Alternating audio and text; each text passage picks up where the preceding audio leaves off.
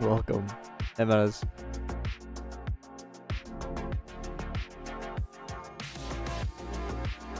This is the potato. Welcome in.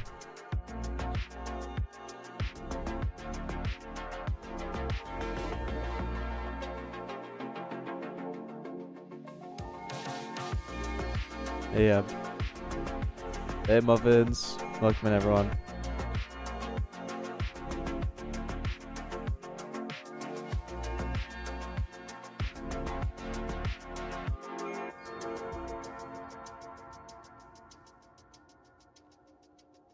Alright, let's make an announcement.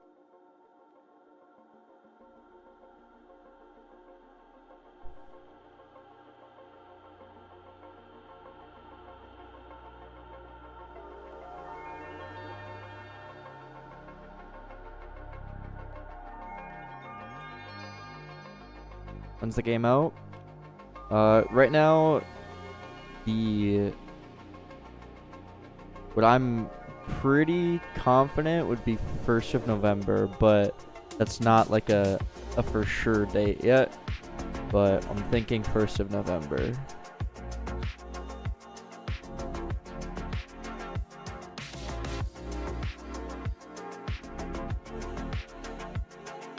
Carlos UOB. Hey, welcome in, everyone.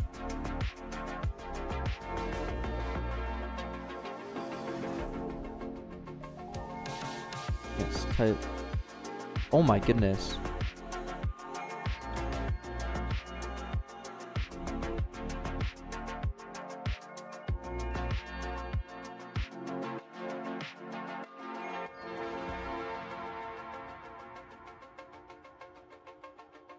Everyone. Then we lose 50 people on the server. Classic.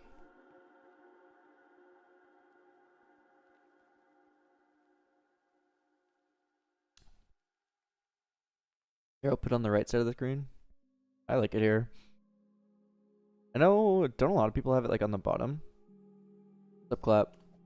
Hey, John. Alright, so we are going to be completely revamping, or not revamping. We're going to be doing the clash here, because a lot of things have changed since I implemented it. We just need to make it work with drivers pretty much. And then we're actually going to be balancing the bots that the clash have, so we're going to kind of hopefully do a little bit of playthrough. That's kind of the goal today. And then additionally, instead of selecting your PvP slot here, it'll probably be like when you use your ability. I don't know. We'll have to play around with that a little bit, but we'll see if you can get to that. Yeah, viewports are rough. But cool. So I was messing around a little bit and pretty much was setting up how I want the clashes to be. Pretty similar to where they how they were, but the main difference is we have this battler class here that basically like everything uses except for Clash, so we kind of need to like port Clash over to start using the battler functionality. Just right now Clash doesn't even support like abilities and stuff like that. It's just, it hasn't been updated in a long time, so let's start there. Nothing Roblox does upsets you. Yeah, there's I haven't messed around much with UEFN or Unreal. Whatever. I actually opened it the other day, like 2 days ago. I had to download it. I wanted some assets that were only available on the Fab marketplace, and the only way I could figure out how to get the actual like FBX files was to like open it up in Unreal, and then yeah. It's Ozu. How did you make 150? You make a game or something, that is? Or what'd you do? But yeah, okay. So Clash is right now we have this start Clash. Create Fortnite apps. Yeah, don't they? Correct me if I'm wrong, but I don't even think the Fortnite maps or whatever have in-game purchases or anything. Or maybe they just added that. But basically, we need to kind of update this. We have our Clash data. It's being added soon. Yeah, that's crazy. I feel like that's something that should have been like on release.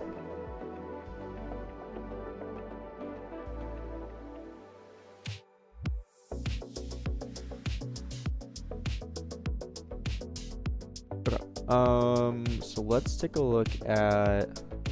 So we obviously can't skip. You think if you tried being interviewed for a CS position, you'd be able to answer every question? I mean, if they're generalized questions, if it was like really like niche, like some weird Java question, I probably would not be able to answer it. But if it's like, how would you approach a problem, I feel like I would do pretty good. If it's a Roblox interview, then for sure, but it depends on the position, I suppose. Or like, if it's like web development, then I'm cooked. I wouldn't be able to do much. Unless it was like React based. I guess I have a decent amount experience there now. I don't know if you guys ever get the recommended in your YouTube videos, where it's like the mock coding interviews. I'll watch those every once in a while. They're kind of fun.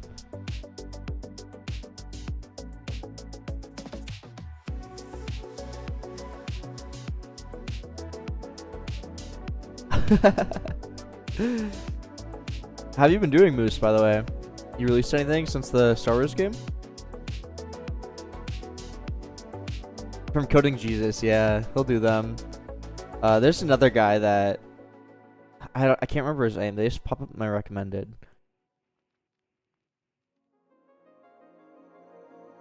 Rewriting everything? Oh no.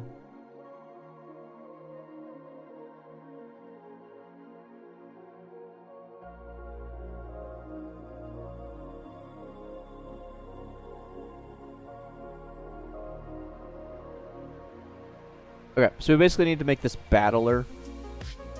So what I'm gonna do is, you got any earnings from Roblox? This is my full-time job, so yes. Nizik.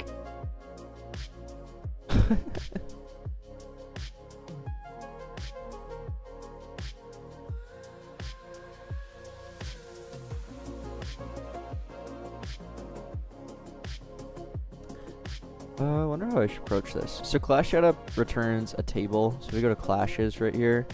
Basically what we do is, I guess, right here on the side we have Clash, which just has 5 NPCs, or I guess N NPCs, but thinking everyone will have 5. And it will loop through them in order. So we basically need to create a new battler for each NPC.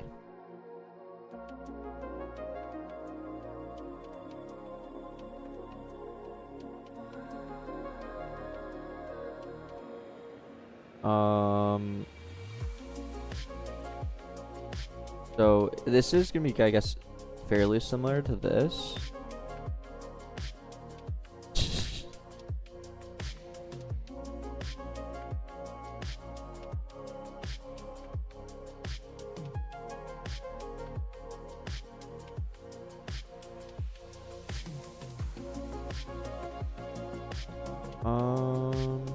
And then for each NPC, we need to create a battler. So I'll just say, hello, Mateo. It's Mateo. Oh, by the way, I started working on the next tutorial video. Hey, Robo. Yeah, over the weekend, I started working on the next tutorial.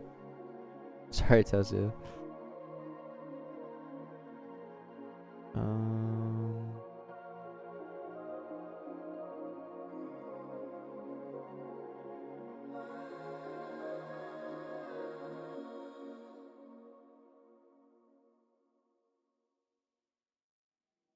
like the map style I want.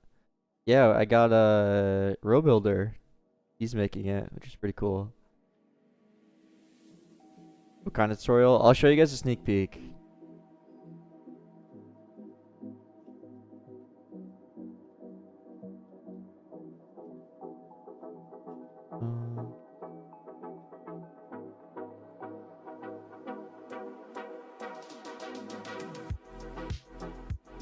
VS Code's bad? How?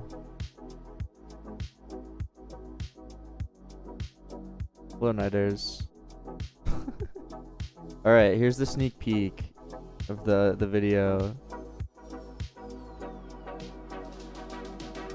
It's all about my data service, like that kind of thing.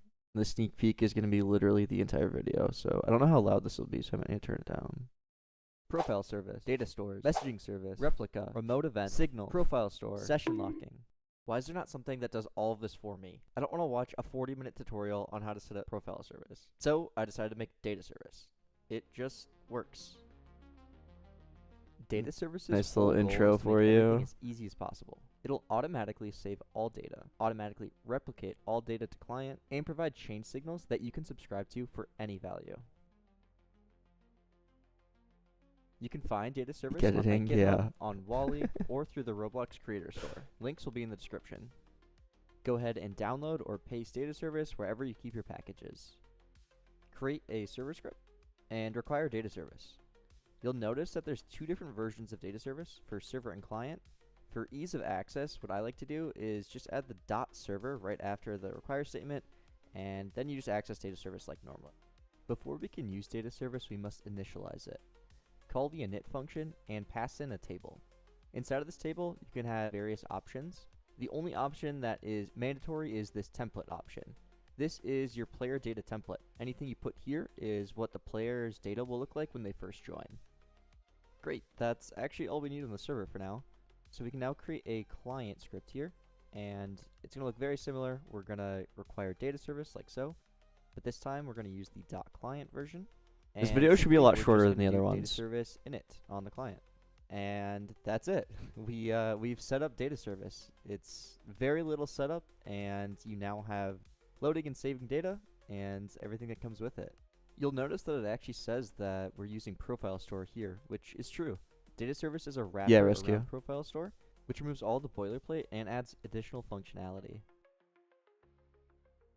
Yeah, it's all about my data service. Data service has basic setter and getter functions. In this example, I'm setting the currency to 50, and then I'm printing the currency, as you can see here, using the get function. Robo.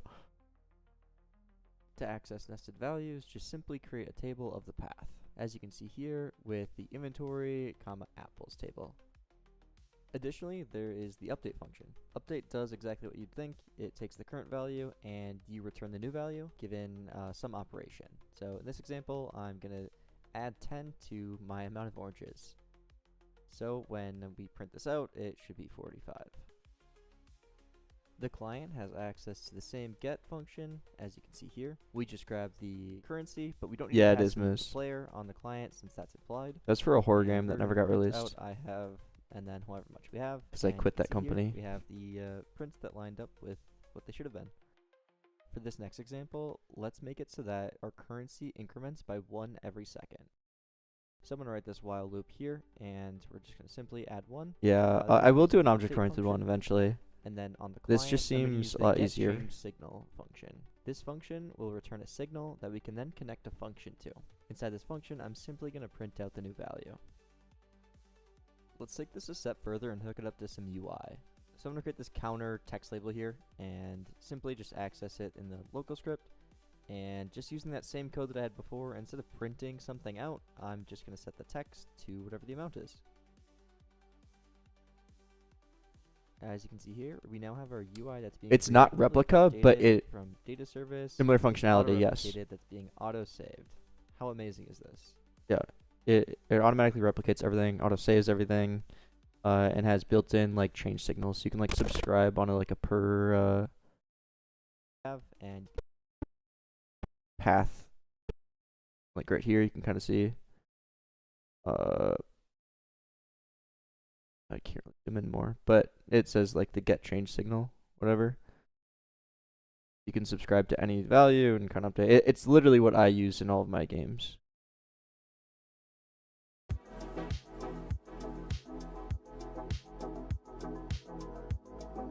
Yeah, I mean, I'm biased, but I think it's pretty awesome.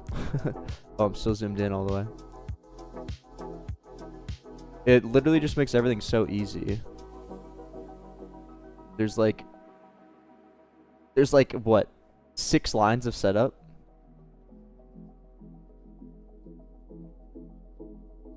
Yeah, Andrew, a lot of people end up doing that, and that's how they like replicate, but then it like just gets messy, because then when you're putting everything in player attributes, that's then replicating to every single player.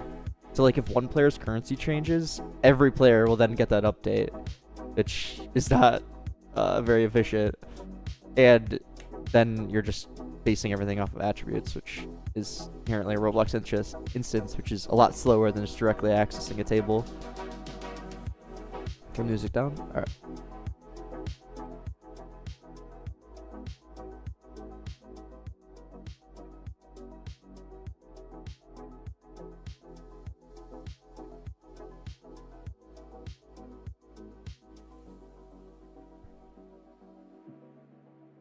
Yeah, maybe check out my data service. It's on GitHub and Wally, all that. But the official release will be soon. That's gonna come with that video, like the official release.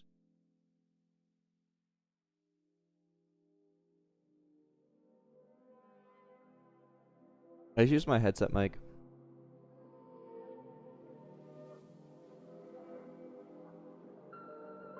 Have you added in the last streams?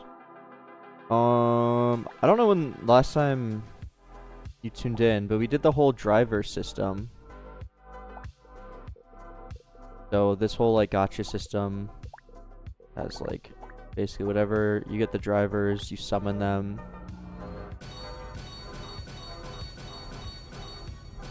It's tremendous. And then you now select drivers that each one has an ability, like for example the Boy Scout ability, emit a pulse, and then when you go and use an ability, wait, look at this guy's name, it's Crash Leaf. It's kind of funny. So that ability is like a stun ability. Hard to tell because I kind of killed him early. If I stun, like he won't do anything, and then it will do. But there's other abilities like this one, for example, puts everything back in time. I use it. They go back in time, like their positions.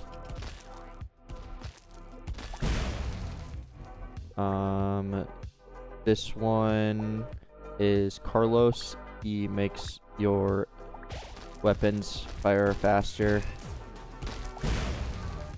Or just, I guess, it makes your robot update faster. Carlos can get really OP. I might need to nerf this ability because it's like absurd when you have a high tier. Like, watch this. It fires so fast. There's the Builder Man, which builds a wall. Like that. And then there's the noob, which heals. That's what we have so far.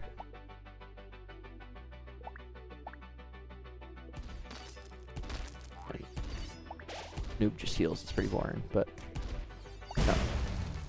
It's the common, so it has to be. And then right now we're making it so that the Clash which you play, I know that they're not loading either, but the Clash which you play will have a, they will use their abilities and stuff like that. And yeah, right now Clash is broken, so we're also fixing that. What Roblox game is this? It's not out yet. It's coming out in 2.5 weeks, ideally.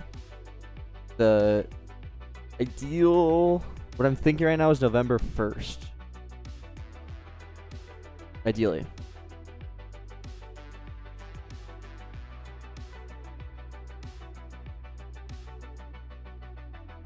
Rip Robo.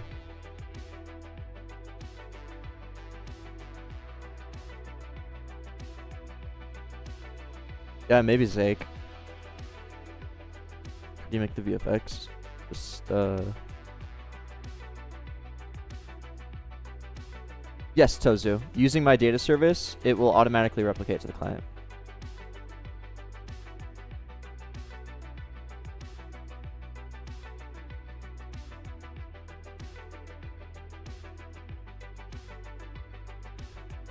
Okay. Yeah, Matt, exactly.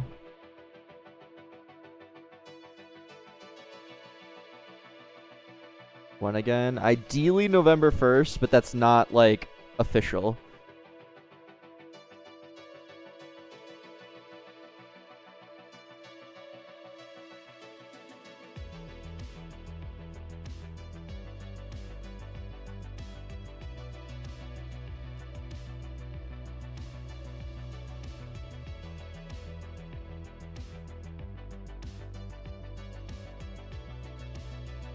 A 10-hour stream.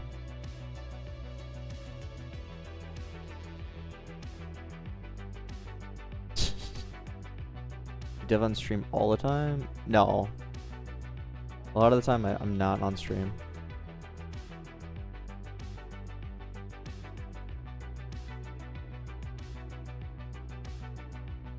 I mean, it's a trade-off. You trade focus for motivation, I think.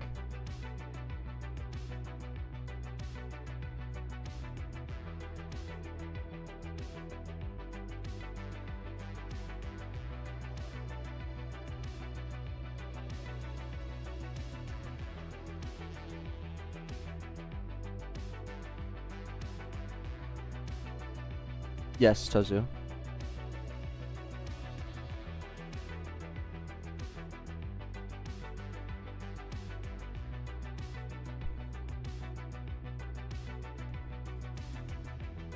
I'm farming on Tired of StarterGui. Nice. You drinking? I'm drinking a sugar-free Red Bull Pink Edition Wild Berries.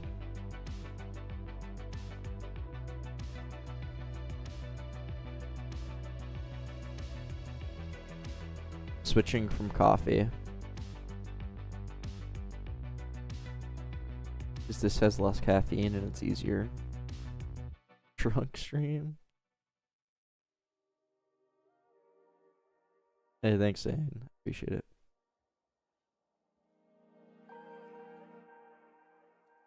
Okay, so then bot 2 would be that.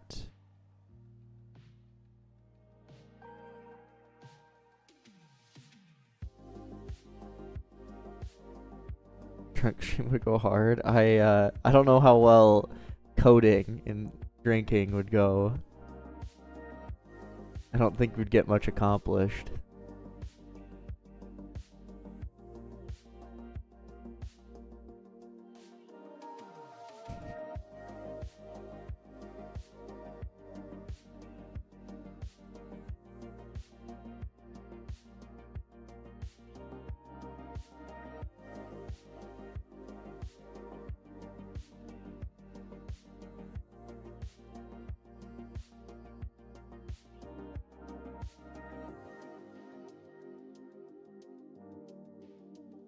Battle type is going to be Clash.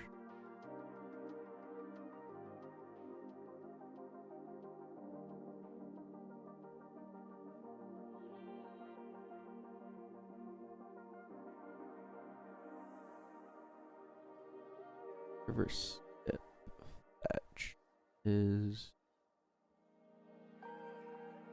Oh, I guess we should have blank function for this. Because we can't skip. Yeah. A row dev? Is that where he does like the pass the game challenges? I think I've seen those.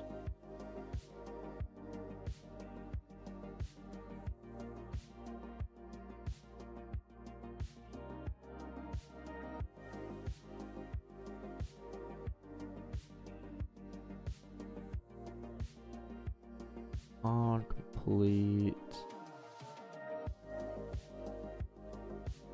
Your brother was in one? AMs.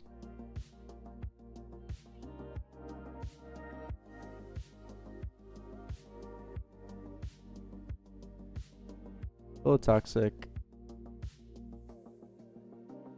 Cancel and on ability. Okay.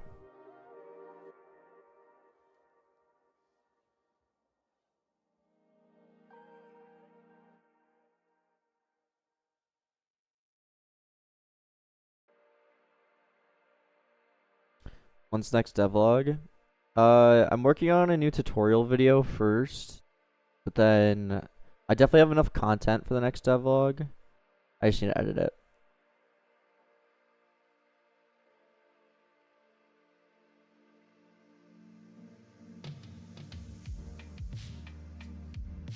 Hey, going black. What does your service player do? Service player data. Service player data is good for non-persistent data. So, like, for example, if I just go to like battle service server, we use it. Actually, but we do it somewhere where like we actually have.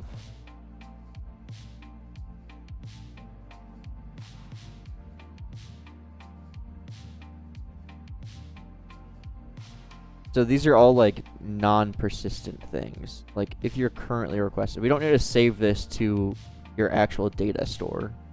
If you're currently donating, whatever, that's what it's for, and it just binds that data to the player in an easy way. So you basically you don't need to have the on player added, player removing, yada yada, create a table, whatever. It just Okay. We should honestly do the server first.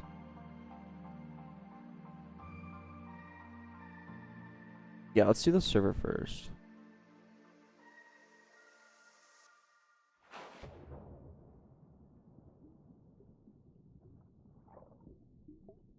And I'm actually just gonna get rid of this.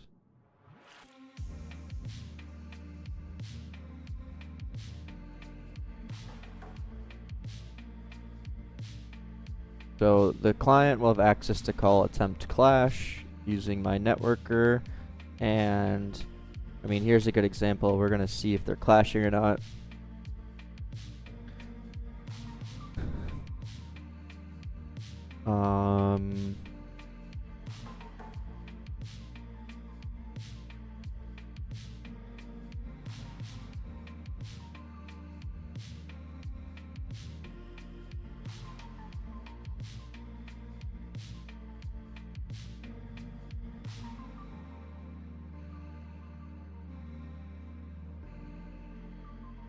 Then we'll do a little code for name. Let's see here.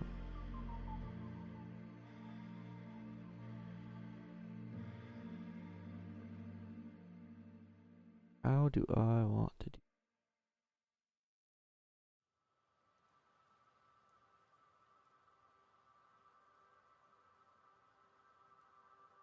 it for... Okay, so when we're clashing, we essentially are going to have 5 battles.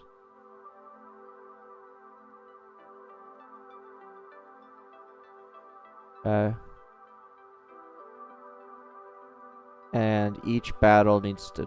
They won't be simultaneous because we need to know when the player uses their ability.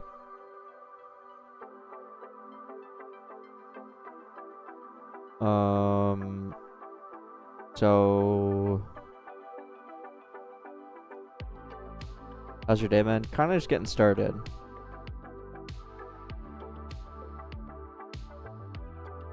So let's do...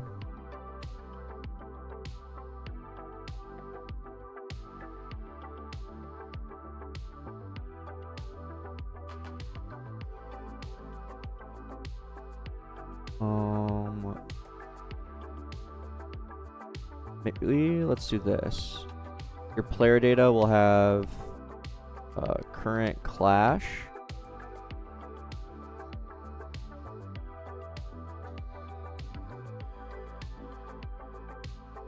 which will be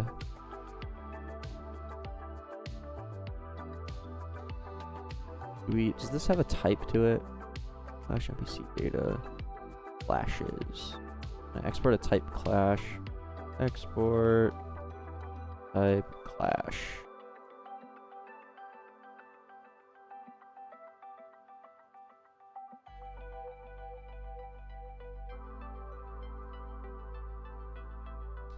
We'll have our current clash, our current NPC index.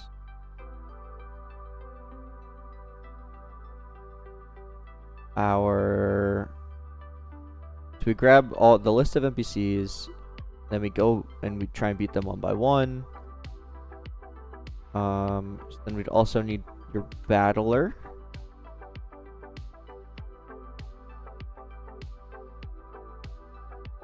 Not battler, server battler, like that.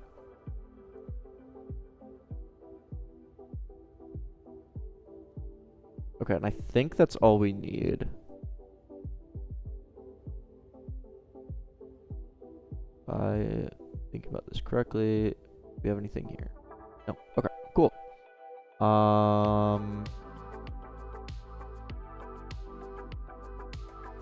Maybe we should do, well, no, it's fine.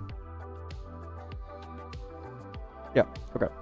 So let's just see if we have a current clash first. So we're gonna get the player data. So this is using the service player data right here. No, service player data is not replicating. Depending on net, don't use it.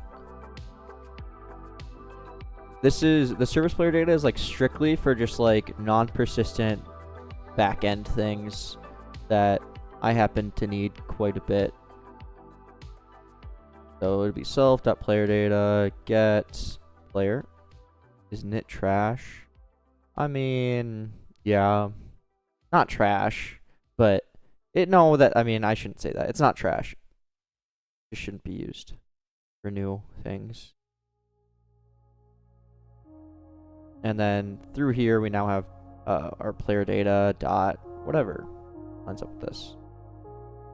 So we can say if we already have player data dot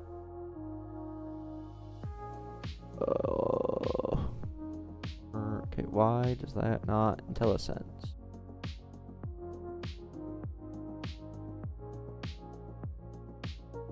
No, tremendous. It's like, I would say it's similar in a sense of how I set up my games to have a service structure plus networkers, kind of like how that is set up, but it essentially forces you to set everything up in that very specific way, but it does handle some things for you, but then there's lots of drawbacks as well. I don't know, there's a lot online you can find about it.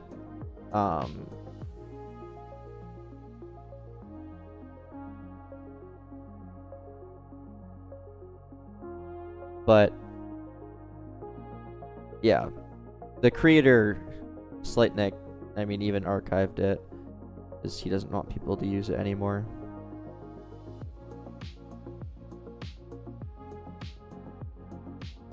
And I mean, honestly, a lot of people do still use it for, unfortunately, but I think things are changing.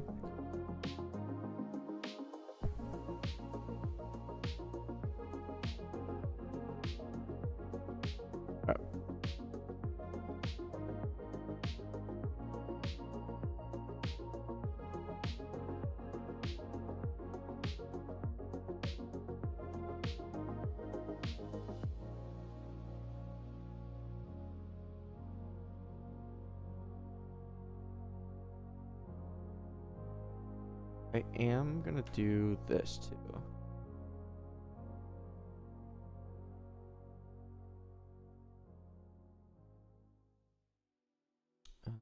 active.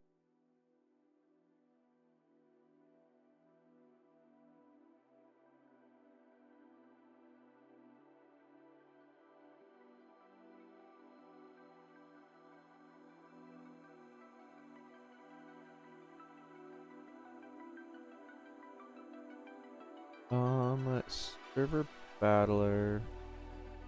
Where's the service player data look? Like the code for it? It's literally like less than 100 lines. It literally just has like keeps track of player, like it just binds a table of data to a player and collects it. And like what's useful is you can do class server, and then since I'm using service player data and I did optional past self here, and I do player added, this will automatically be called when a player is added. And actually we do get their data here too, which I didn't make a type for. So like there is this, and then like there's this will automatically be called, which is convenient. But I don't need it. Well, I actually will. So I'm gonna let you know. Because like a lot of the times, you'll like be writing the same player added, player removed inside of your init, like into like 10 different services. So it's easier.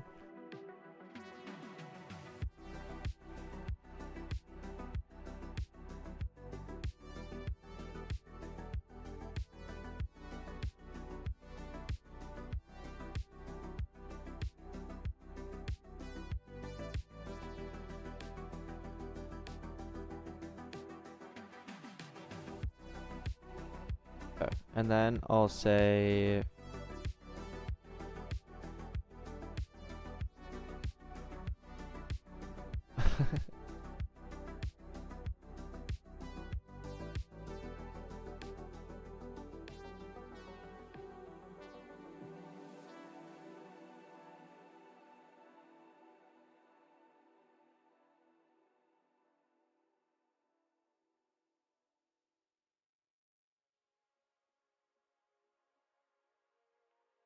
get our bot data. Okay, so I think I'm gonna make a new function called server set up next key.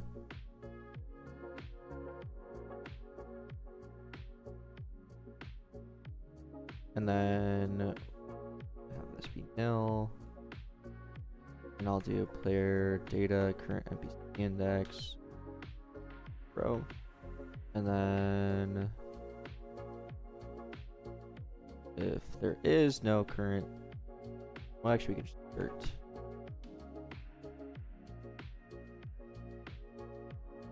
Add one there. Put that there.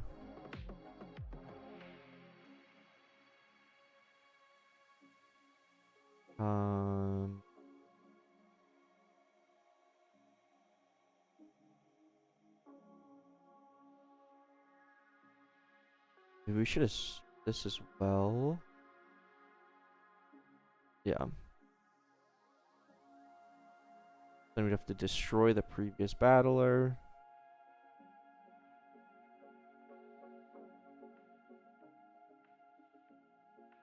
If there is one, because the first one wouldn't have a previous battler. Looks correct.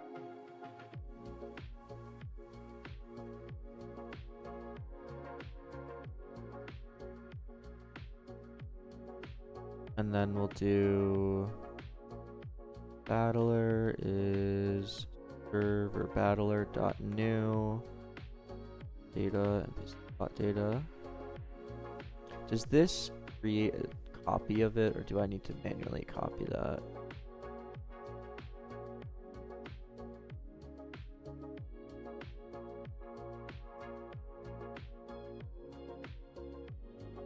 Okay, now let's create.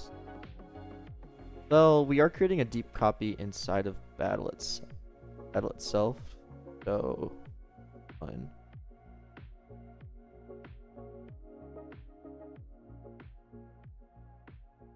Server does not care about names. That's fine.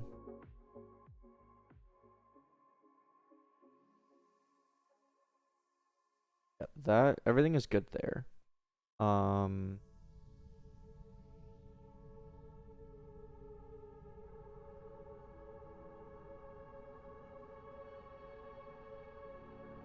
And then player data dot battler.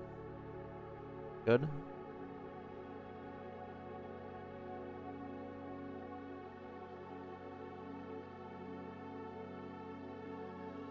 So then we need the use ability or claim results.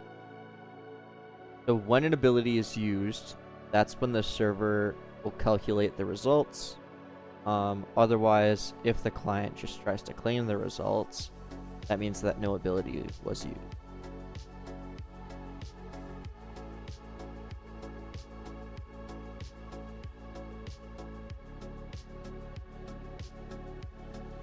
So this will set up the battler. So here we will say set up next NPC. And then let's create a new function called class server. Ability used.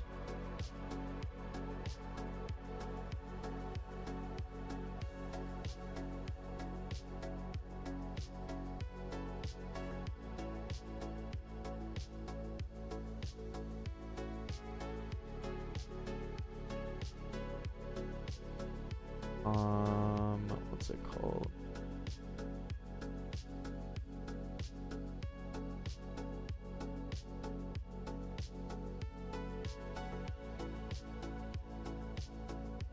Well, does this auto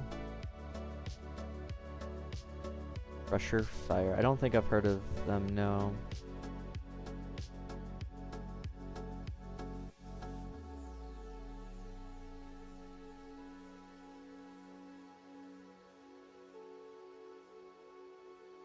We should.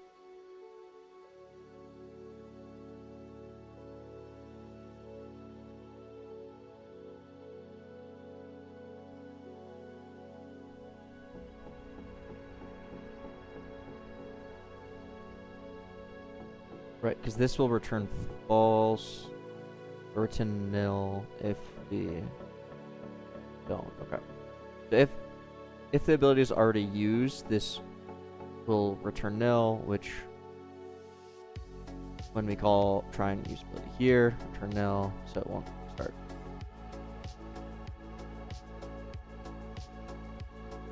Tremendous. You actually make videos? Tremendous.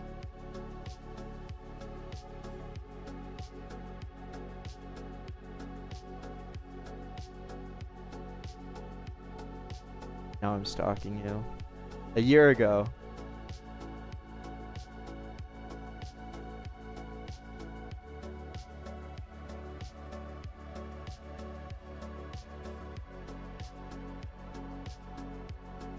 Memory leaks are killing Roblox. Yeah, that's a good topic, actually. I'm sure a bunch of people don't know how to diagnose that. I had a horrible memory leak. I posted about it in Discord. My spring animation, every single time I used it was causing a leak, and I spent a while tracking that down.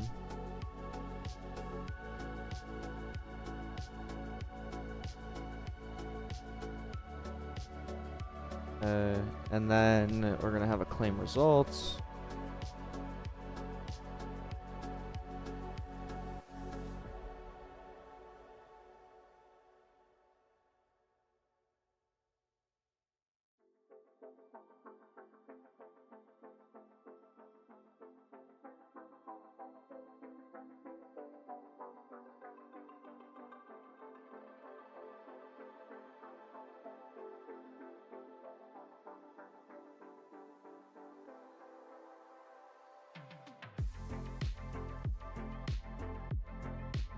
Okay.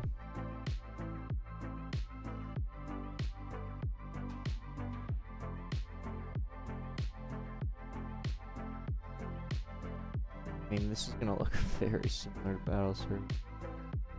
Makes you think, but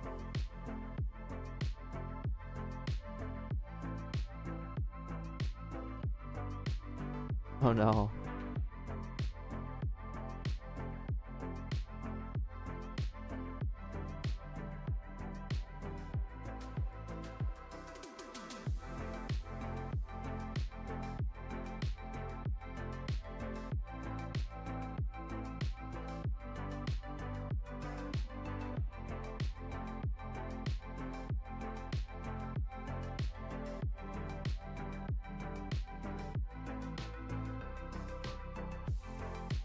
Oh, Martin.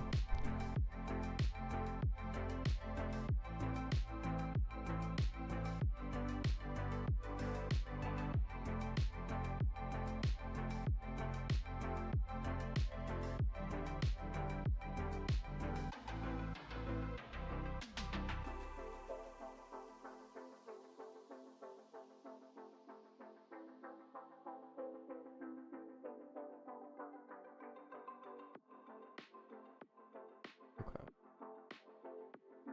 Making sense.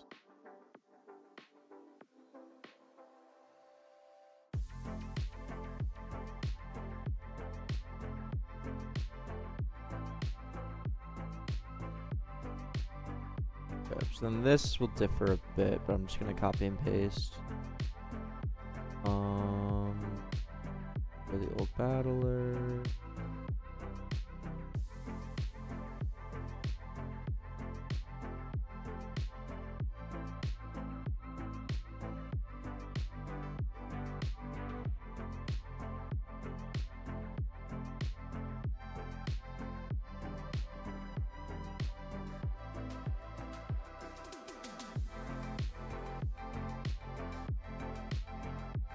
No, I don't think so, Zane. Everything is, all the music is just from the toolbox. How long have you making this project? Too long. Way too long for a Roblox game. Don't do what I do. Spend max of 3 months. I spent like 5, no, not 2 years, like 5 months.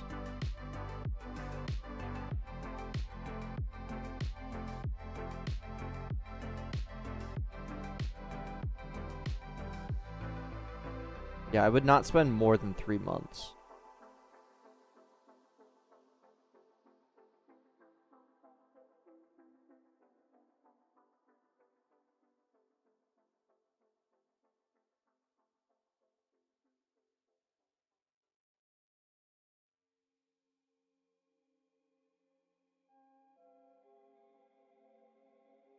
Yes, that's my advice. I would say don't spend more than 3 months on a game.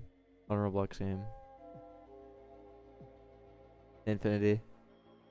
Welcome back.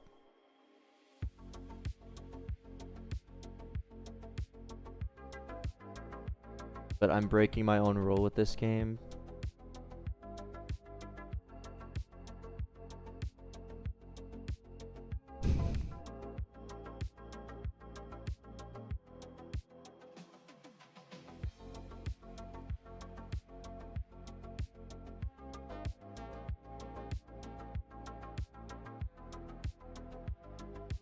So if you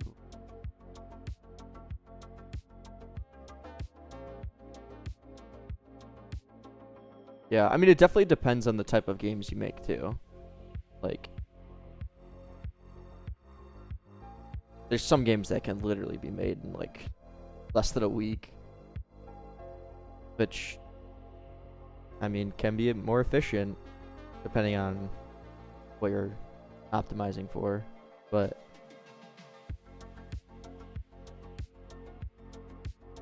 I don't know. I think there's gotta be some passion in it. And maybe that makes me a weak developer.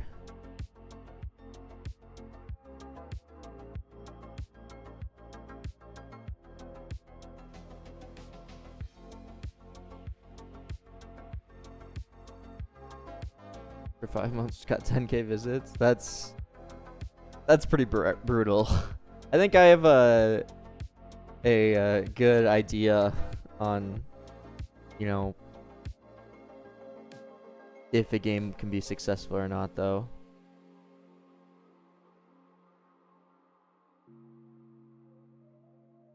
Good handle of it.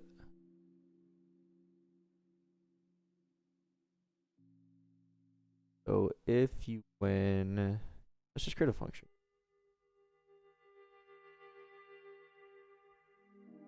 One.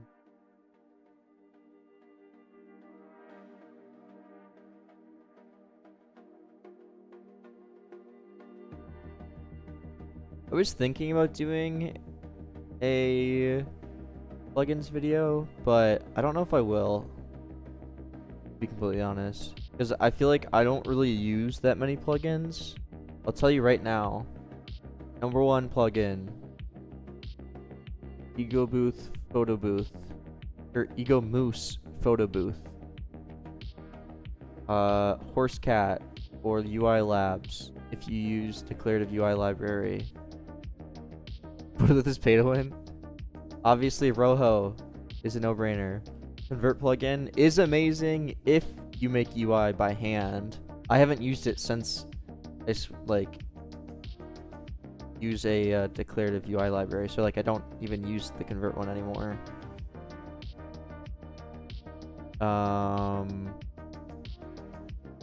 This one's kind of cool.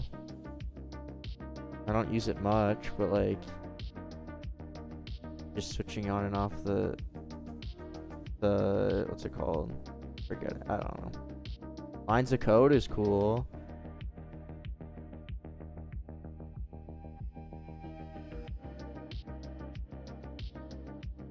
Yeah, I do think they should be able to be purchased with either.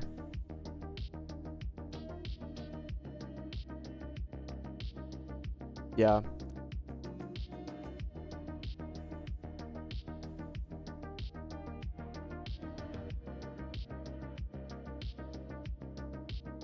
Because I do think it would benefit literally everyone. I'm sure the developers would get more sales, and then people that can't purchase with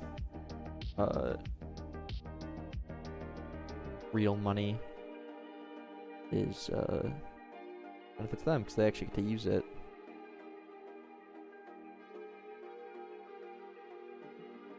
Okay. Rewards. We don't care about rewards.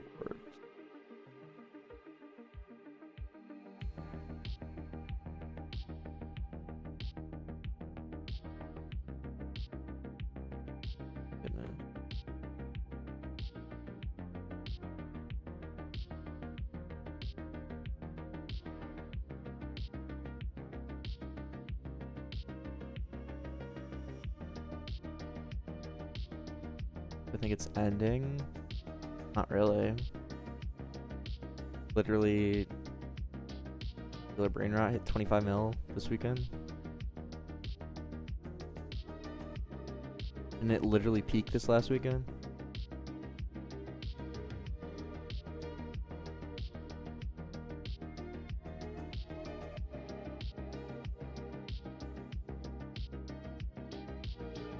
Figma.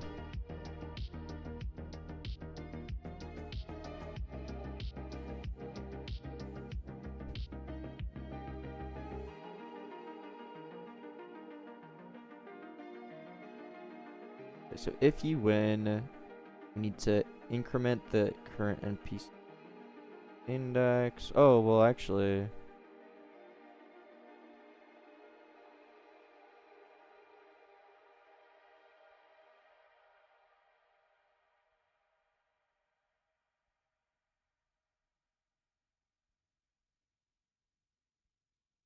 What we just... This will return... if not NPC data, then...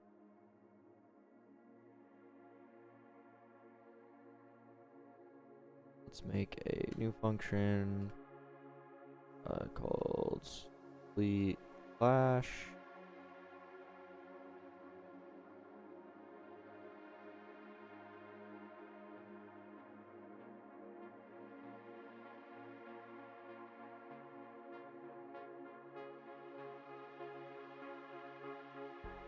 So there is not, if there's not a next NPC, so if we win, then we do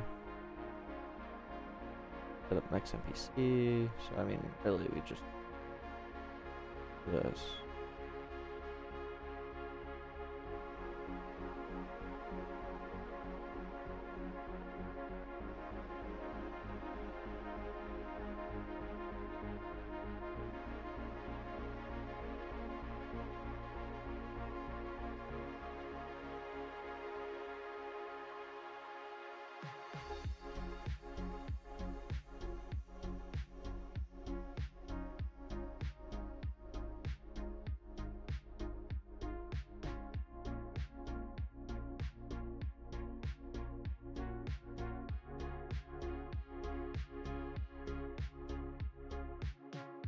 I don't accept friends, sorry.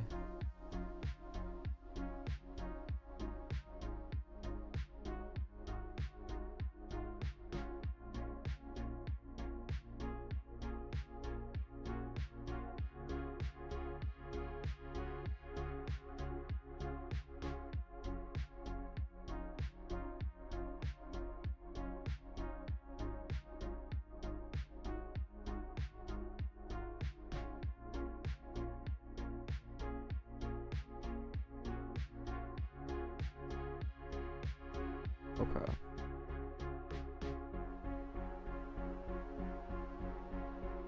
Yeah, I have played it before. Why?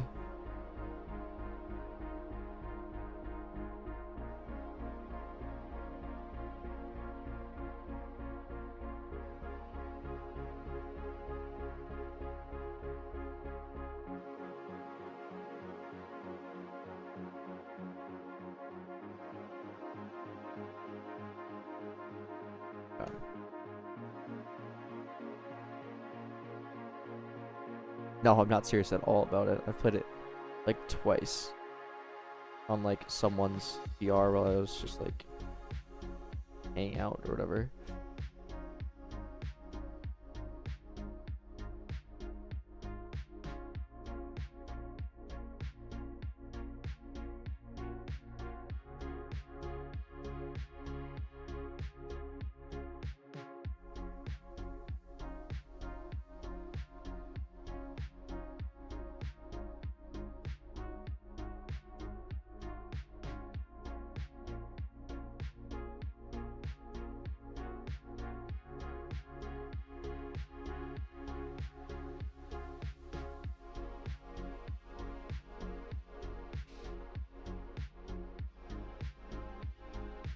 I don't know, going black.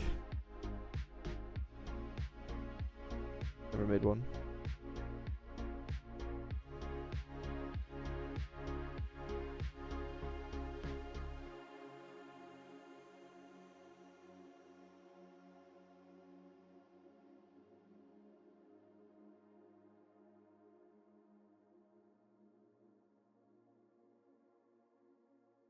That everything.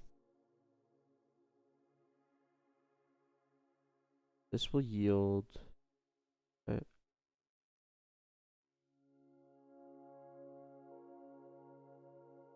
to player. Oh, we need cancel still. Oh no, we have cancel. Okay.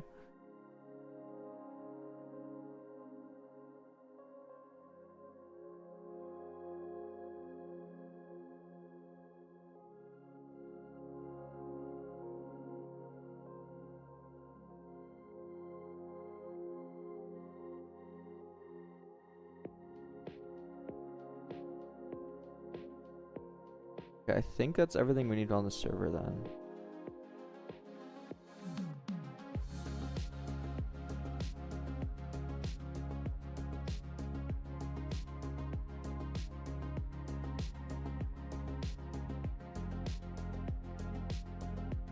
Yeah.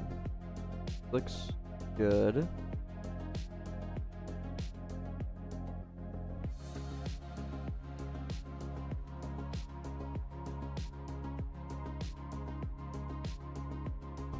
How do you accidentally have 3 coffees?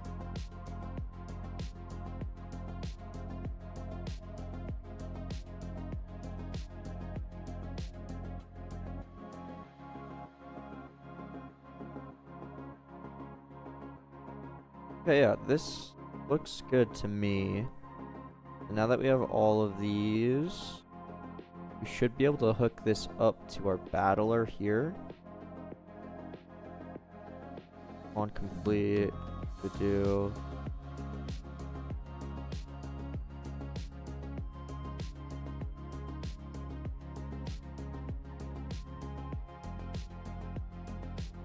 Would claim results.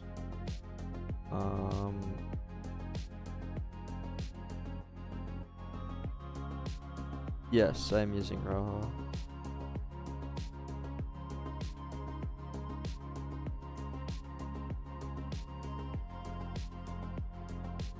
Any particular reason why? I have a whole video on it.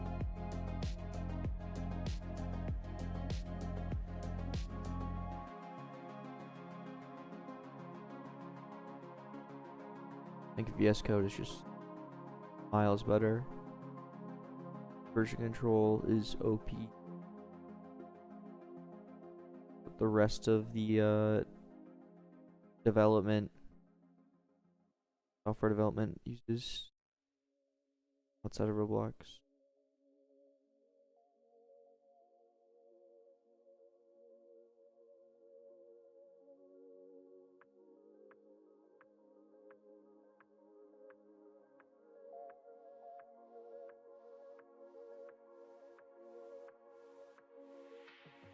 Have you watched some of them? Nice.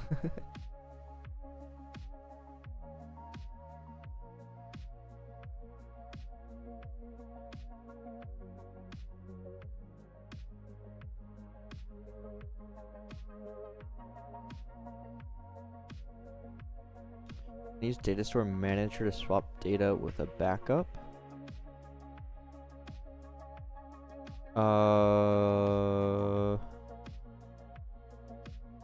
I've never used data store manager, so I don't know.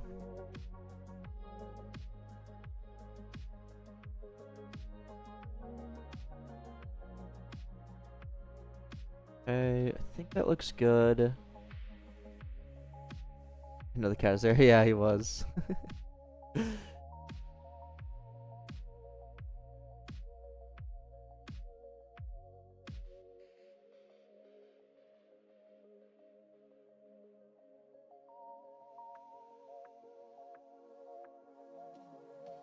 Thanks, Shimmer.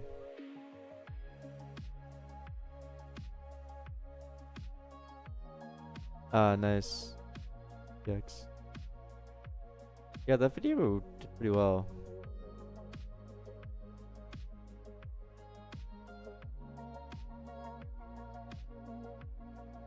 Without the caffeine. It's like the whole reason that I want to drink coffee, though. That's why I'm drinking this now, though. Just because this coffee makes me like sick to my stomach.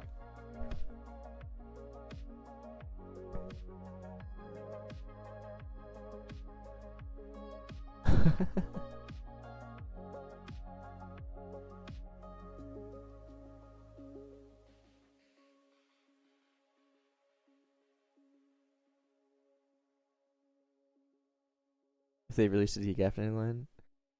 My fiance likes Monster. I don't like how big they are. Like, it's too much liquid for me. We ever go over reactor fusion in future video? I've been asked that so many times, and I know like a lot of people want it, but I don't know if like that's such a hard topic to make a video on. Especially because like React versus Fusion is honestly quite different. Like, they're both declarative UI libraries, but the way that they're just fundamentally different in the way that they work. And then there's Vide. So it's like also it would just be so difficult. I would just have to actually edit that in a way that like is good for like YouTube. I don't know. I feel like I would like to actually get the information across. I would just need to sit down for like 2 hours and just like talk nonstop. But that wouldn't make a good YouTube video, if that makes sense. Hello, Shane Dev.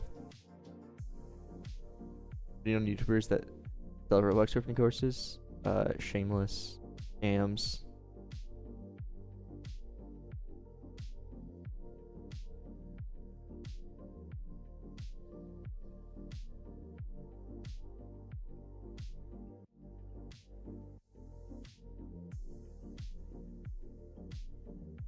Okay.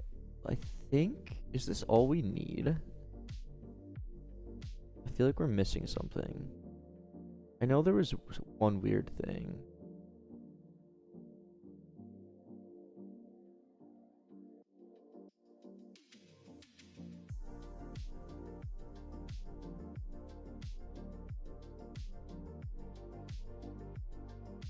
Fair, tremendous.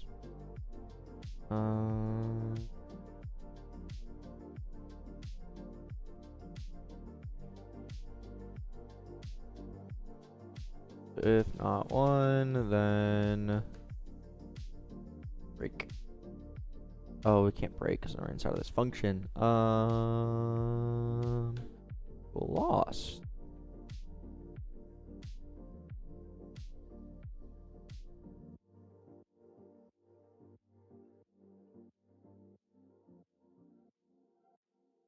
If lost.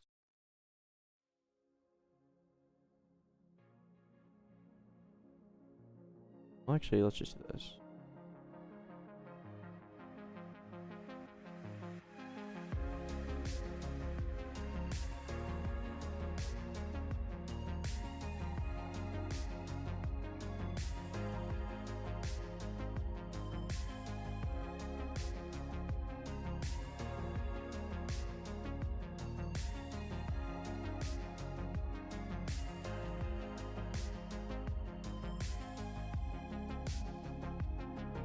Any specific thing that every scripter should know in Roblox? I mean, I think just development in general would be how to profile your...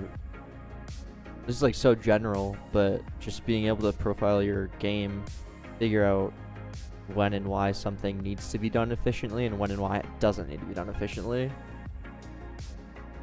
That's not necessarily like how to raycast, but like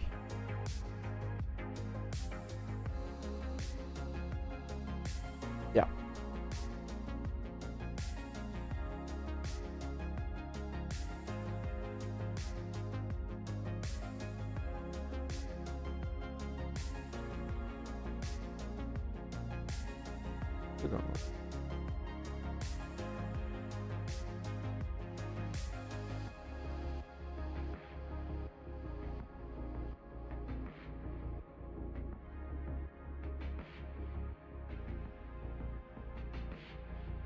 My goal is November 1st for release.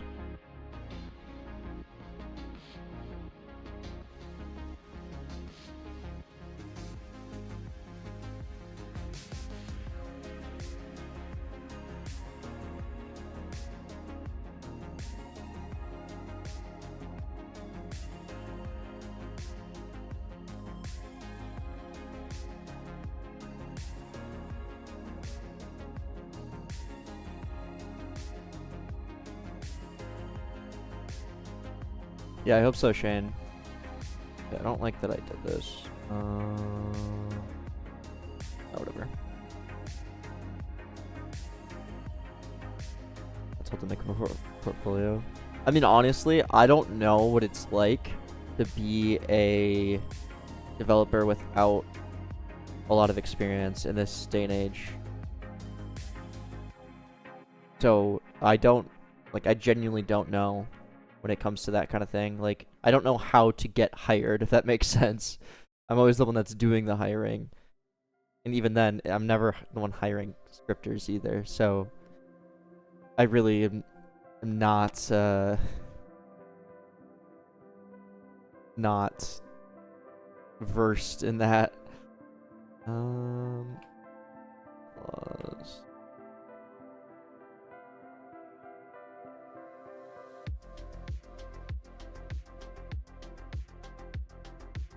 that battle versus? What did this do? Versus data. Oh, that's right. Okay.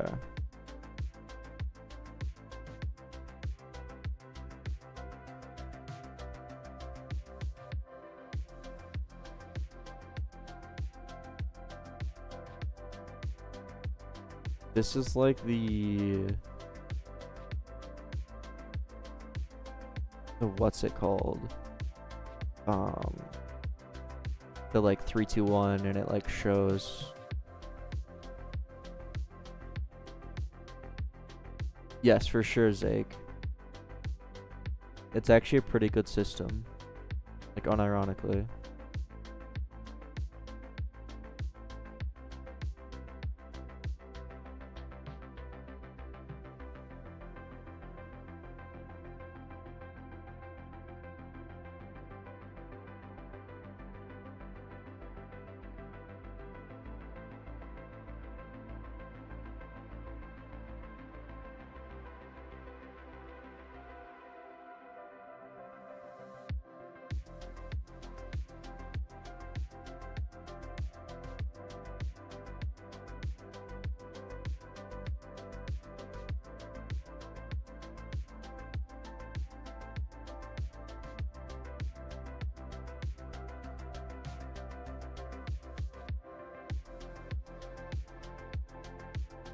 Banner ads?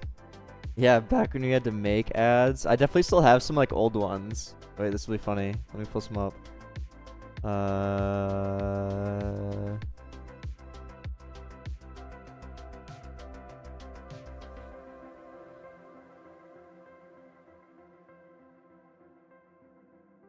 Hey, this is where we started, by the way. This is the game that got me big. My map. Look at that. It's beautiful.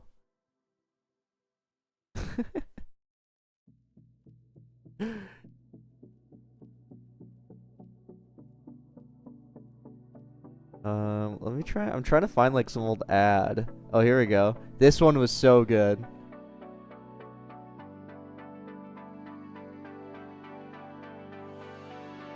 This one was so good.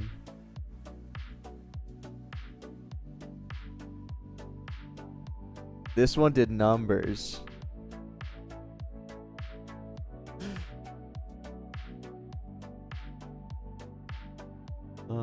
Let's see.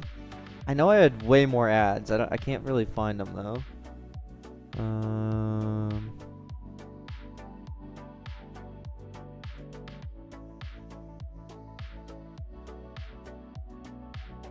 I had no organization back then, so I just threw everything. Oh, here's some.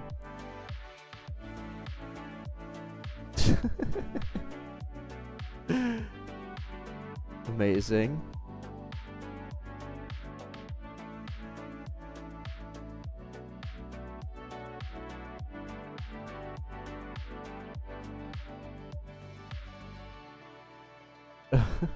Similar style. Click to shoot.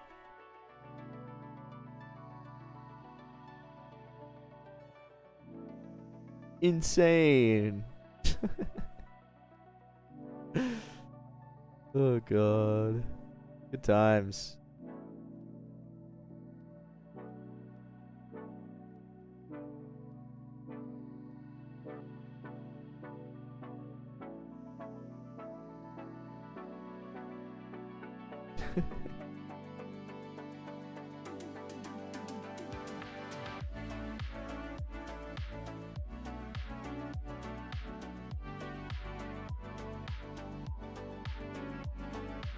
Good onboarding conversion is? Conversion as in money spent? Or past your tutorial?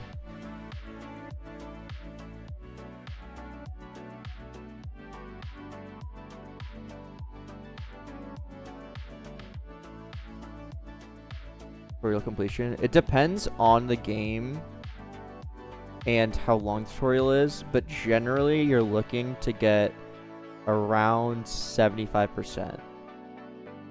But depending on how long the tutorial is, it can vary for sure.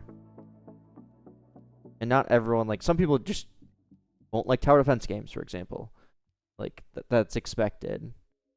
So if it's a niche genre, it would definitely be less. But a general number would be 75%.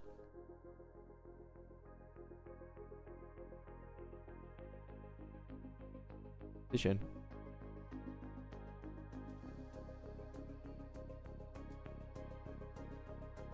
Yeah, I was able to get tower defense RNGs up to 75. Hey, Dogman.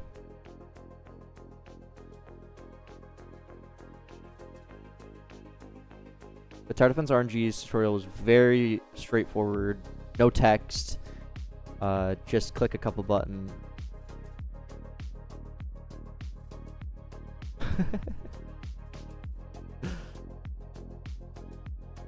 Longest tutorial. I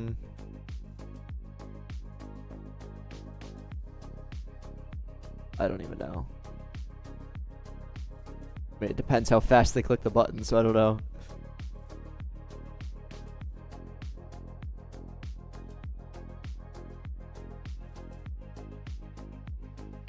Okay. So does this work? Set battle versus. I think we do need to init battle. Really know what this does? I don't forget. Actually, no. I think this already is init inside of the battler. I think we're chilling.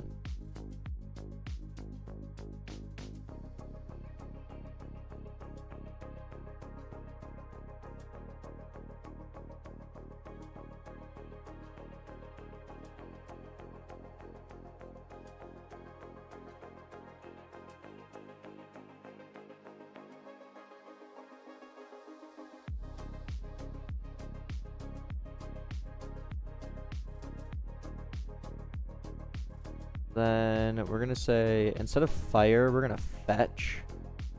And then local started is that. Actually, what we're gonna do is, if not this, then we're just gonna error message. Yeah.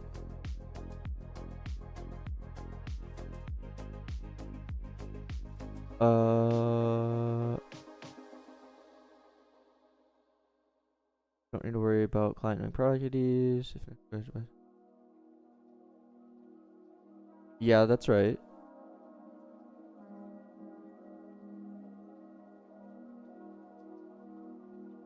Yeah. That's right. I mean, the client should know the product IDs. How else would they know the price of things to show on UI?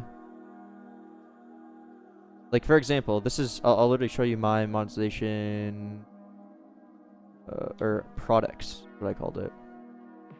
Products. We have the ID in each one. And this is used by both the client and the server.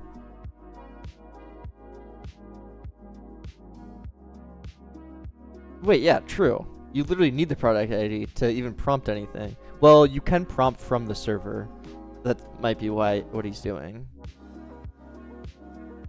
Which is weird, but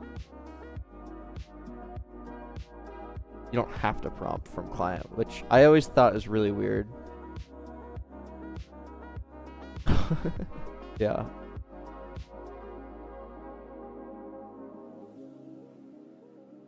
Okay. Let's see. Did I ever even start Rojo? Nope.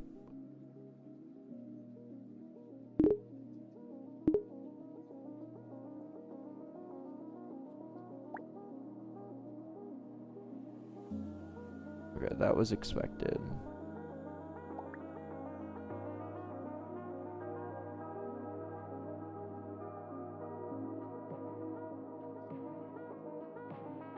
That changed how it worked. I think it should still work. Like everything. Yeah. So if I start the clash.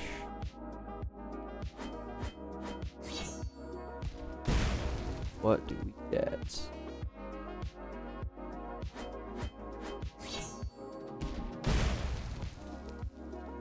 Did everything just work for sure? Really? Okay, no, we have a skip button. There's no ability button.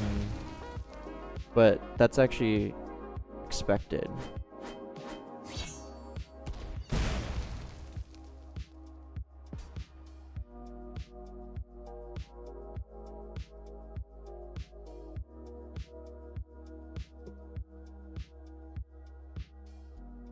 Okay, wait. This is for... Oh, updating profiles. That's expected.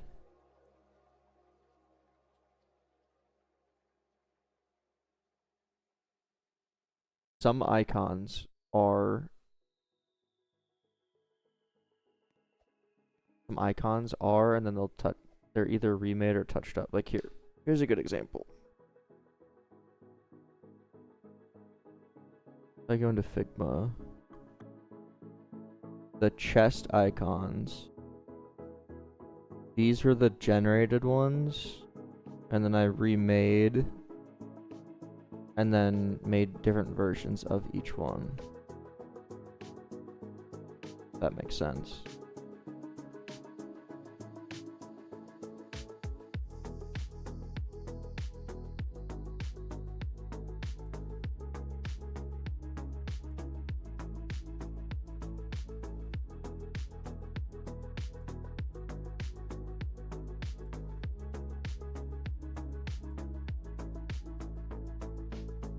ChatGPT.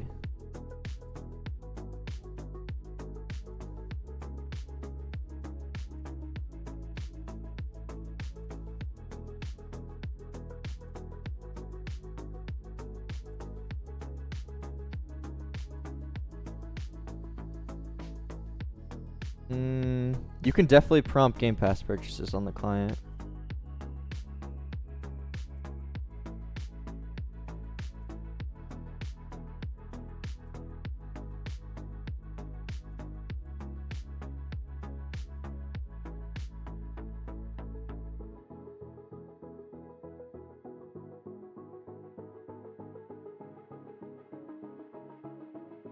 Okay. This actually mostly... Never mind. I just realized we weren't even calling the function that I just coded. We're still calling the old one. So it mostly worked is just complete BS. Oh god.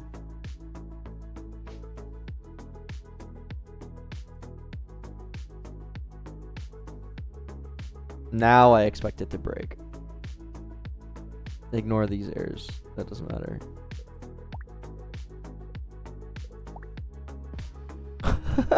Oh, perfect. That's actually exactly what I wanted. Okay, it makes sense what happened, though.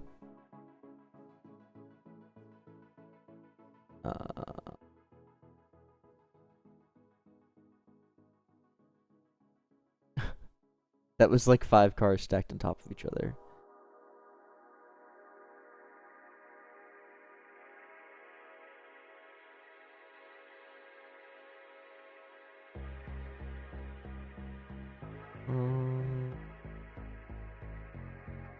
We need to wait for this.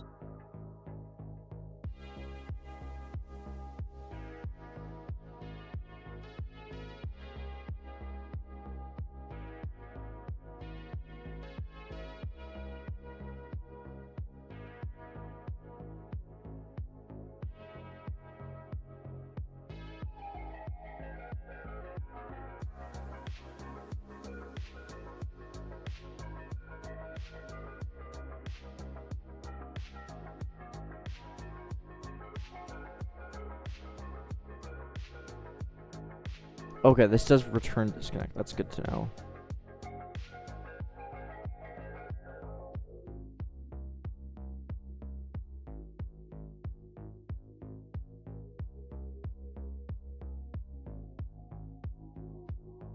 We need to wait for this to be complete. So...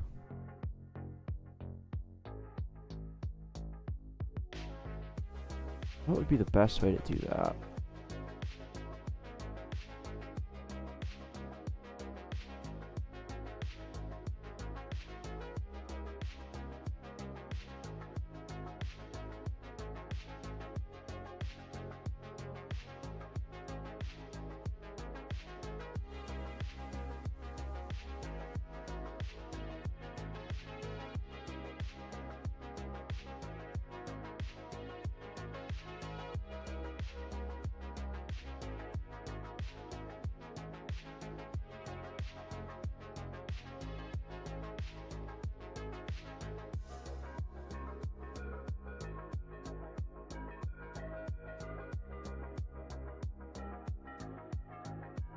Sure.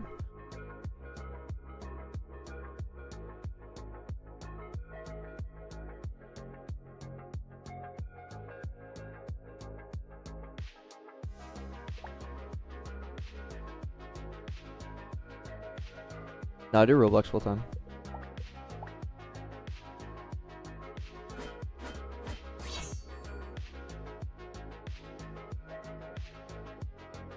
Yeah.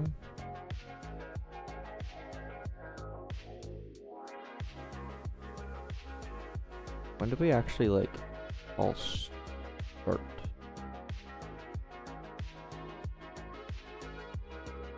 Oh, here.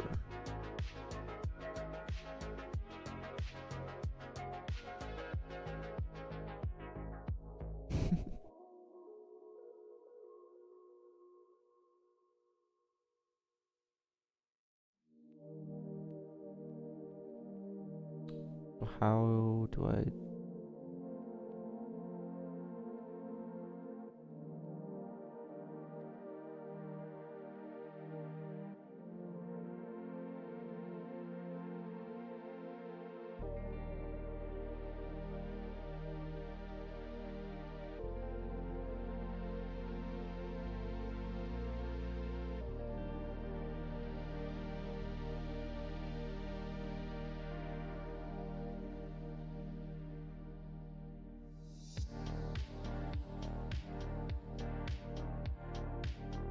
We called this. Okay, right.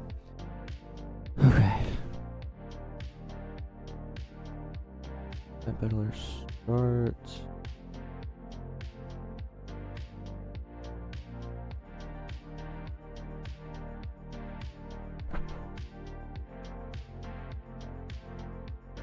So I really need to return multiple things here.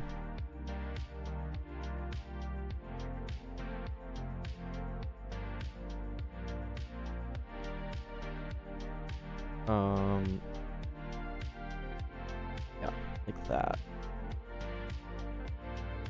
And then inside of here, we'll just say battler is that, and we'll say battler disconnect.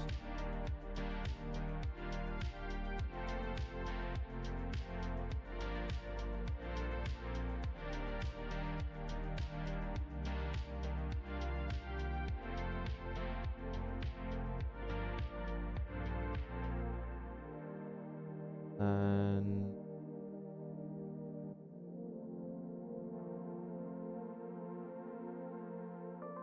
enable.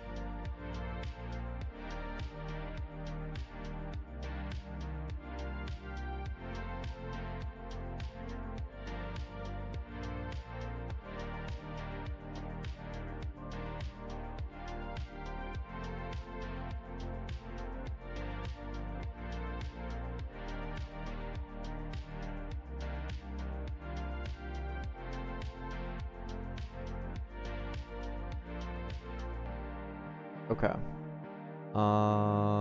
That looks good.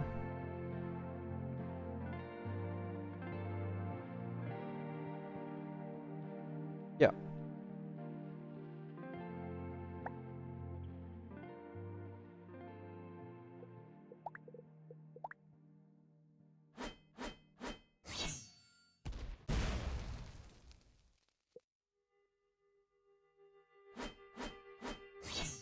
It's instantly interesting. Okay.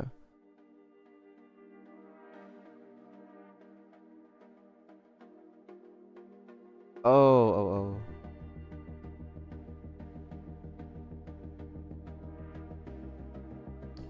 That's a little.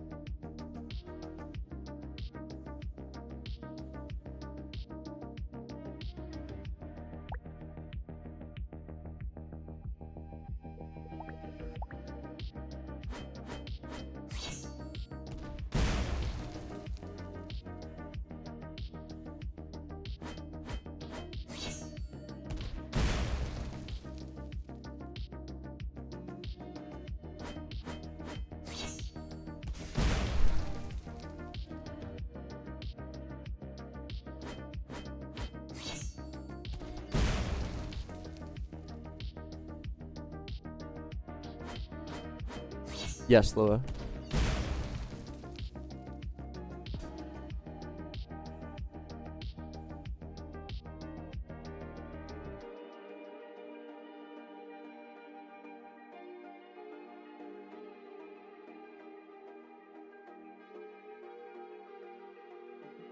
Well, I use React, so it'll be quite different.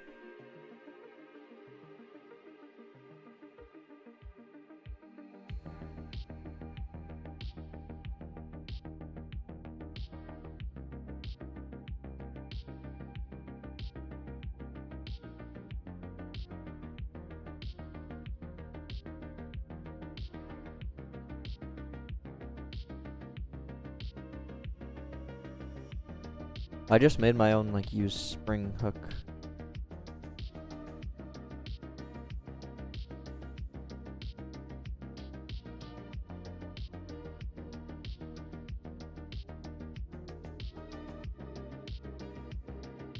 Oh, what? I added this wrong thing.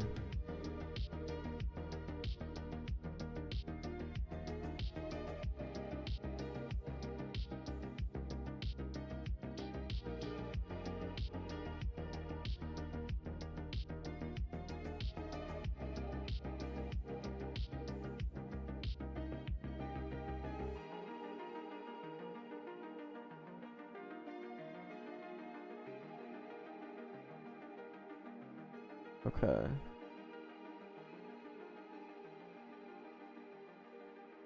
Then when we are inside of battle bar,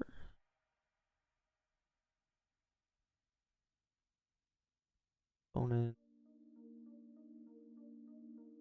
have to start battle.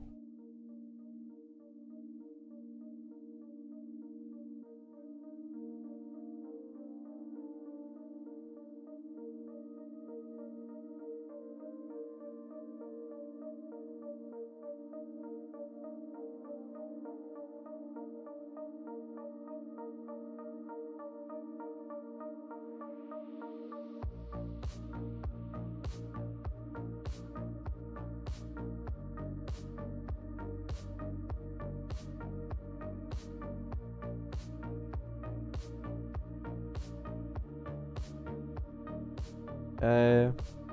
And then battle bar skip.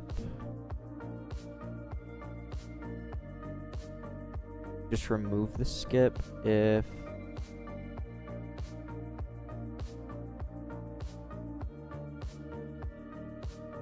it's clash.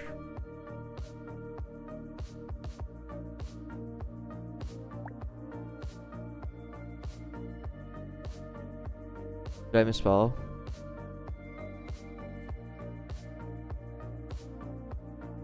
Oh. Thank you.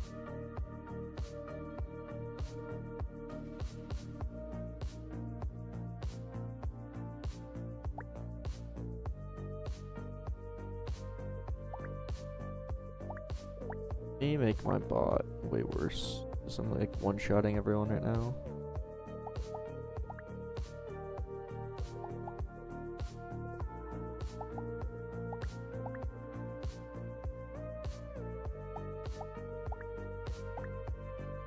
Oops.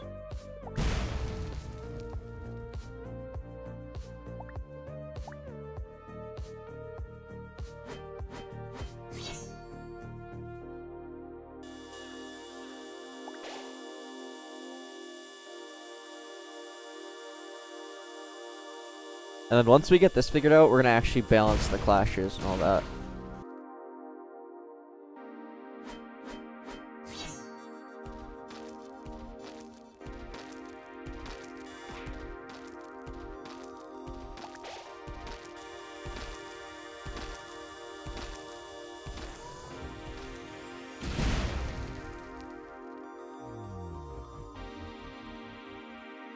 Okay, I don't like the weight. I don't know why that's there.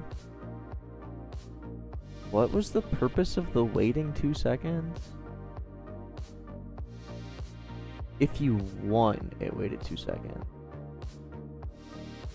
They're gonna be taunts like in Clash Royale. Maybe. We have like the quick chat system.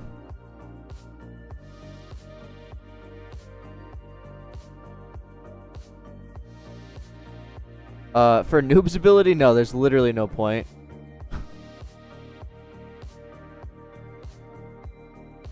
20% of lost health. That honestly could be better, yeah. Yeah, maybe I should change it to that. That's actually way more interesting.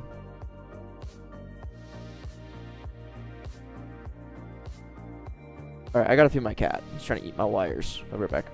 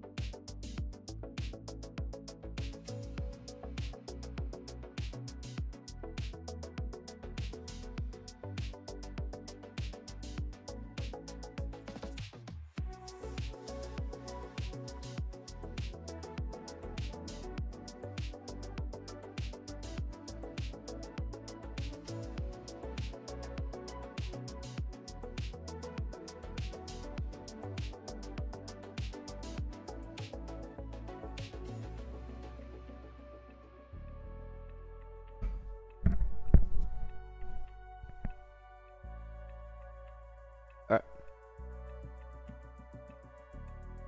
Let the cat finish the job?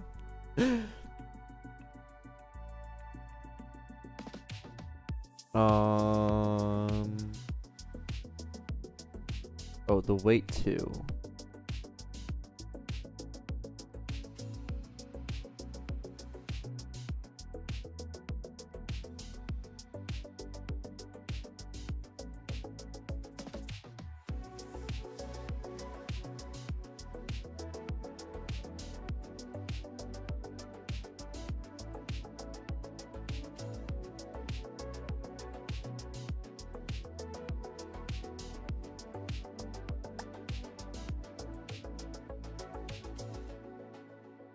We'll fix that in a sec. Not important right now.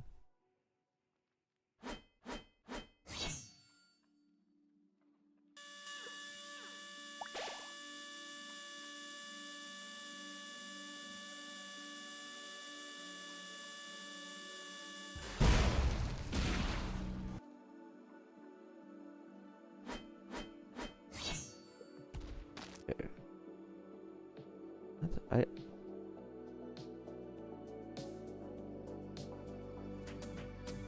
I don't think I like that though. What was the point of the wait too?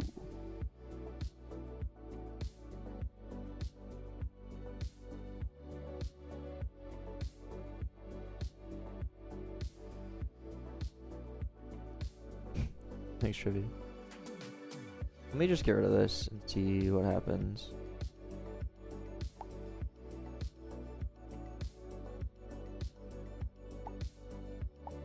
Also, my bot is trash, so let me make it slightly better. Oh, okay.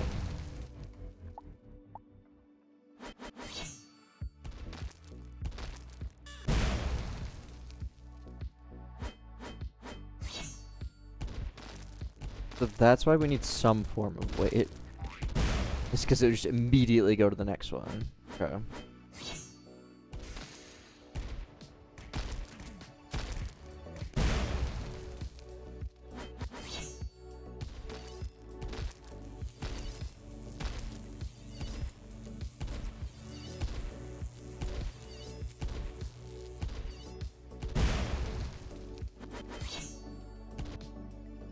Let's just do wait like 1 second then.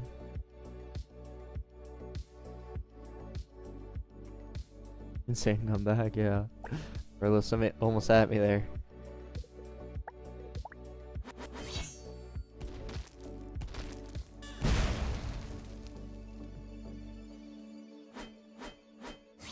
That felt better. I don't know. I don't like the like. I swear it waits like a whole second before it starts the countdown though. Let's try and get that fixed. It'll be, oh god, battle screen, not results. Flash screens versus screen. Goodness, some of this code's really old, so this might be bad. Okay, it's not that bad. I actually.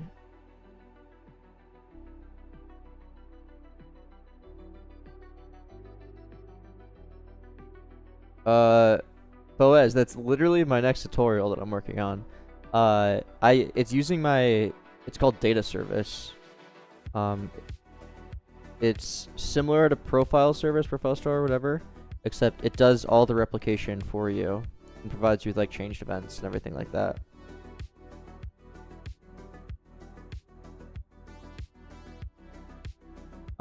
Data service is available on my GitHub.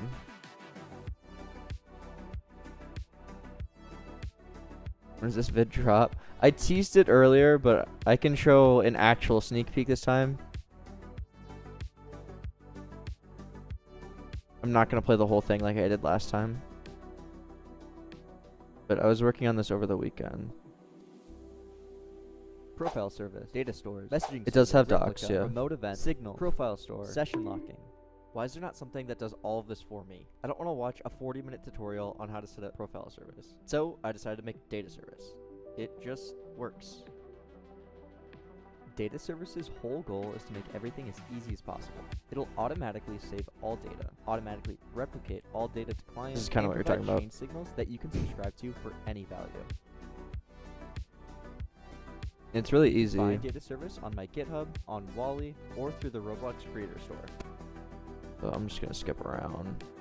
Basically, you initiate it like this, and then you simply have like setter and getter functions like this, or update functions. Super simple. Takes like 10 lines to set up, and then on the client, everything is then replicated on the client. You can, you know, when you, this isn't a client script, you just get it, and it would be the replicated amount, or you can subscribe to like signals. So like when your currency changes, do something similar to like a dot changed event. This is like the same thing, dot changed, and I would do that. So then I'll play this clip and step further and hook it up to some UI. So I'm gonna create this counter text label here and simply just access it in the local script. And just using that same code that I had before, instead of printing something out, I'm just going to set the text to whatever the amount is. This is using that dot changed, basically. As you can see here, we now have our UI that's being reactively updated from data service. It's being auto-replicated, that's being auto-saved. How amazing is this? Yeah. So, I think it's pretty cool. That's going to come out at some point.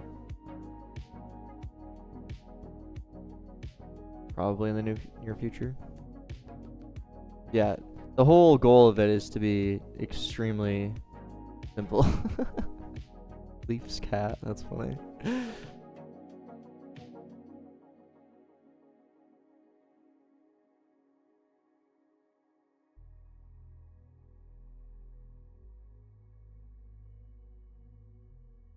Yeah, it literally takes like 5 lines to set up. But it is available on my GitHub right now. But the official release will come out with that video.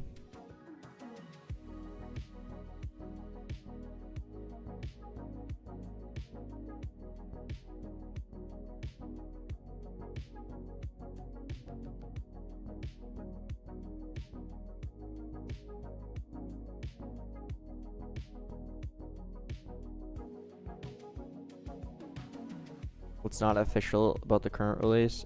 It's missing a couple documentation things yet. And I just yesterday, like, nothing should have changed throughout the, like, your actual usage, but I updated how the signals are garbage collected. Like, it was a very like low level change, but it's more efficient.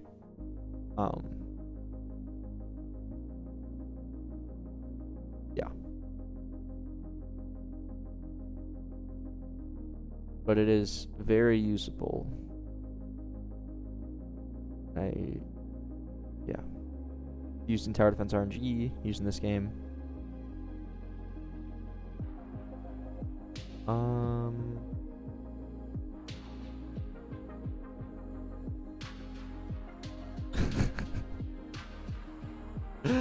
Oh my goodness.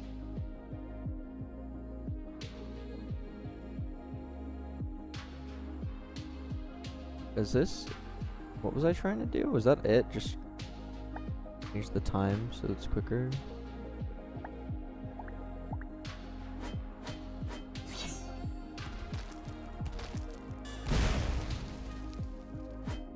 Okay, yeah, that feels a lot better. I do want to change that countdown, the 3, 2, 1, to actually be text labels. I kind of messed up.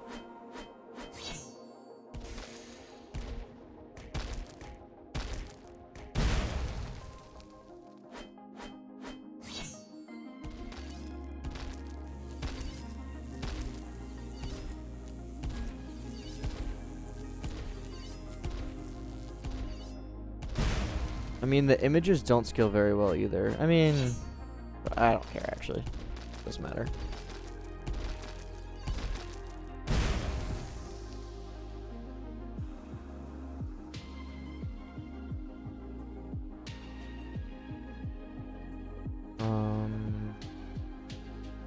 But don't know why.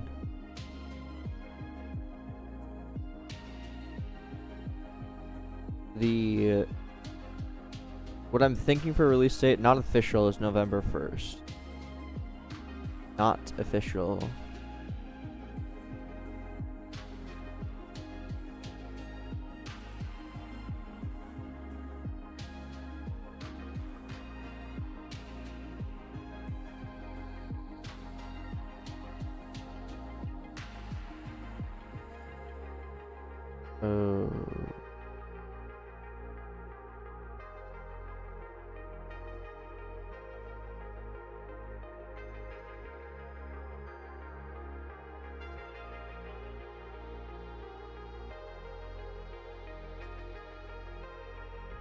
Yeah, I'll use the mobile emulator when I'm actually like testing that kind of thing. But there's definitely some annoying things on it. I wish I could literally use my phone. But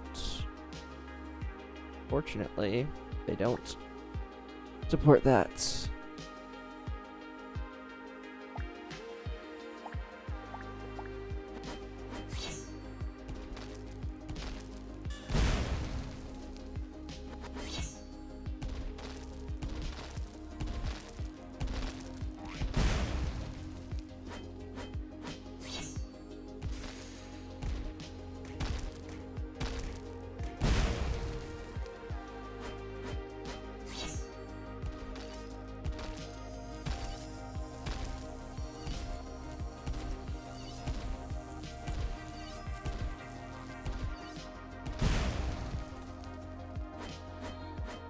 Okay, so then we need to make them actually use their abilities.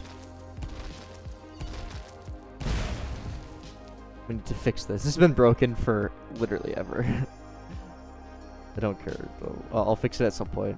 Oh, we need to fix this first though. Why are we angry? Because bonus.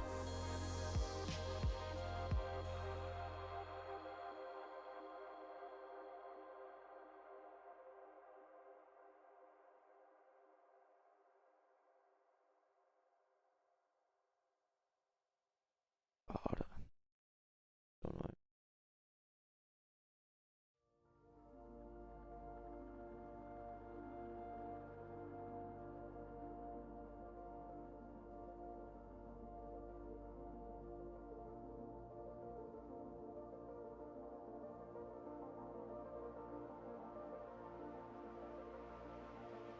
Get the profiles. Code profile. Decode the bot.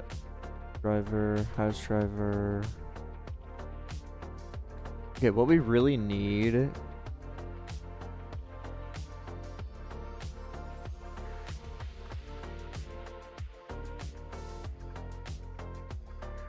Let me just.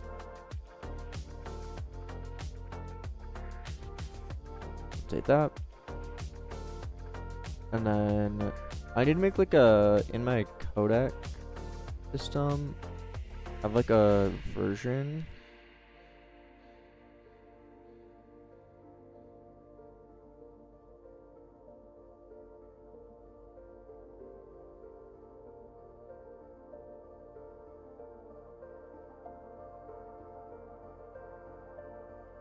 And if we try and read a version,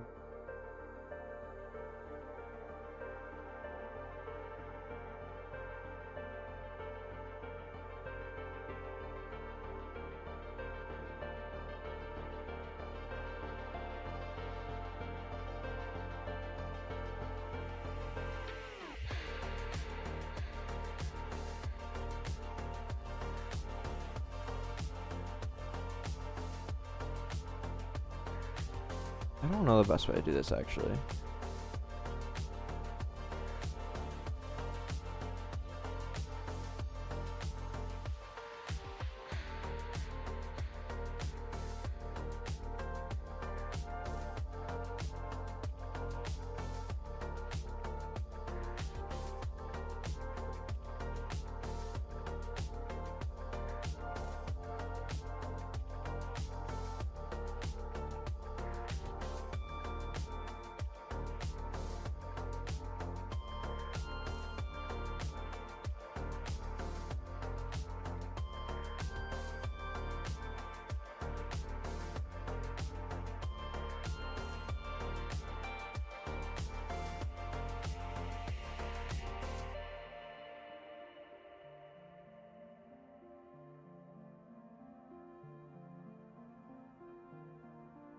For one, we're decoding the driver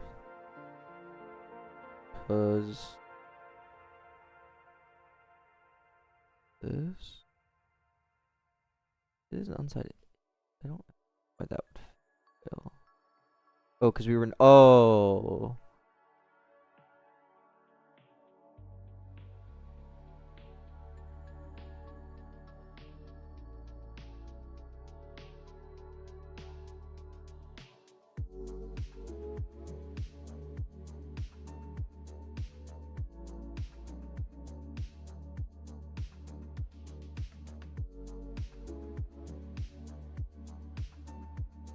Um,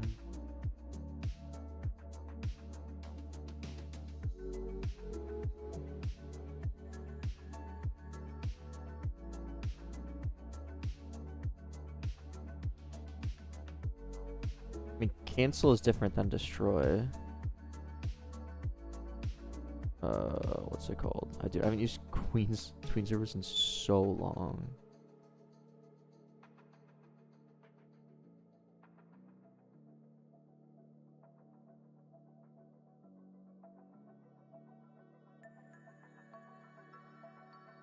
Do you even need to call destroy on this though? I would assume this would get automatically garbage collected.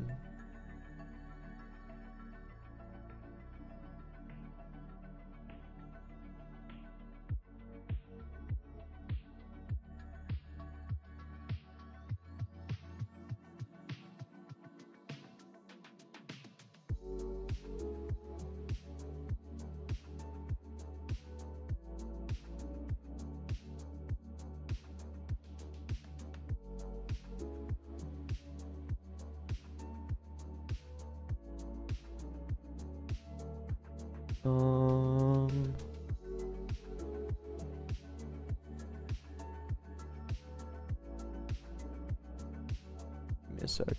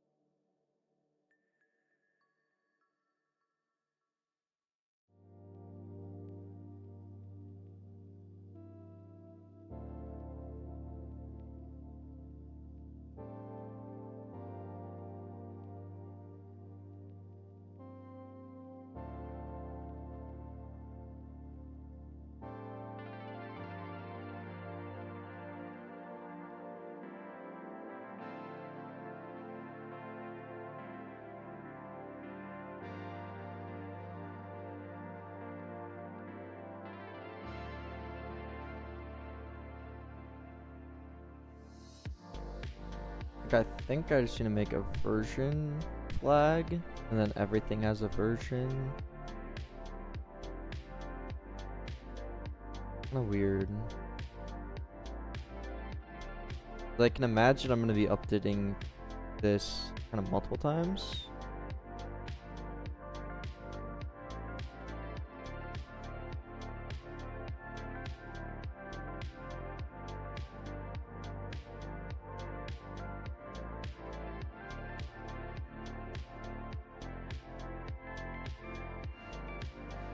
I think the technically correct thing to do is to keep each version of the codec.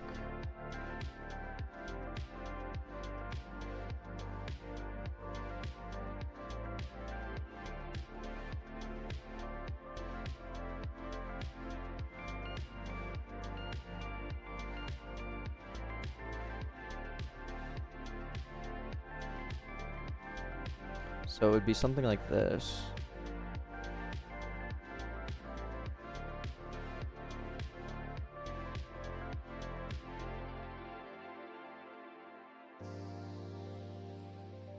We'd have an init.lua, and then inside of here we'd have versions.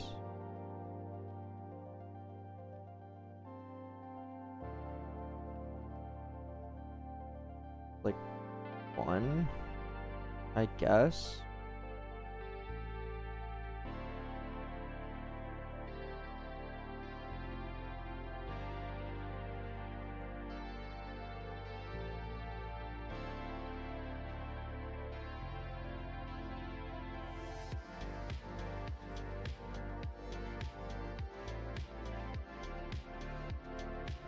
And then we'd have like version 2, and then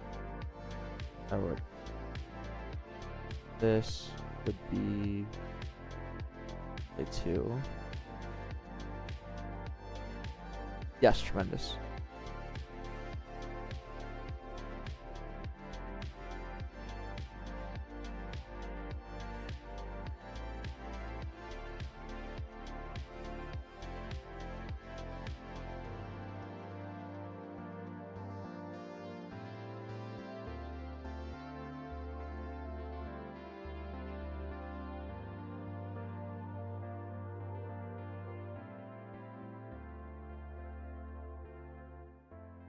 And then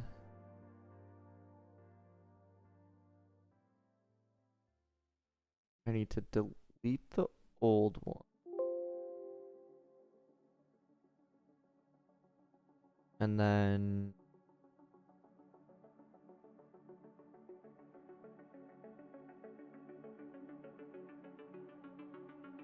big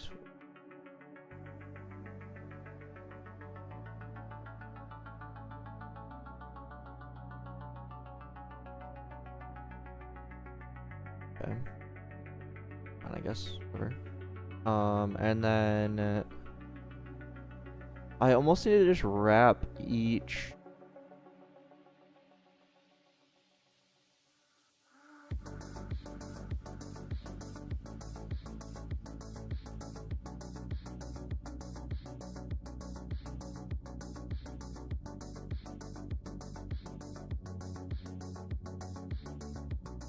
And then can we do what? Go to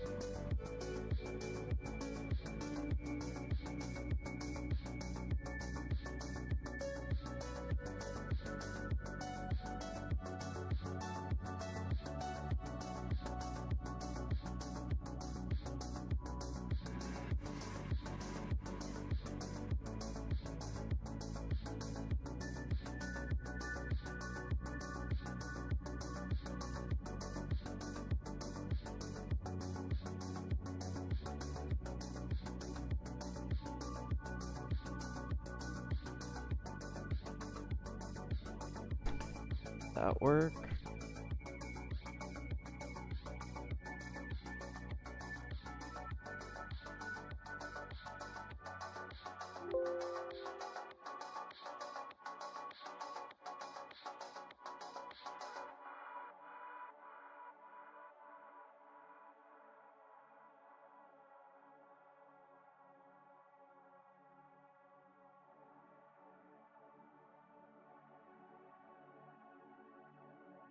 I want any function that's called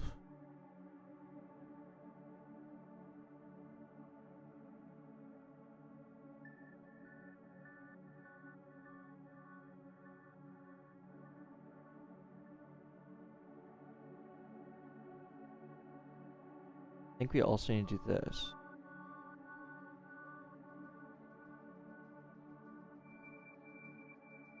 Oh wait, no.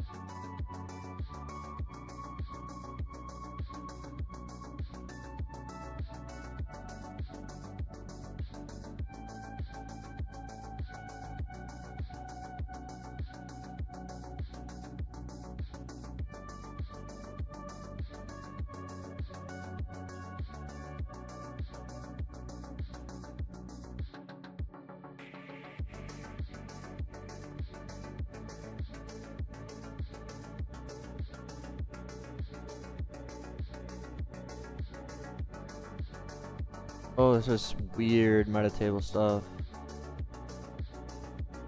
I really just need to, like, wrap everything.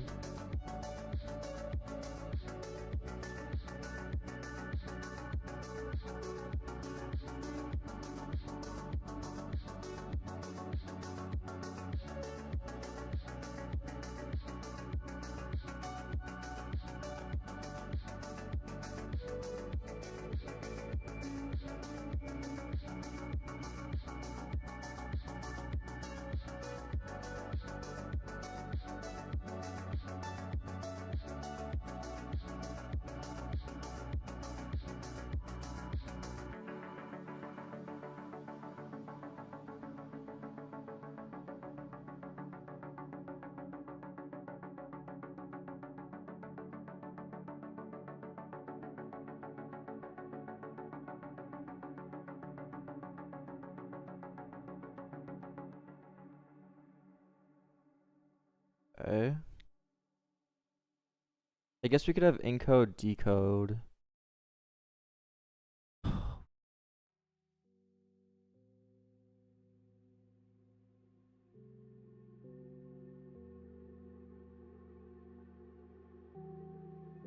Because encode and decode are too. What looks like magic. Well, this meta table stuff is magic.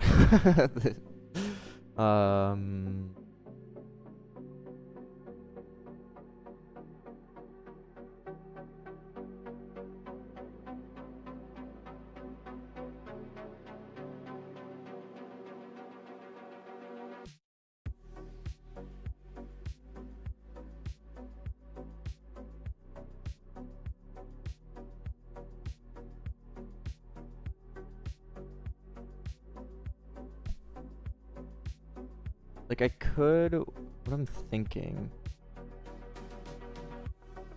is I could do this and wrap this.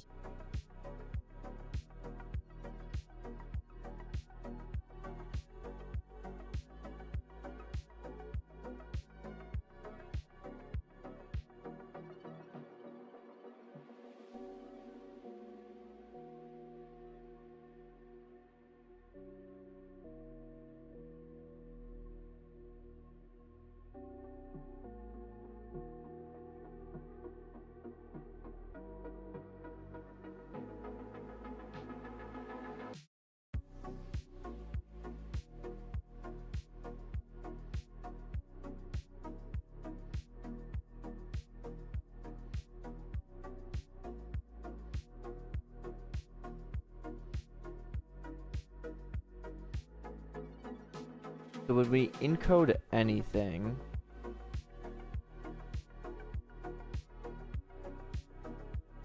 we want to the first byte should be the version.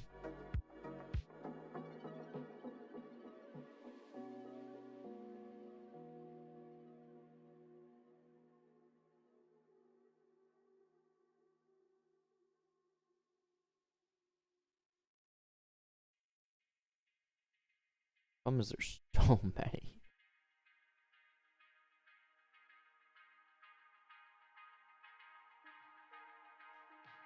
I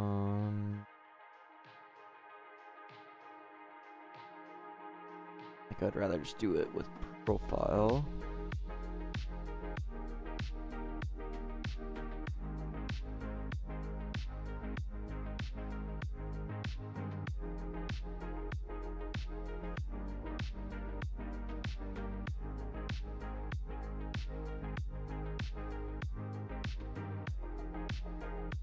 Scaling.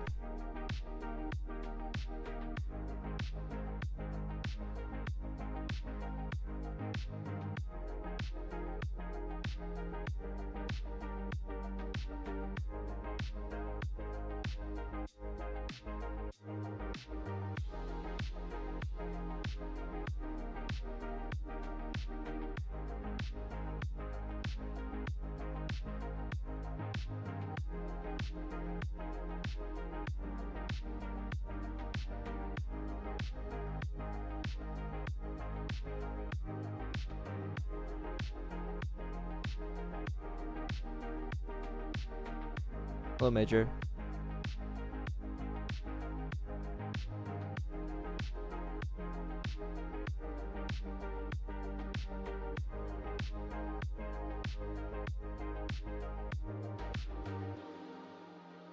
So when I decode something, I need to get the version of the thing I'm decoding. So before any function in decode, we need to get the first bit.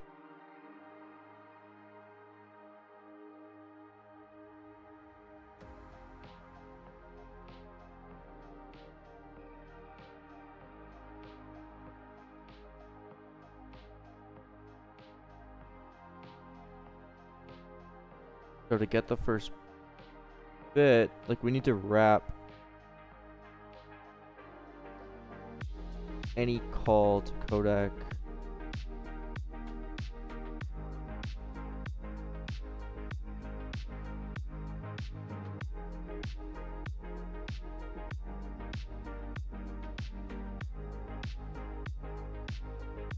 well, actually, wait.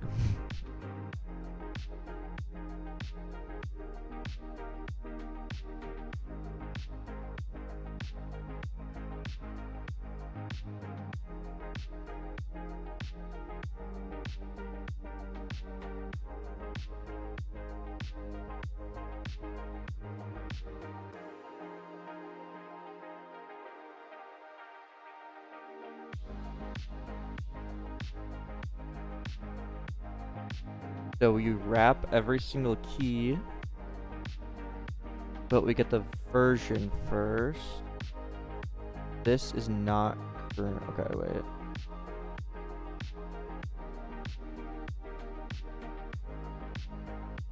So when I call decode, I want to do something first. I want to set meta table.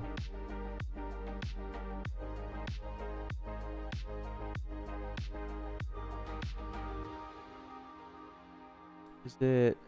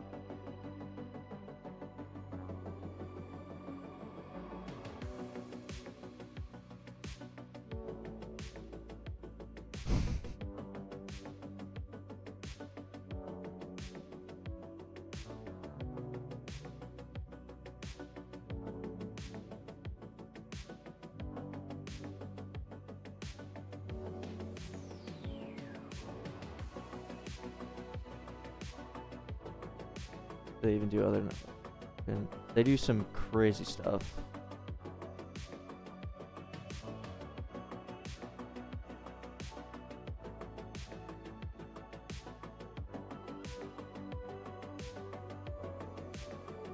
So when we index,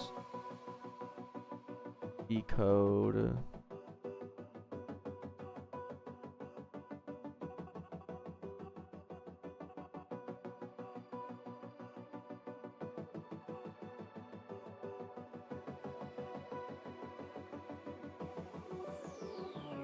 what would happen is that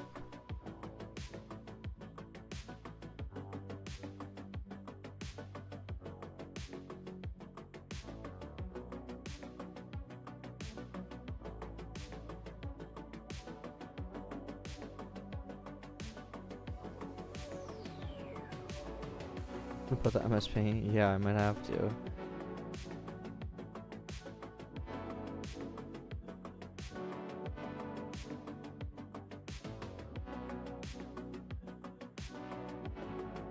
The Firefox, yeah.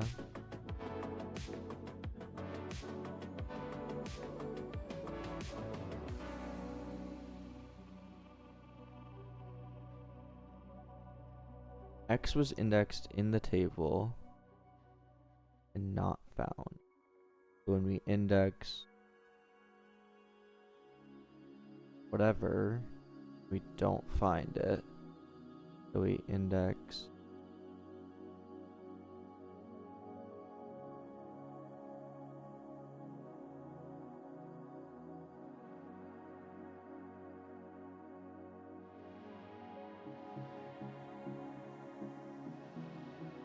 I just need to run some tests real quick.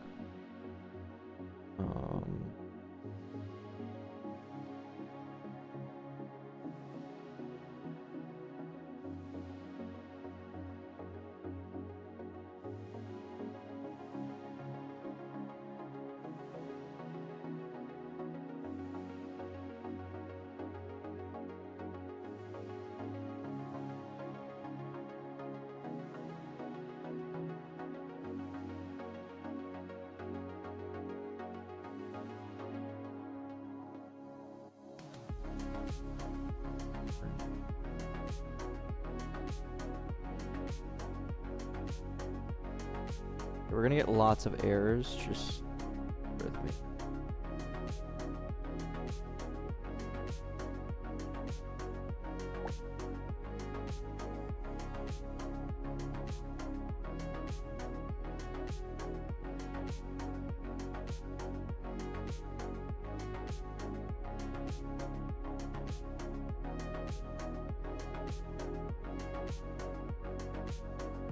Let's blank table and then profile.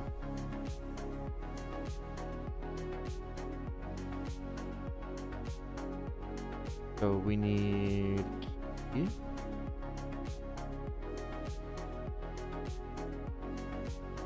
And then we would do that.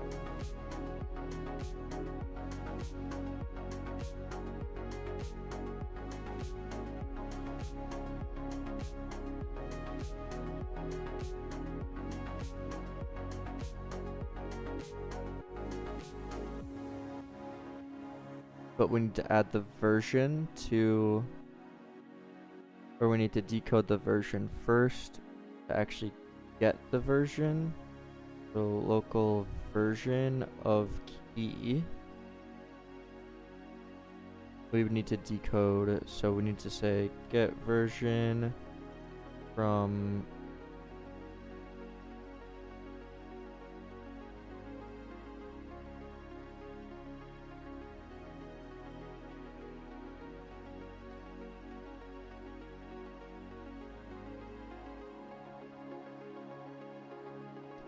oh, we'd have to return get version.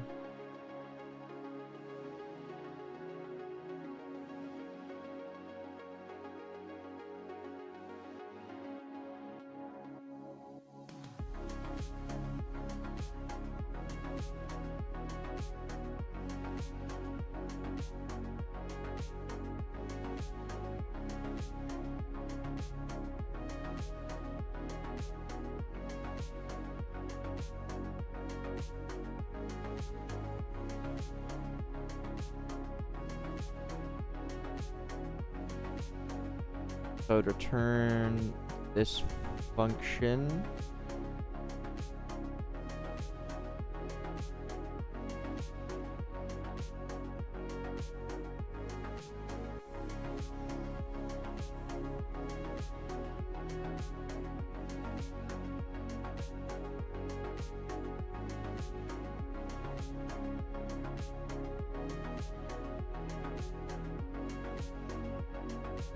What do I get here?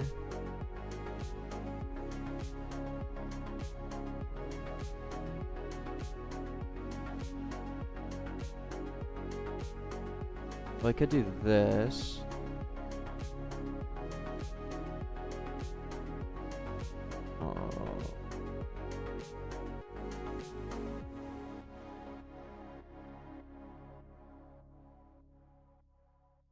Oh, except then you can't even use out of that. That's crazy. So you'd have to do local args.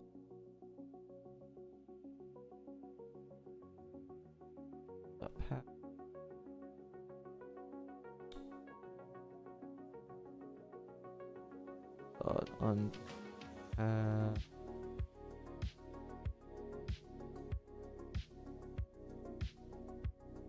see what that prints now.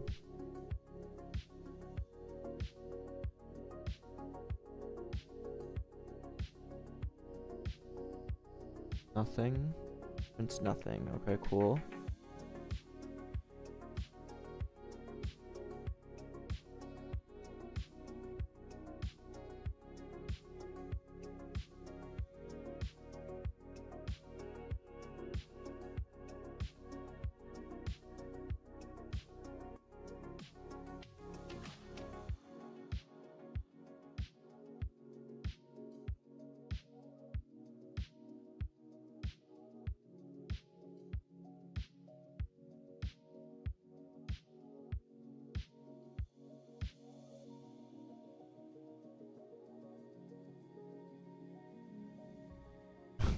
A sec. Like 11. The args, nothing though, which I'm not fully understanding. I feel like the arg should be that.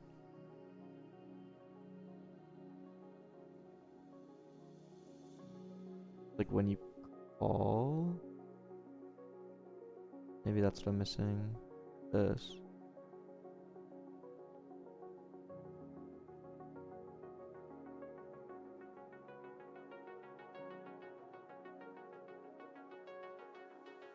What does this do?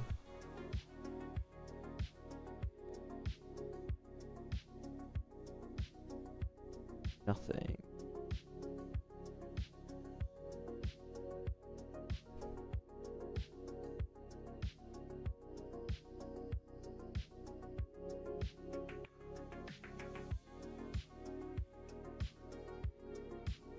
Why though?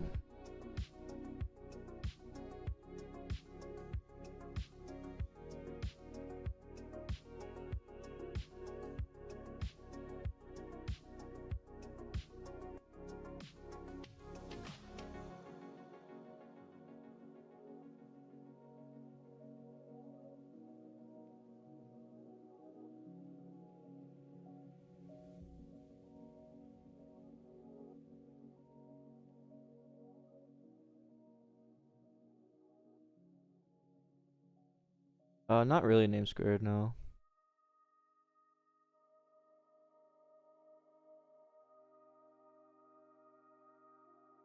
Because we're indexing, it's going to that.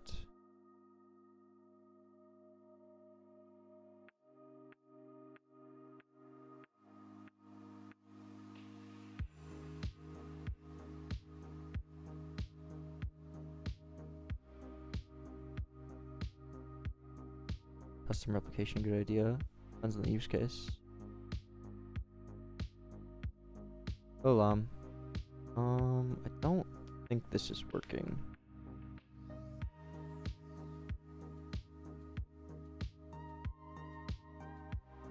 To be honest.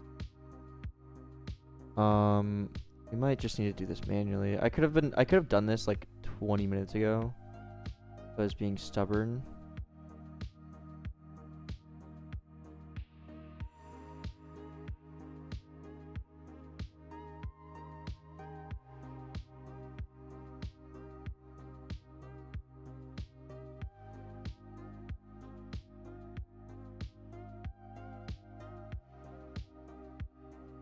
I feel like there's a way to just wrap everything, but I can't really think of it.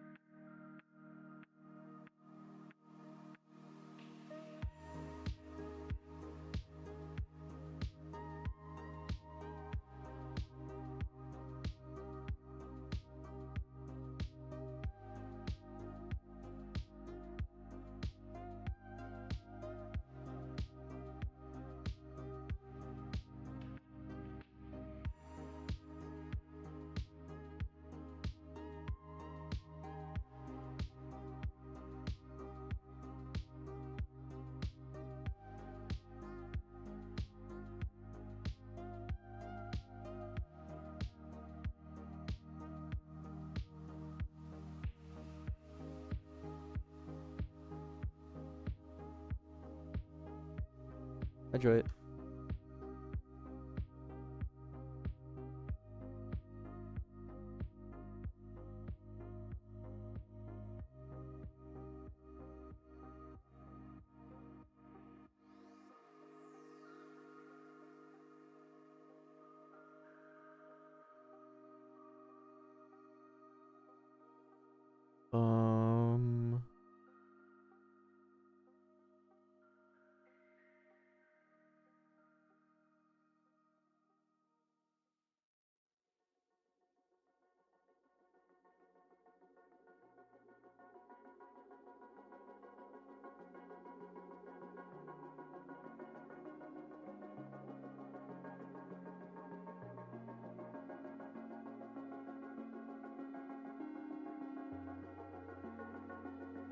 Exactly.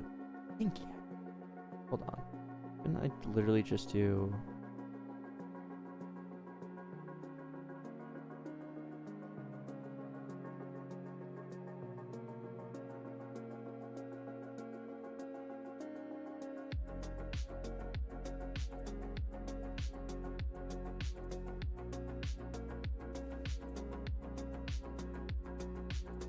And then couldn't I just generalize this to be for...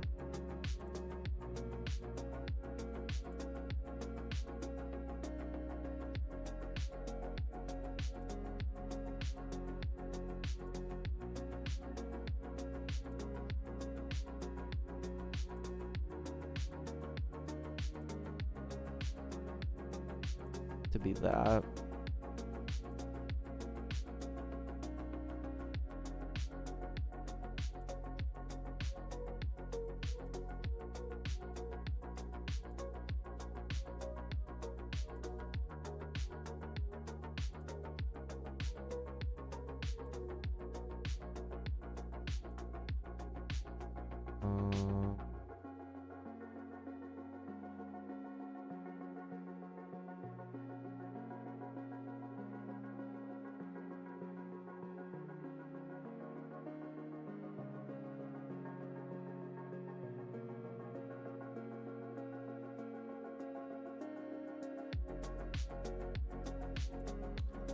This will be what exactly?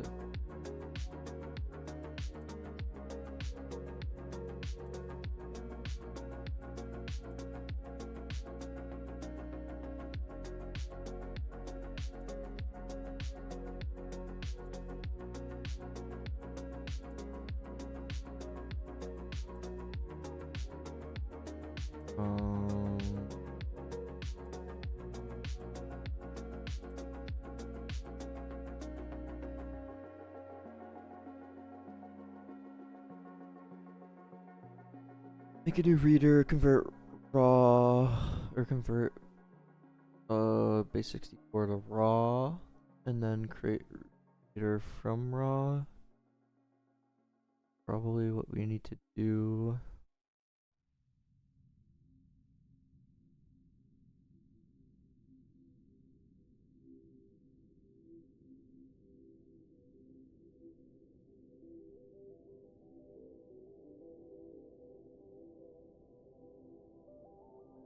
Well, we need to check raw data for base64.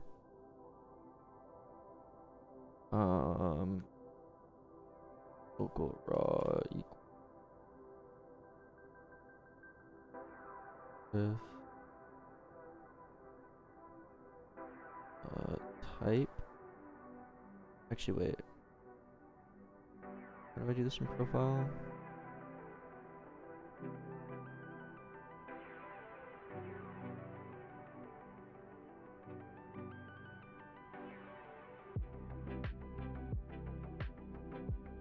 Oh, I guess we're always passing in base64 when we call decode.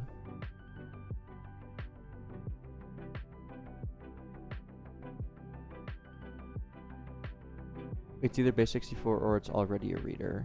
Okay.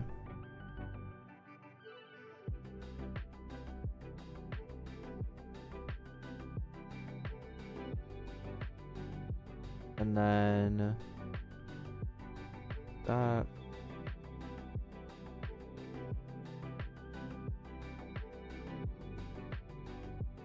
Yeah. Then we need the type of reader.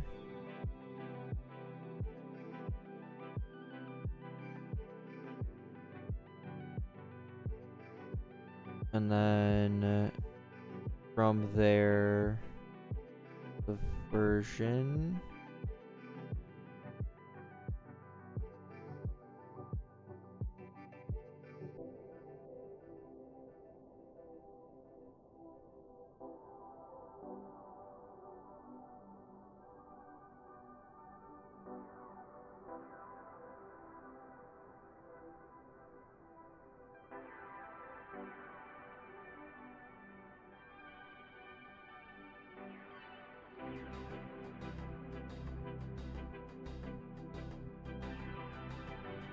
Yeah, Game Boy.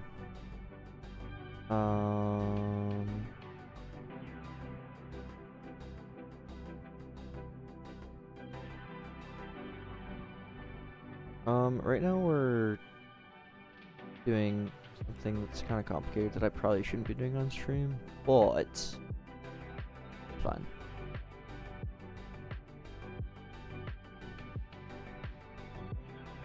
We get the version from the reader by reading the first bit.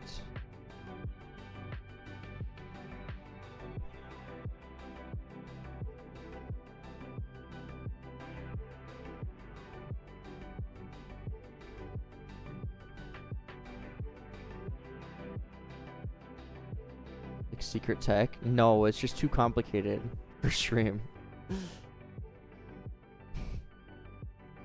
Way too complicated for stream. I mean, it's literally binary operations and ones and zeros.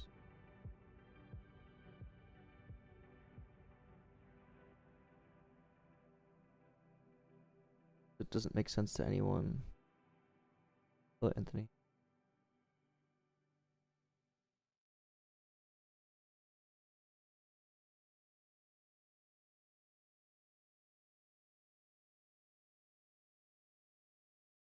Like, there's a slight issue here where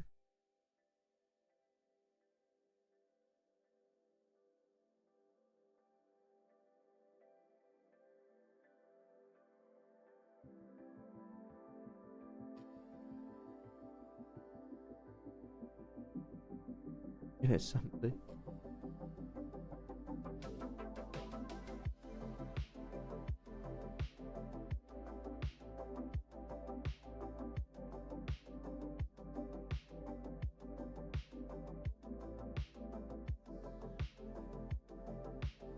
Because what's gonna happen is we call this within itself. Like here, for example. And this, we need to actually call this.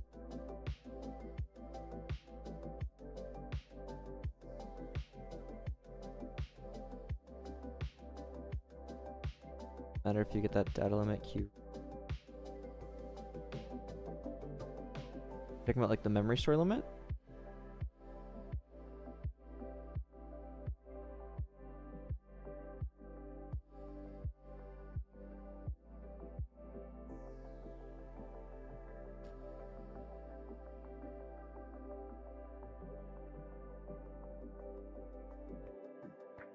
Okay. The easiest way to do this is really to only put the version on the profiles rather than everything, which is probably just what I should do, because profile is like the top thing,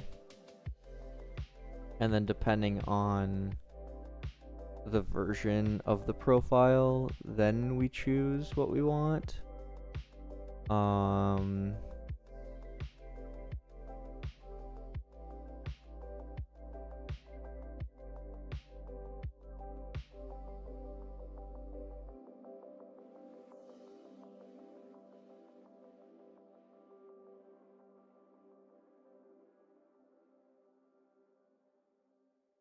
So like, instead of this, I would literally just do Codec, encode, profile, equals function, type, G Christ,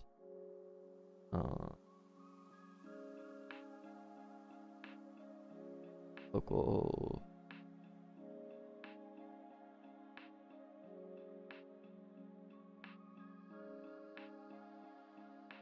it's a string, and then I would just return version, automatically get string,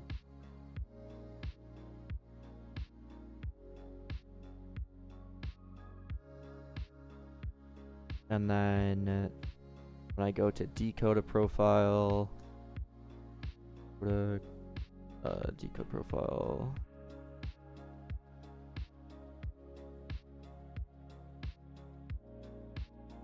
Oh. Yeah, if you're seeing a lot of those, it's definitely an issue.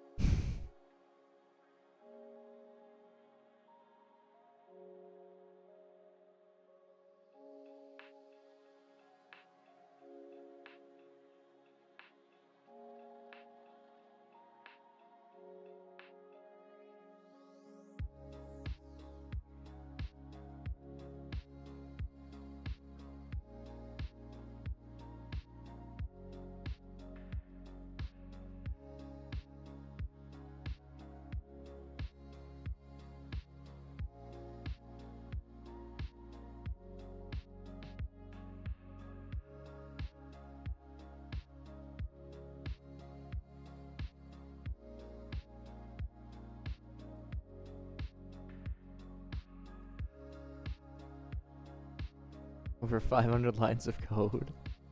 That was just one script. We're up to a lot more than that. We're up to 43,000.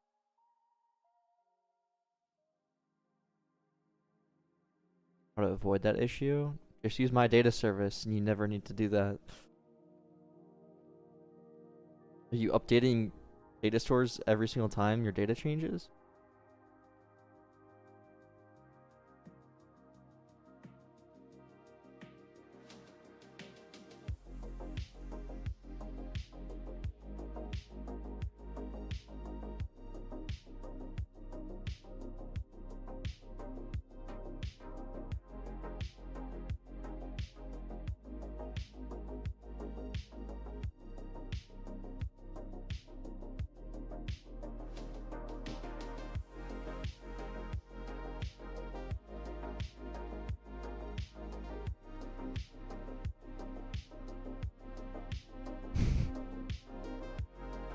If you're updating your data store every single time your data changes, yeah, you're gonna get non-stop those errors.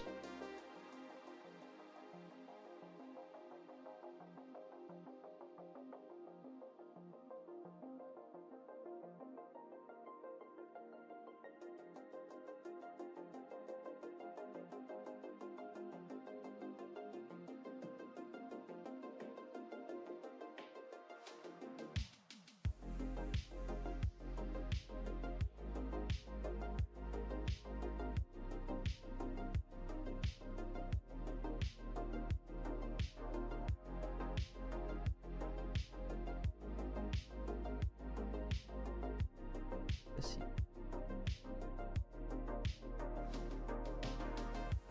Weird. Okay.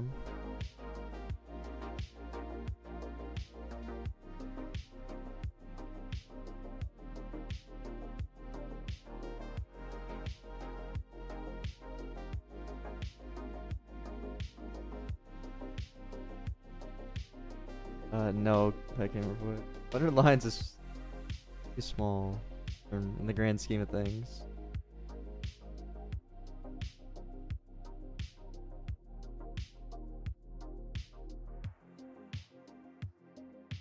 Okay, so the issue I'm gonna run into is that match history then.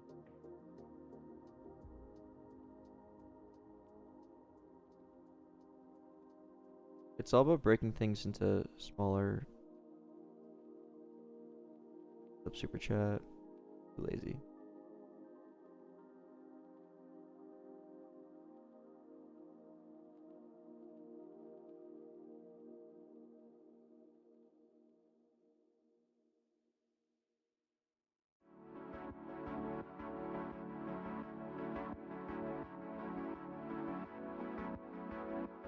I think I need to take this out.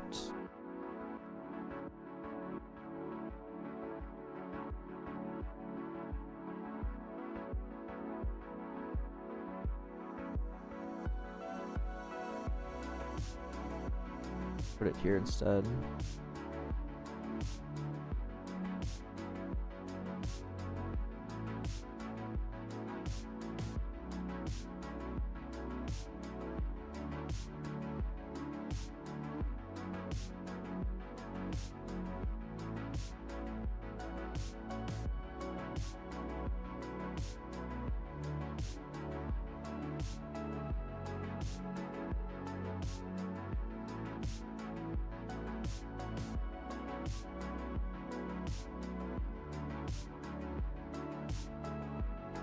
Because then these will always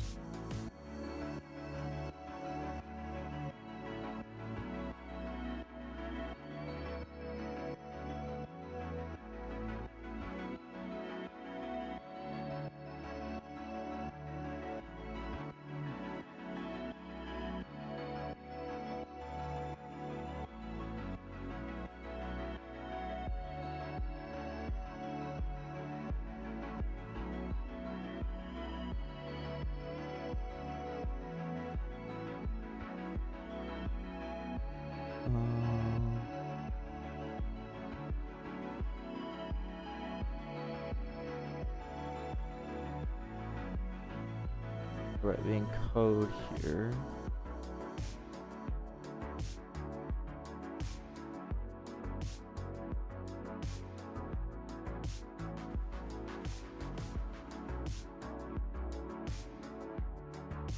This returns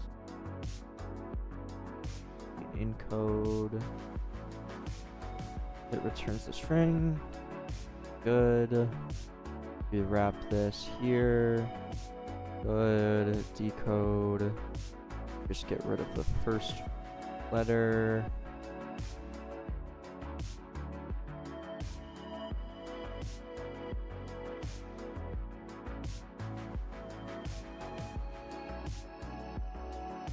So it would.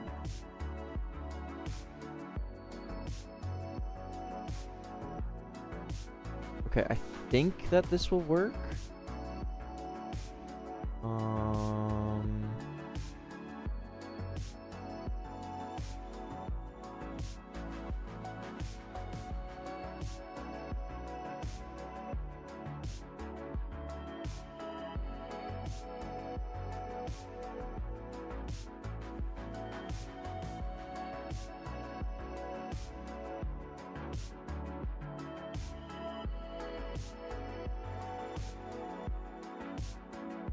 Get rid of 2 for now.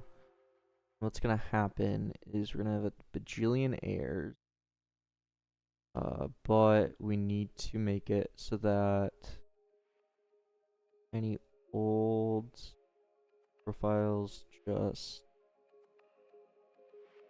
don't have a version or ignored for now.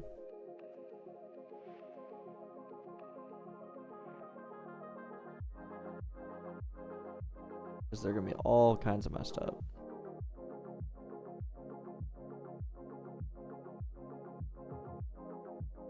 So, really hacky way to do it would be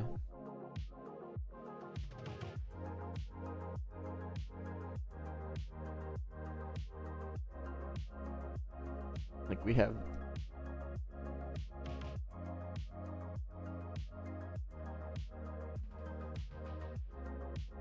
what? It should be. Oh.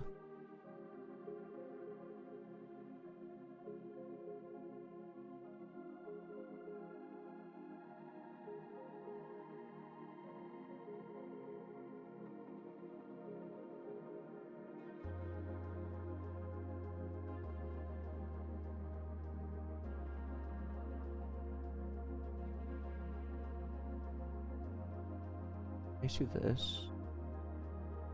Oh, not or, and. I think I can just do this.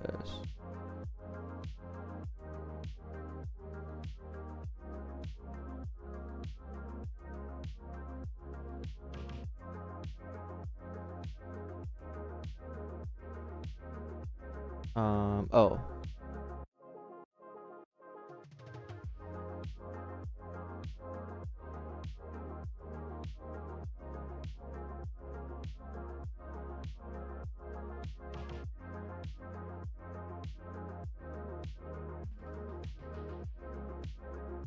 Yeah, okay. And then, oh goodness. Instead of this being terrible, just create a set of configs to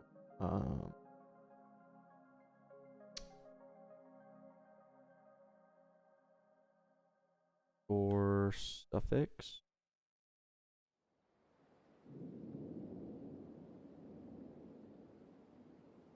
It will be version.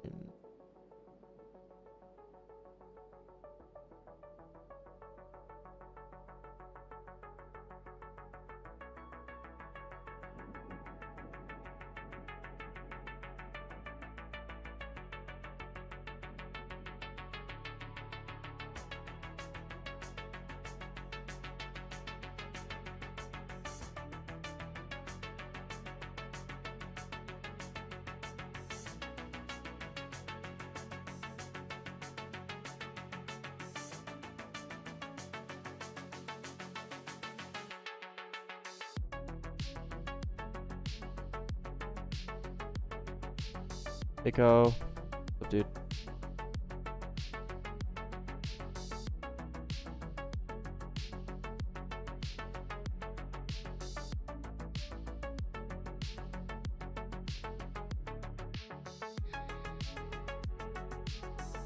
What are we working on? Right now, we're doing something I should not have done on stream, so it's not very watchable. But hopefully I just finished doing that. Otherwise you're gonna get 1 million errors. Please. Okay. Okay. Okay, good. So now when I make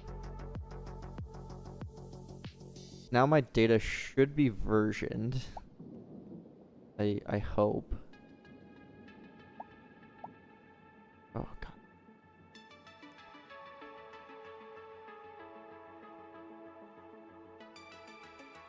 Huh?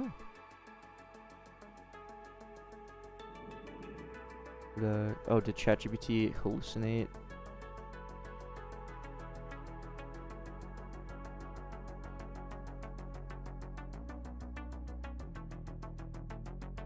Oh, because it's a table? What?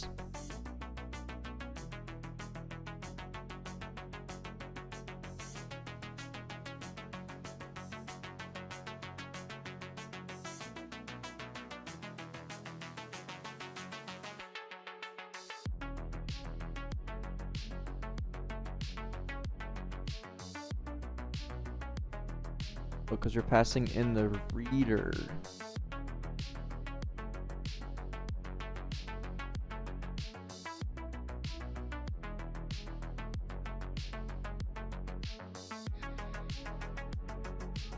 Yeah, the master tree needs to be hold on. So if s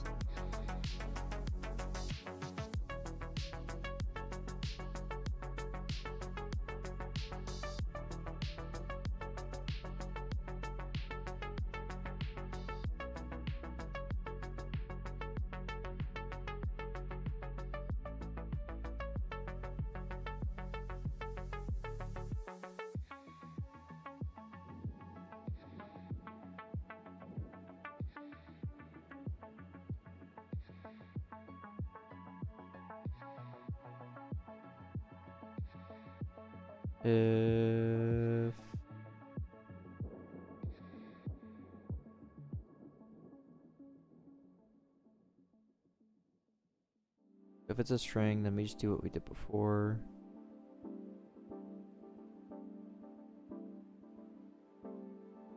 Yeah. Otherwise, read the first value.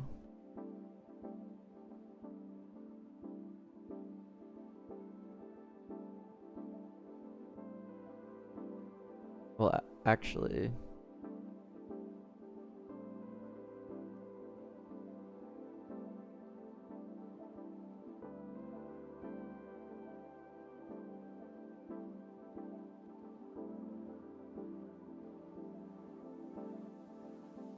not really worried.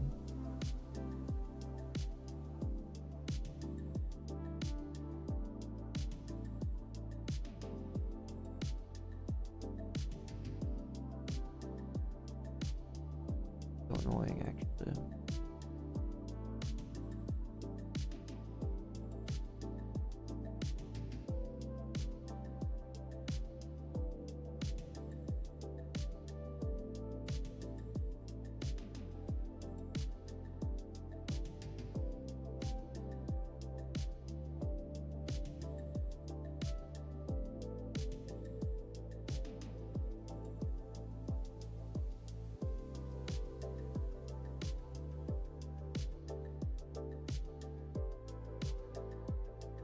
Otherwise, we need to convert it to a string. Oh my god, this doesn't even work.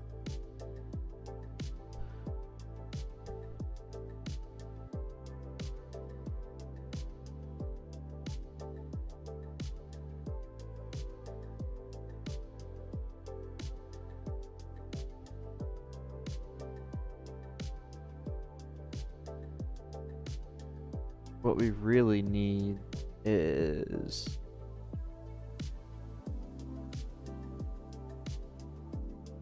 this gives us a string. We need to then local right equals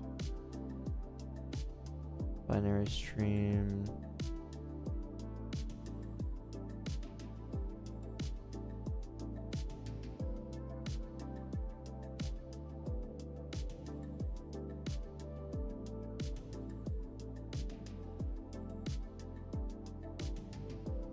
How do I do it?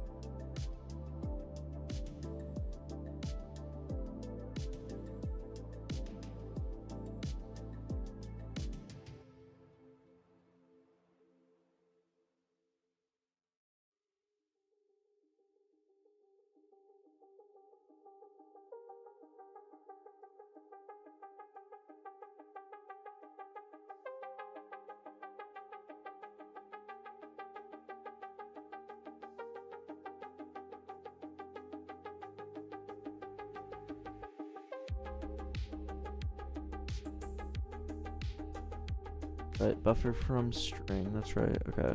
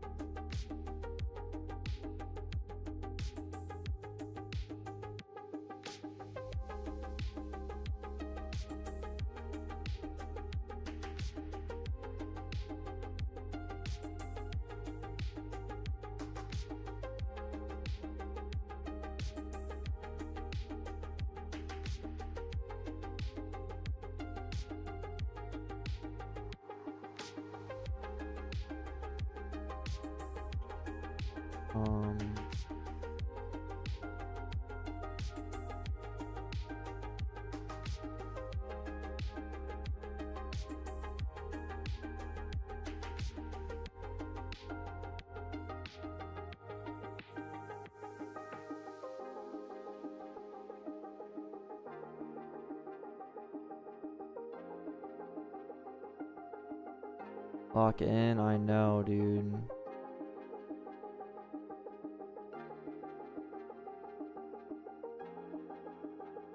Not locked in right now. It's actually trash. Hey, Suko.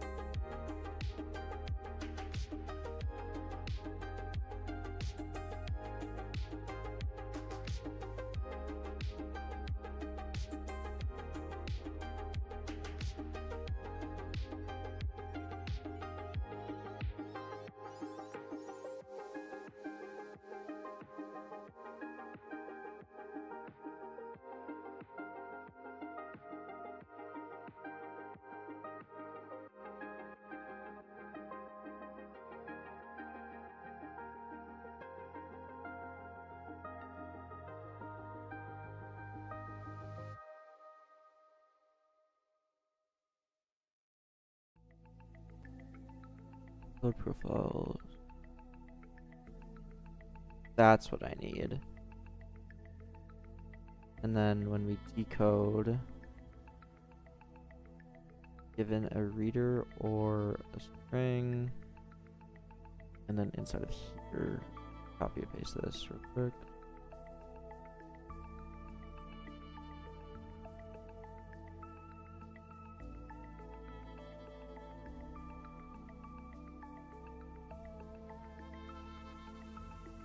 Favorite food?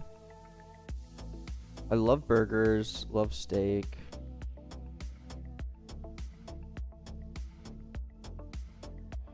Yeah.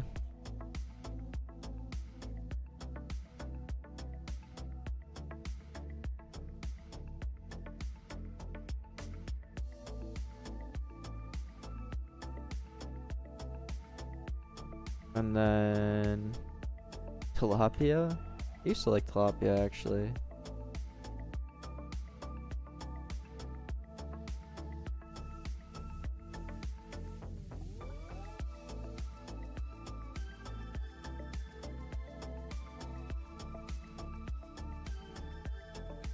What change? I just haven't had it in like I was in high school.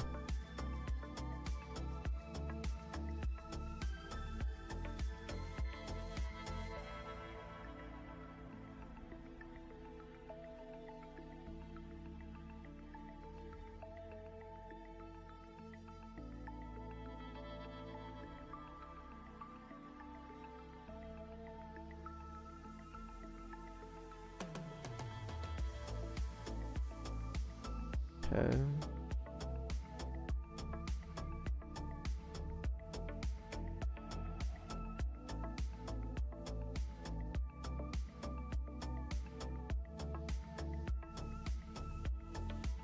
What are you doing and why? Who knows, dude? Who knows?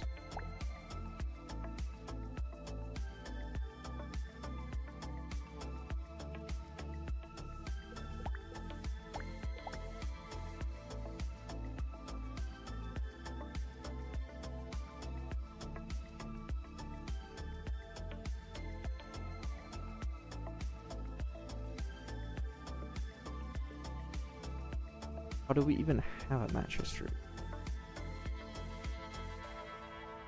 Oh, probably because we're not. Well, no, we do.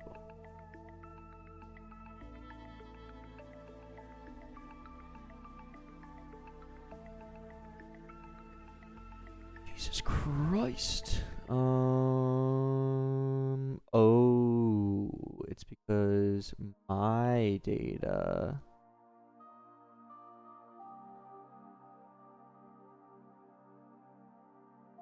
is bad.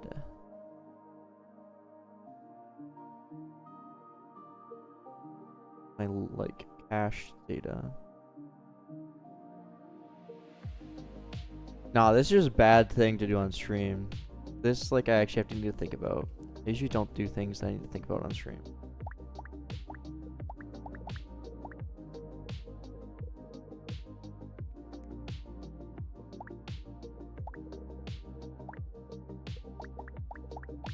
Okay. So now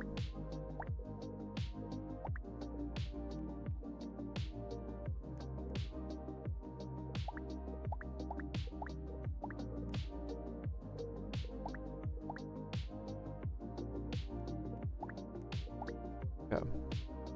So I did need to like completely wipe a lot of the data, but that's expected.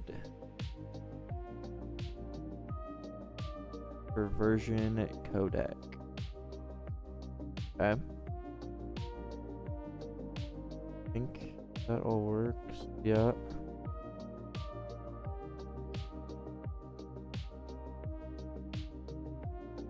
Because now I just get to increment this here, and everything is amazing.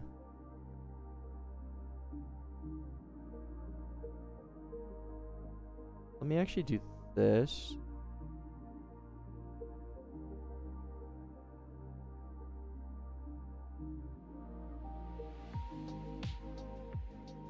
Yeah, that's better.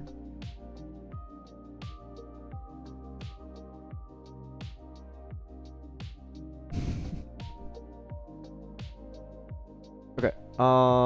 So that should be good now. I know that was kind of a journey.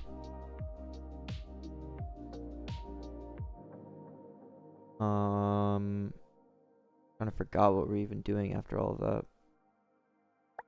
Oh, right. So the issue was that we couldn't save when NPCs were using their abilities inside of a match history. Because I added something to the driver's data, which was causing the versioning to be off, but there were no versionings at this point, and I can imagine I did all that to basically future-proof it, because I know for a fact I will have to, like, data will change in the future at some point, you know? But now when the data changes, it will just grab the version that it needs so it can actually read it.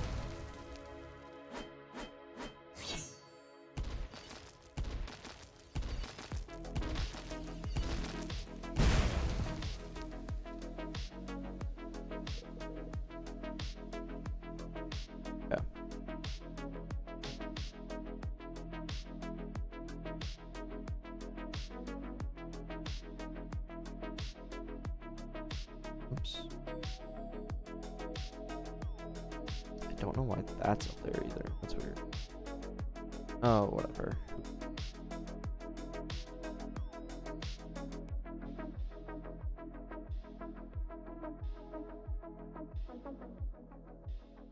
We used to hope that there would never be a version of match history update. Only profiles.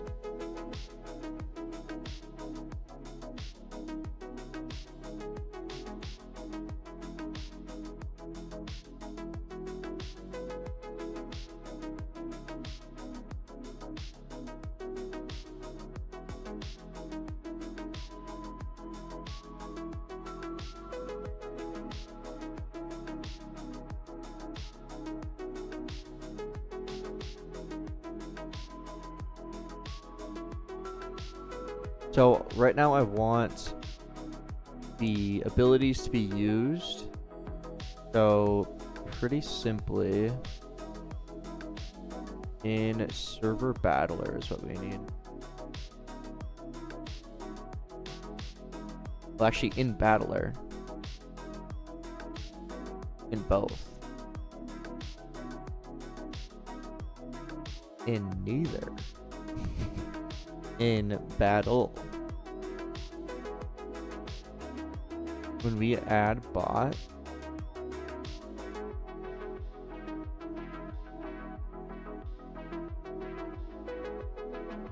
there's this queue ability thing. And T is time.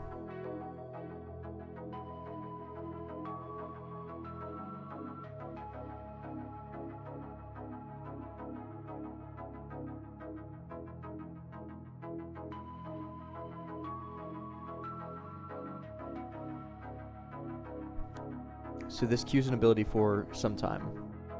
But the reason why I had to just do all of that reworking is because I want you to be able to queue an ability on time or based on health. You could be like, use this ability when I'm at 50% health. For ease of use for like the bots, stuff like that.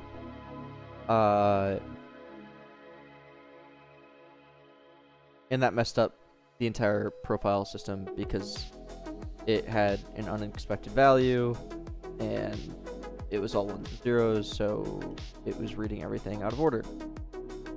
Okay. So when we add a bot, we need to check to see if their driver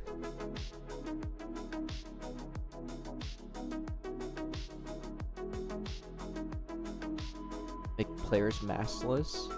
Probably the easiest way would be to just give them a upwards force equal to their mass times gravity.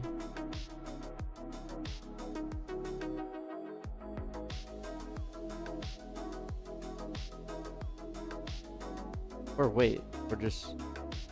Oh yeah. Assuming there's other things that can be interacted with, or you could just set gravity to 0. That's not quite the same. And I guess that's not quite the same either, is what I just said either, but I don't know. What does a massless player even do? What are you trying to achieve by having a massless player?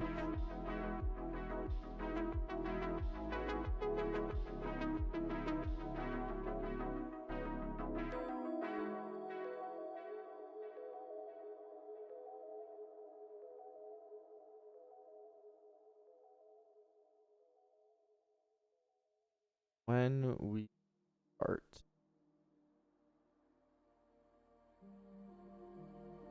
I want to view any abilities. So I'm going to loop through bots. And I'm going to check to see if they have any driver ability. So local driver is bot.data.driver. If driver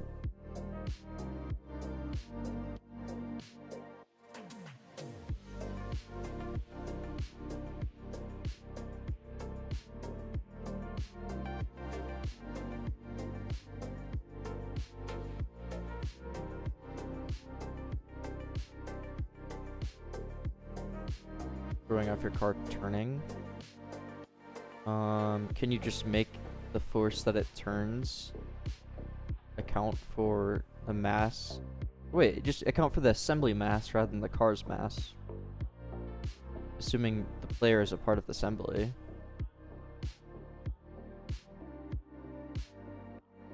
I think you're gonna run into some really weird things if you try and make the player weigh nothing. Because humanoids are the most broken thing in Roblox. They're so weird. They have so many little quirks.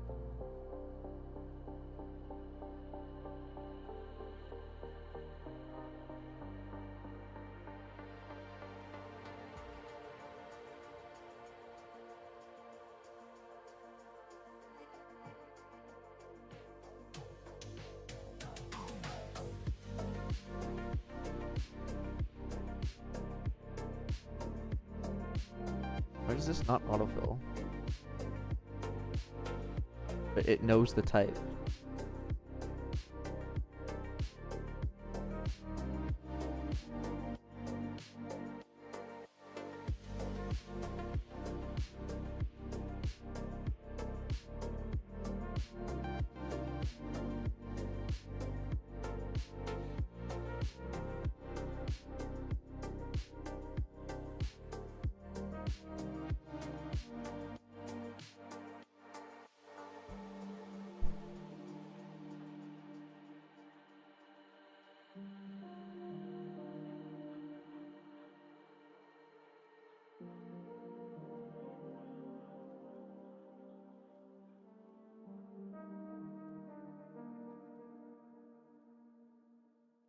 Yeah, exactly. It's gonna break stuff. It's for sure gonna break stuff. There's some really weird stuff.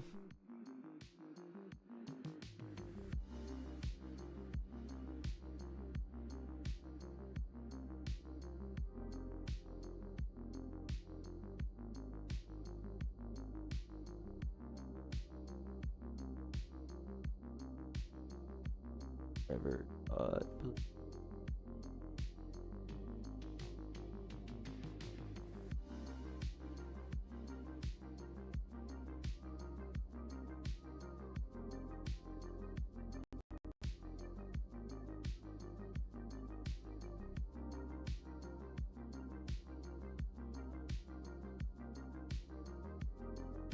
and then we will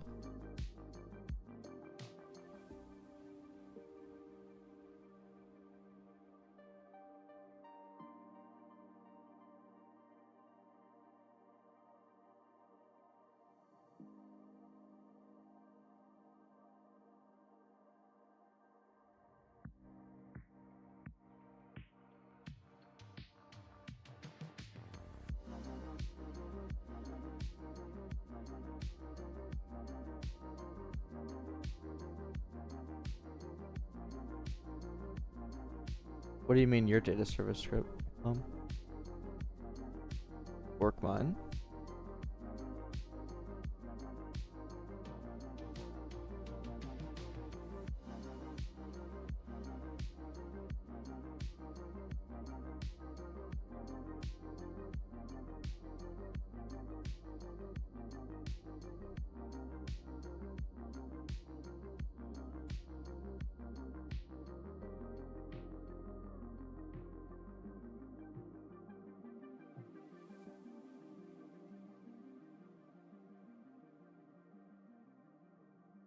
Well, are you using my data service? Or what do you mean?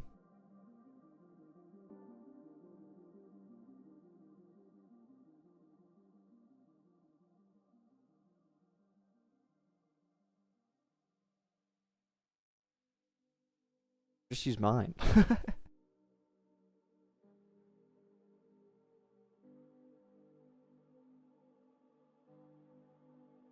This should work.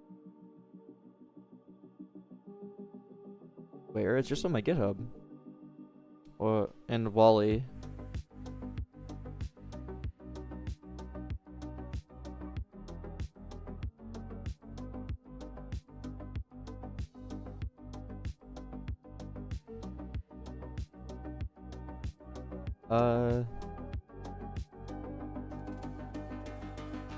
I mean, I have a fiance. I'm engaged, slapped rat. Also, like, I don't know. I definitely enjoy alone time as well.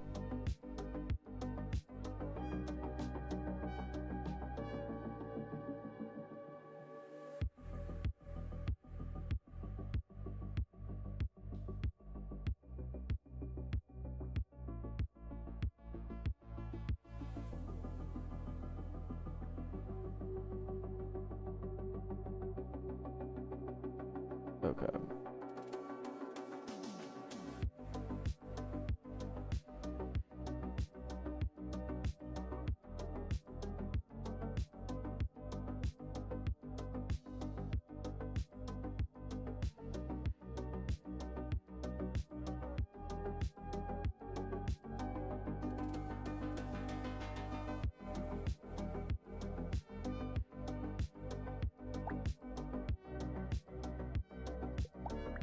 Now, theoretically,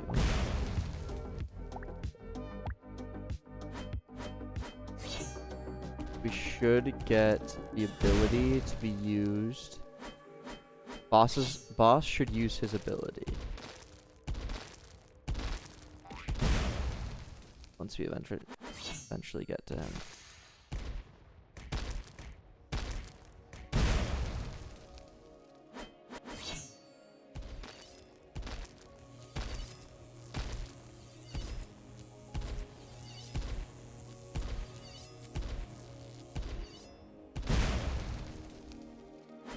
so hopefully he uses his ability in 2.5 seconds. Nice. Let's go! It worked. Okay.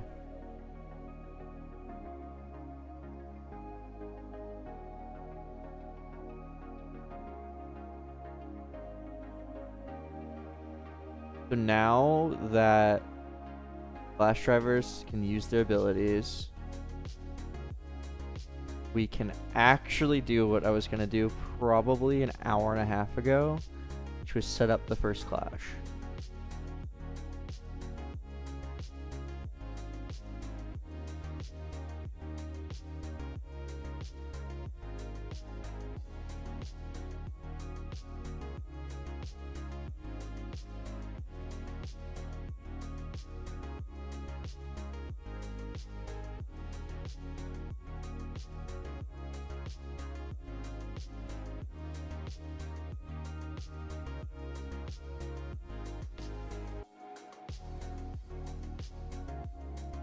I'm probably going to reset my data here, get a better feel for what the bot should be like expecting at that point. Let's look at that actually.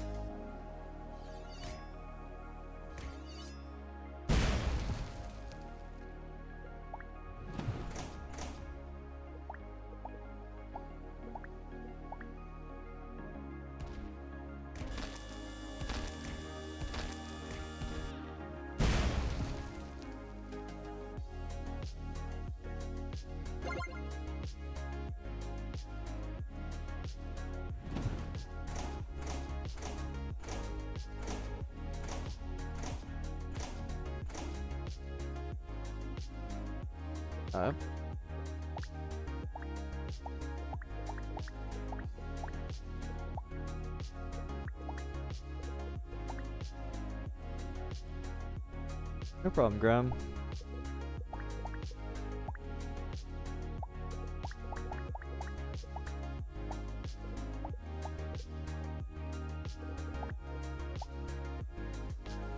This is a solo project.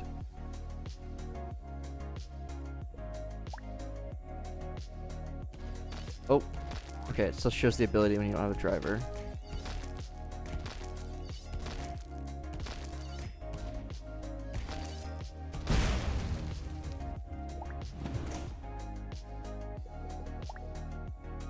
Probably fix that. Let's go.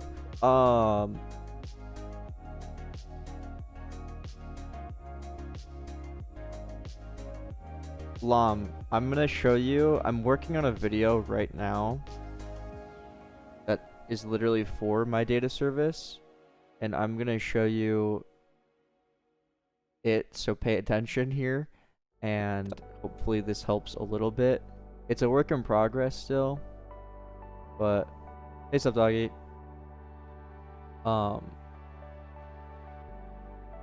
Profile service, data stores, messaging service, replica, remote event, signal, profile store, session locking. Why is there not something that does all of this for me? I don't want to watch a 40-minute tutorial on how to set up profile service. So I decided to make data service. It just works. Data service's whole goal is to make everything as easy as possible. It'll automatically save all data, automatically replicate all data. This is what I use for all of my games that you can subscribe to for any value. It's extremely easy to set up. You can find data service on my GitHub, on Wally, or through the Roblox Creator Store. Links will be in the description. Go ahead and download or paste data service wherever you keep your packages. Create a server script and require data service. You'll notice that there's two different versions of data service for server and client. For ease of access, what I like to do is just add the .server right after the require statement, and then you just access data service like normal. Before we can use data service, we must initialize it. Call the init function and pass in a table. Inside of this table, you can have various options. The only option that is mandatory is this template option. This is your player data template. Anything you put here is what the player's data will look like when they first join. Great, that's actually all we need on the server for now. So we can now create a client script here, and it's gonna look very similar. We're gonna require data service like so, but this time we're gonna use the .client version, and simply we're just gonna do data service init on the client. And that's it.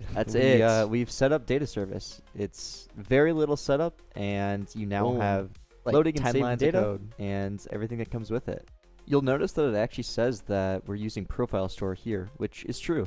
Data service is a wrapper around profile store, which removes all the boilerplate and adds additional functionality. Data service has basic setter and getter functions. And this oh no.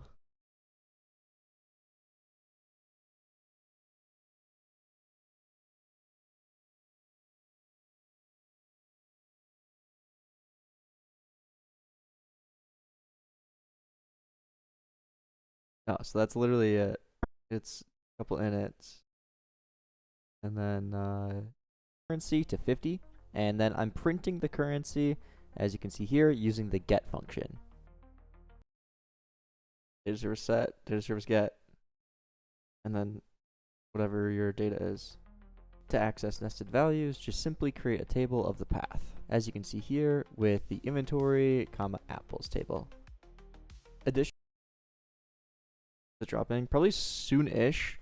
Most of it's honestly already done. I just need to add a little bit more.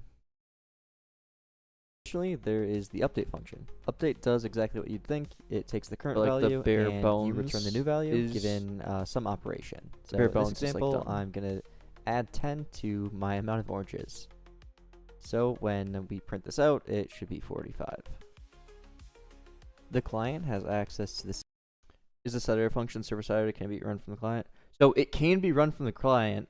However, that does not actually save it on the client. It only actually will save the data when you run the setter on the client. But it is like useful to set things on the client that need to be immediately responsive. For example, when you go and sell something, you would expect your currency to go up immediately. So you would set or update your currency on the client, and then the server would then actually update it whatever after. Same thing goes for like something like literally like your settings, like, oh, I want to mute the music.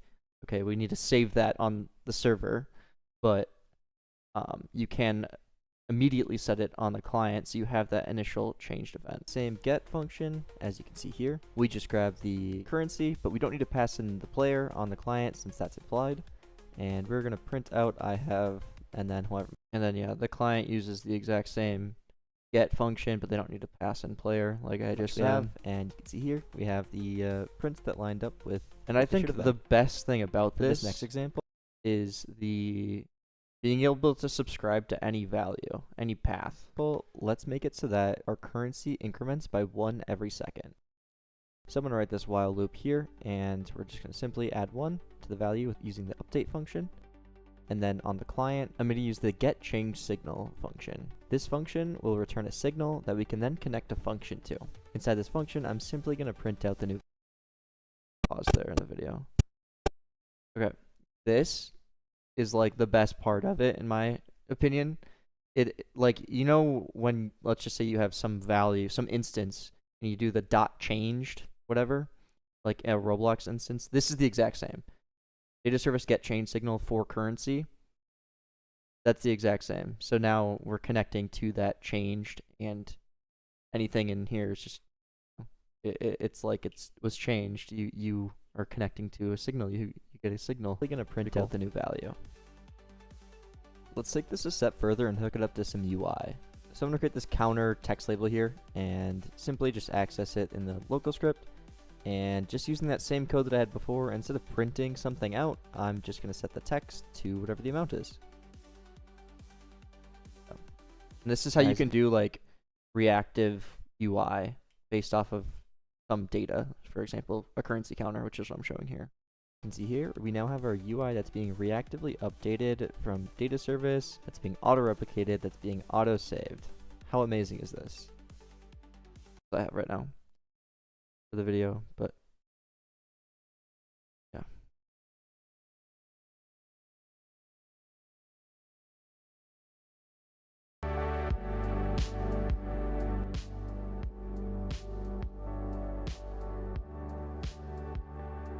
Yeah, literally 20 lines of code, including the template data.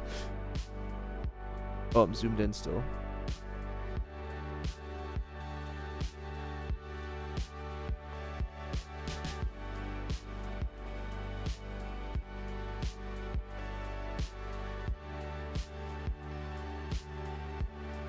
Yeah, and that is available right now on my GitHub, but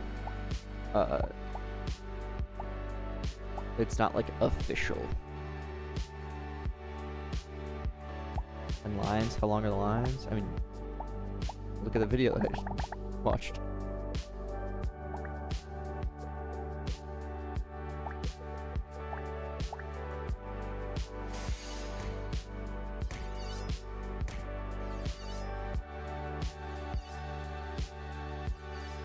The right way?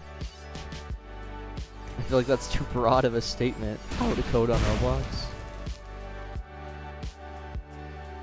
Yes, it is using Profile Store, so it has, if I go to data service init, we have Profile Store index, which we look inside of data service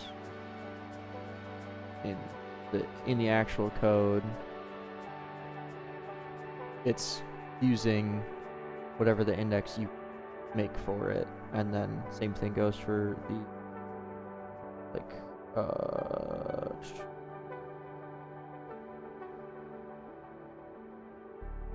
open up the actual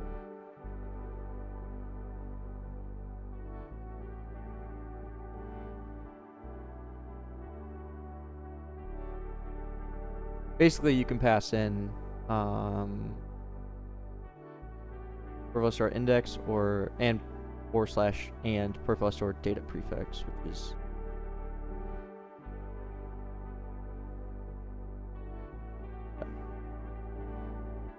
yeah.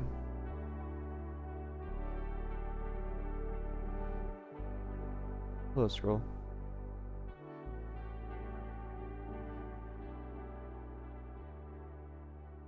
Because like I don't know, some people will do like their actual like the data store key for each player. They'll just do the user ID, or they'll do like player underscore user ID and that kind of thing. So it needs to be consistent, obviously.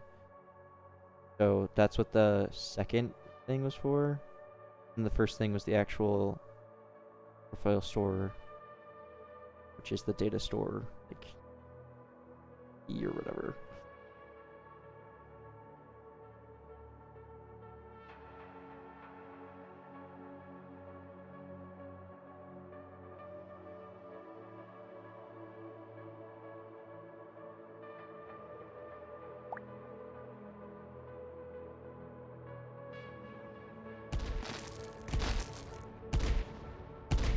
Yeah.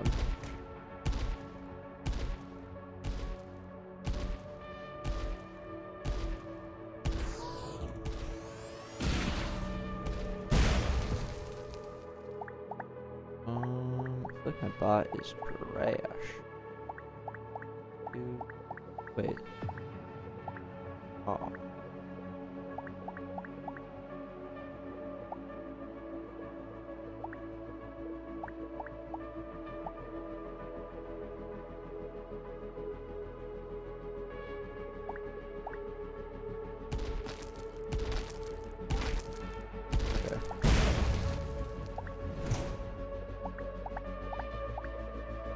I'll definitely have to make the beginning here.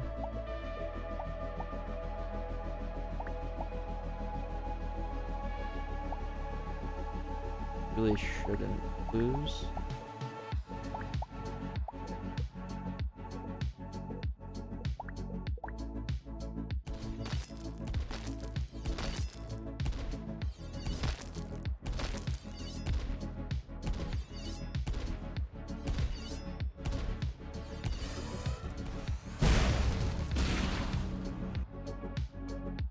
do you typically handle rate limits and such when using messaging service through client system? More of the issue for me was the rate limits on the linking. Memory stores. Not rate limits, the cap? I don't even know what I'm trying to say. Like you could only have 64 kilobytes of data. I'm running into that. I guess honestly we will see where the messaging service, it hasn't really been stress tested yet. I definitely need to make the beginning easier because I'm kind of getting destroyed. Aww. Welcome for liking the game.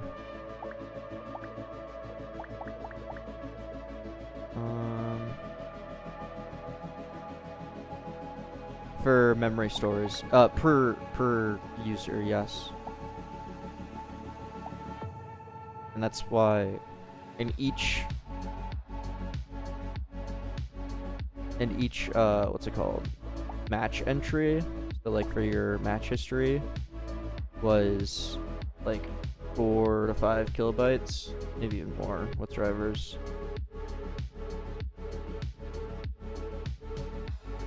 Since battles are similar on the client when having higher FPS effect than others, it's the polling rate on the actual physics simulation is 60 hertz regardless of your frame rate.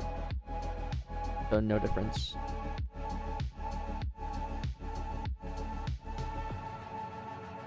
When will game be playable? I'm thinking right now that November 1st is probably the release date. Hopefully, not officially, but probably. Okay, we need to make this easier. Let's just do like right before Christmas. I would love to have my game peak on Christmas Day. That would be brilliant. It's coming out for mobile and console. Mobile for sure on release. Console will probably be not on release, but soon after. Let's see here.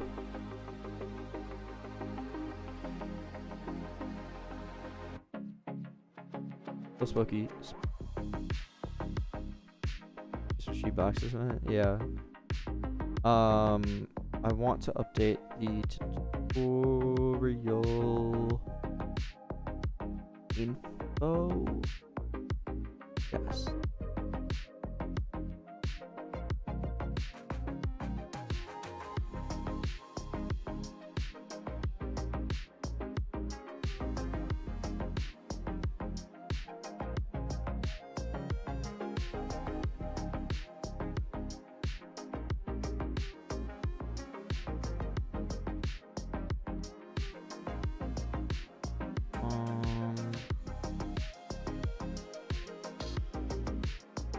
Where do I put the node?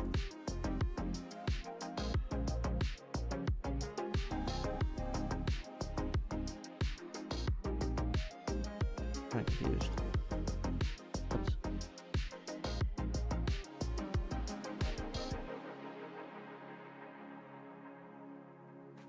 Oh, it's just okay.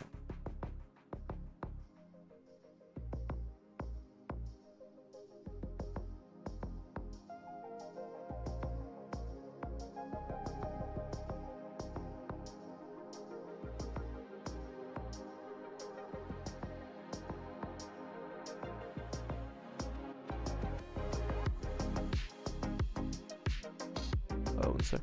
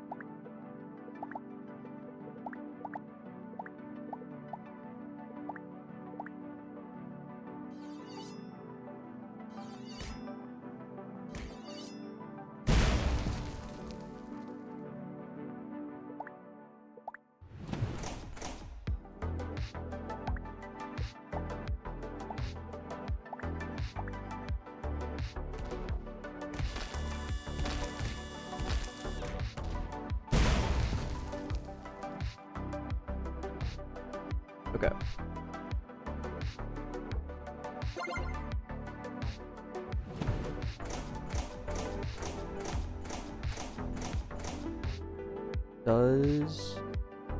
We definitely need to make the first couple bots here, because I was kind of getting destroyed there. I wanted to make sure though that this, what's it called? This and this line up. See, that's gonna be an issue.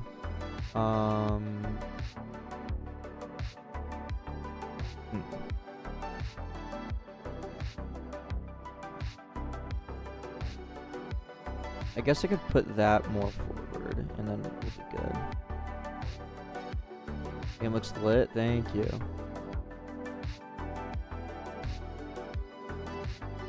This down, and then like just over a bit.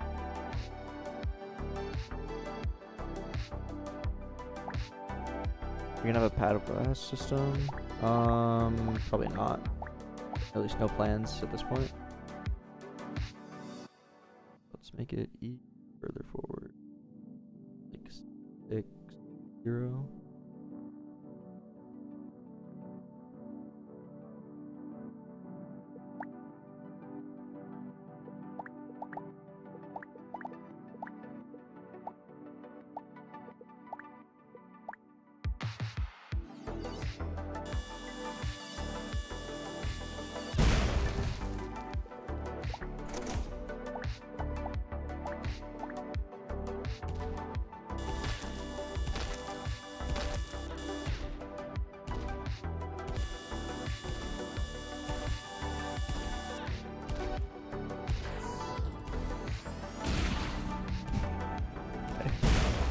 An issue, but fine. Thanks, random.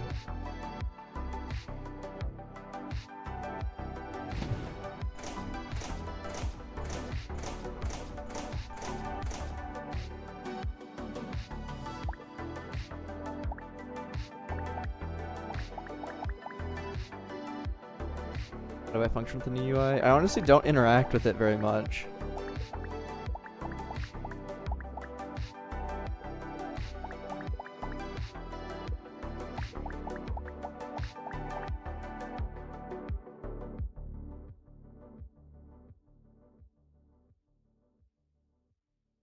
How do you sit on a chair for hours and I just don't feel like they're gonna explode? I have eye drops.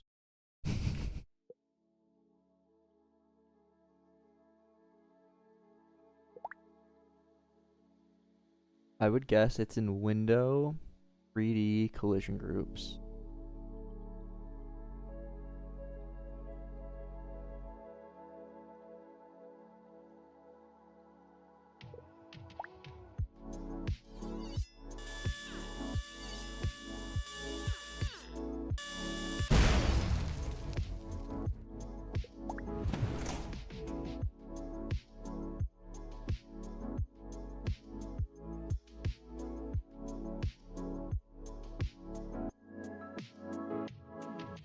That's in.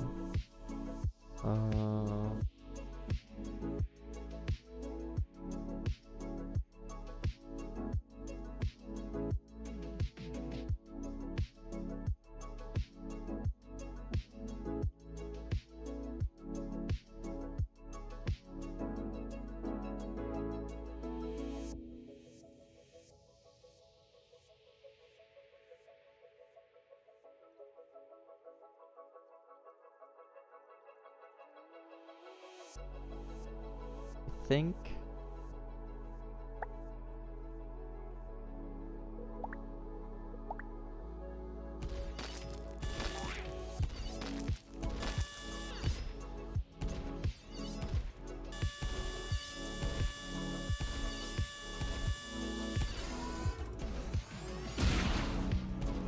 the bots at the beginning would be so much easier. It's actually crazy. So I do battle service.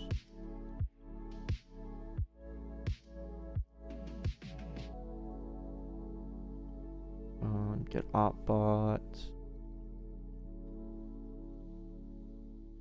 Opbot.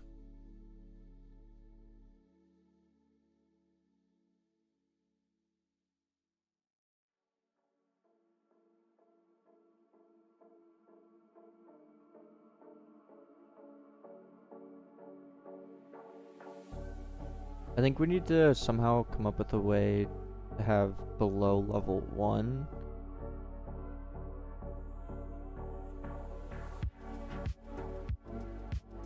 Like their damage just needs to be multiplied by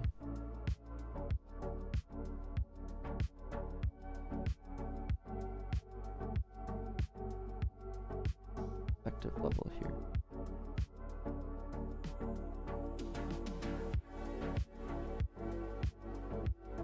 Yeah, StarterGui. Balancing up to Clash 1 for like the first Clash, because I got it so that the Clash NPCs and all that use abilities, which is how like you're introduced to abilities, and now I just want to like perfect that first, what, 10 minutes or whatever? I don't know exactly how long I'm gonna have it, but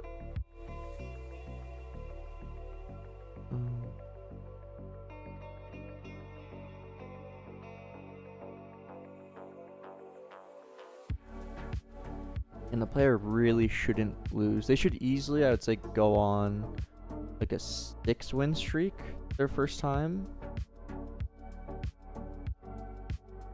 before losing.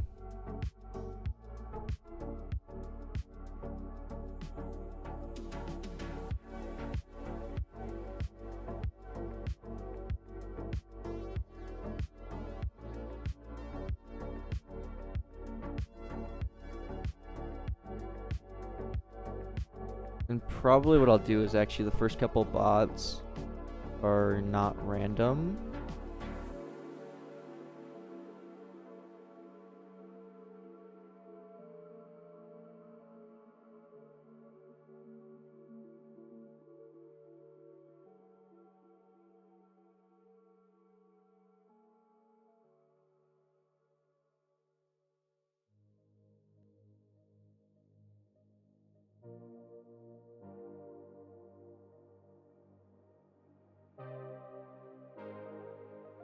How's the progress looking like? I think good.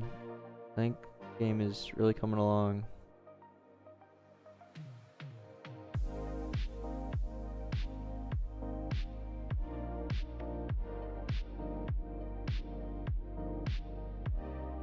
Alright, class part.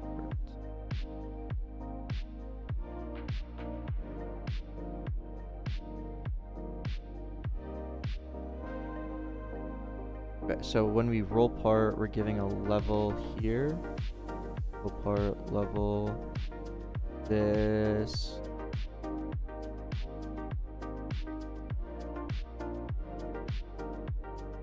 Base stats.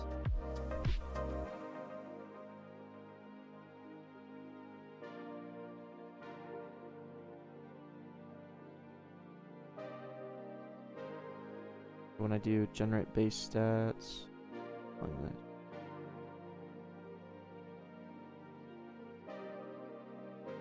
I am gonna pass in the level here,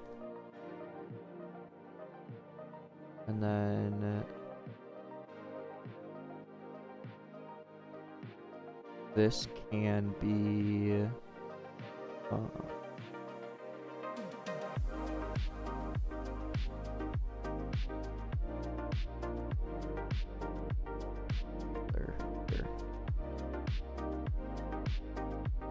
if level is less than 1, then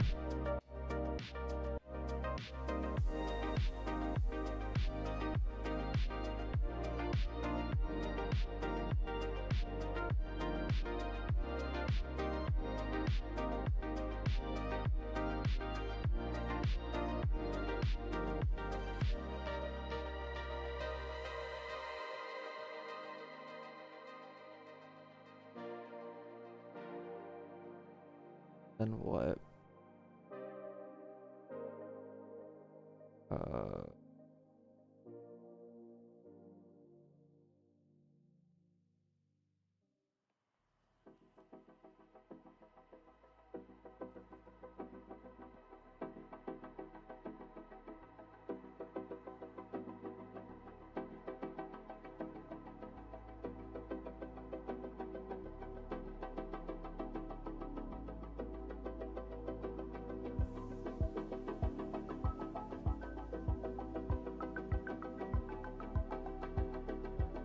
Hey, software. When the level's less than 1, the distance, and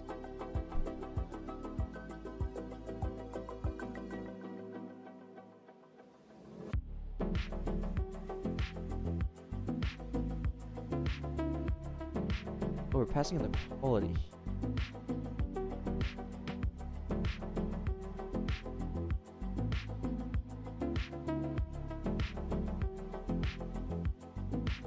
Right.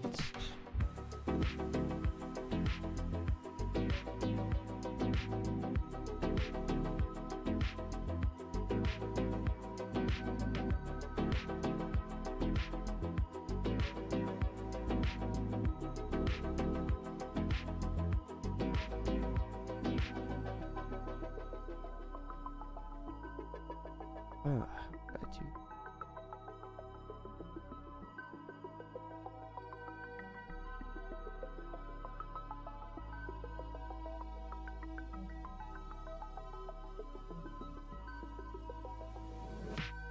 Desmos.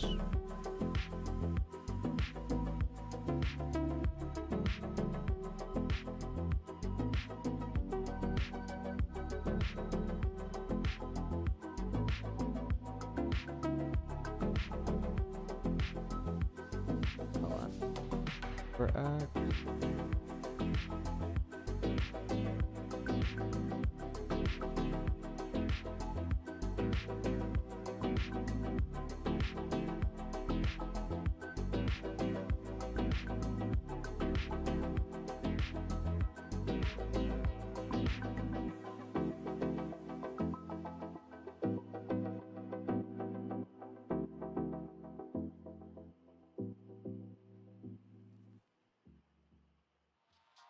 Shift X over by 10 and 10.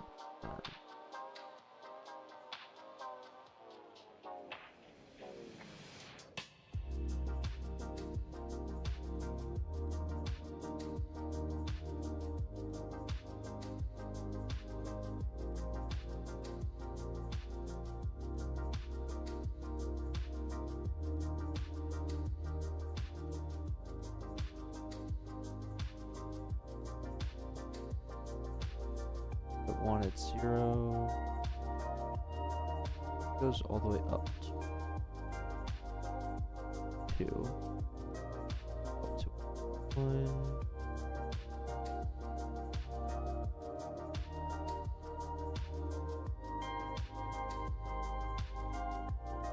I want it to be a lot sharper.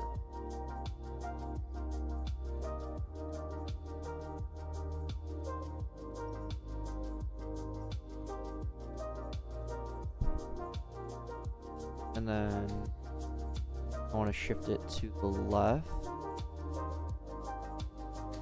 What? So?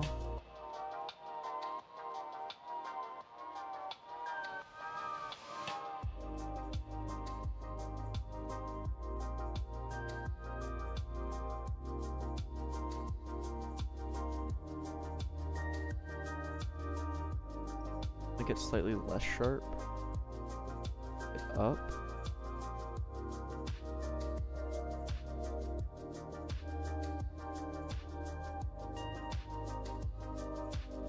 And then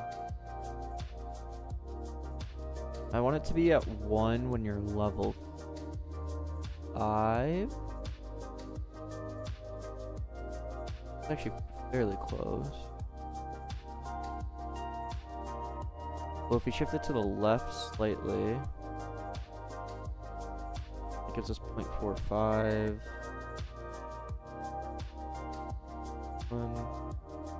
This is the scalar that the bots will have that you're against with your level. No, I want it to always be 1 past 6. I'm just gonna clamp it.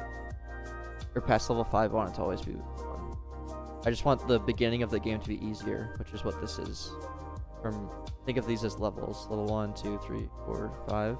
Think of this as the scalar for each level.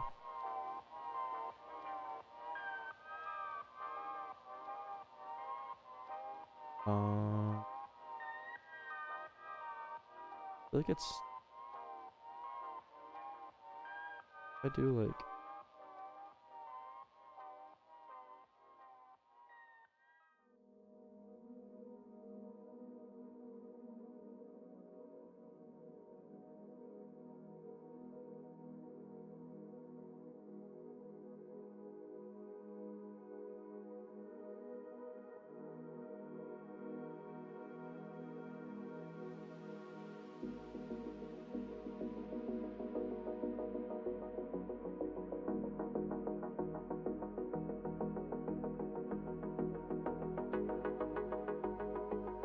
Something like that, I think is better. So it's a quarter at 1, 0.5 at 2, 0.6. Yeah, this is good. 0.75, essentially.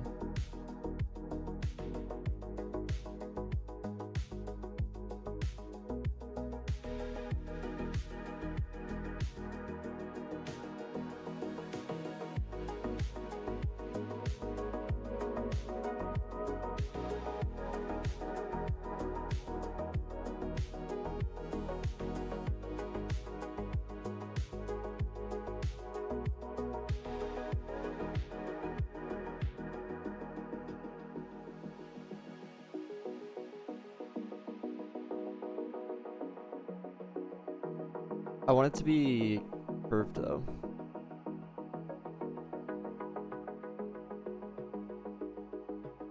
Also, level 1's kind of irrelevant now that I think about it, because you're level 2 after the tutorial.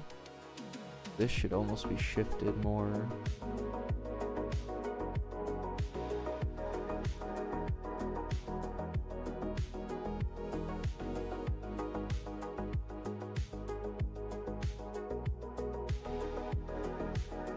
Like there. That might be better.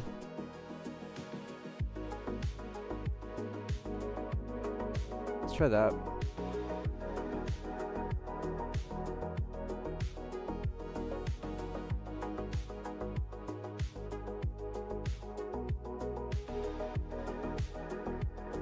Yeah.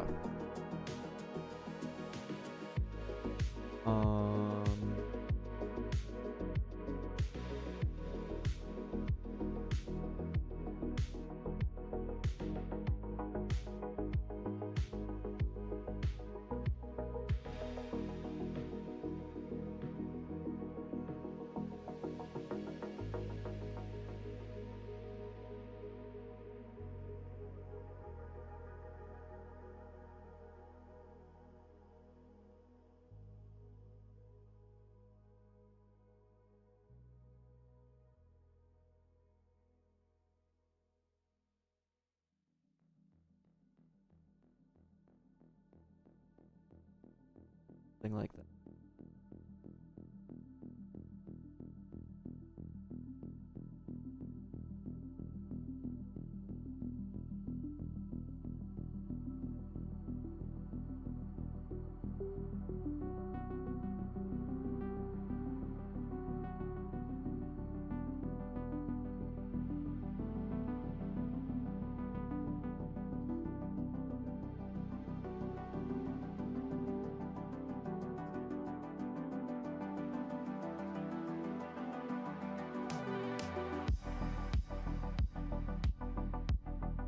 Now,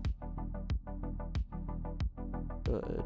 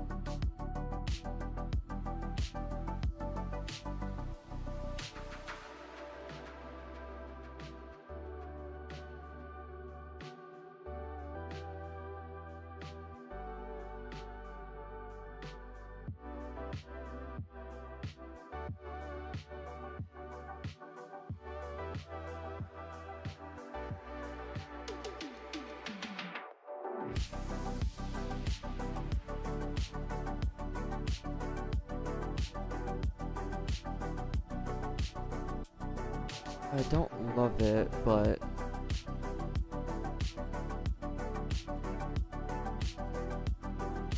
this is being used outside of this function. It just is not gonna work if I don't pass this in here.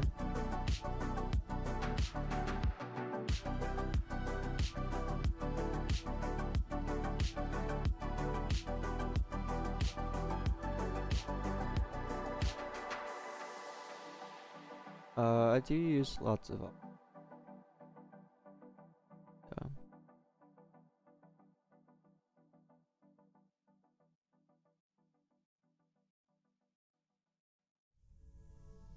could hopefully be easier.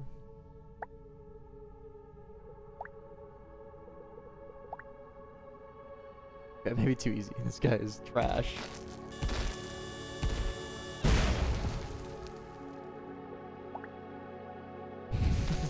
Okay, too easy.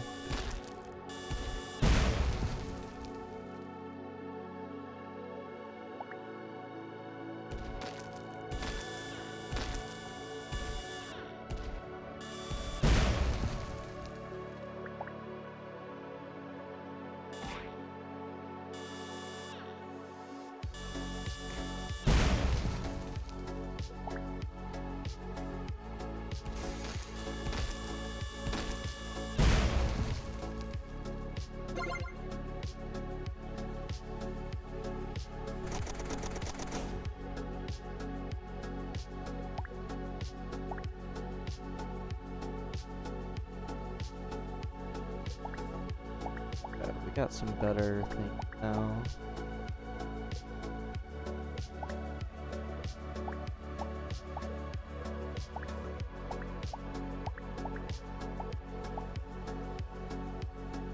Like that. A wheel position is not amazing on this though. Hard to do any big wheels. Something like that's gonna make my cannon not hit.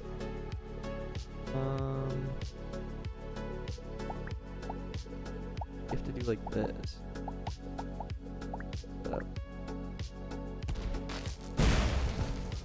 Okay, yeah, they're definitely way too low. I'm like one-shotting them.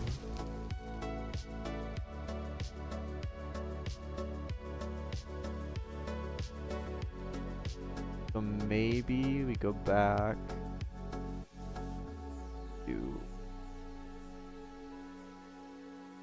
to there. Plus 6 instead of 5.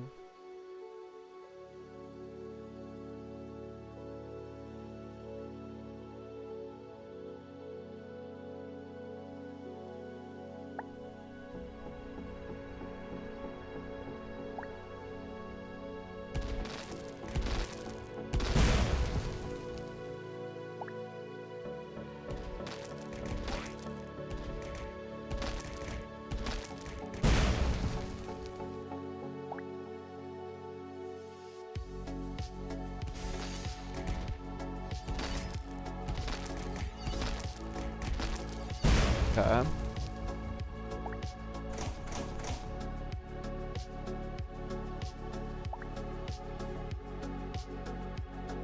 We are gonna see really easy ones because of our Greek level is way behind. We leveled up so much. Actually, not an issue. Just remove that.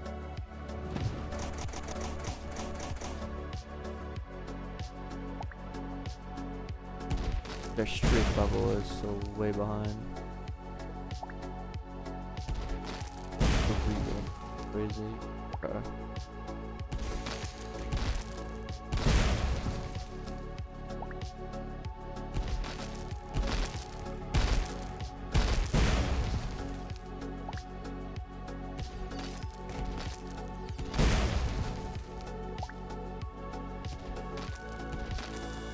Or, oh, what we could do is remove the effective level inside generate opbot and put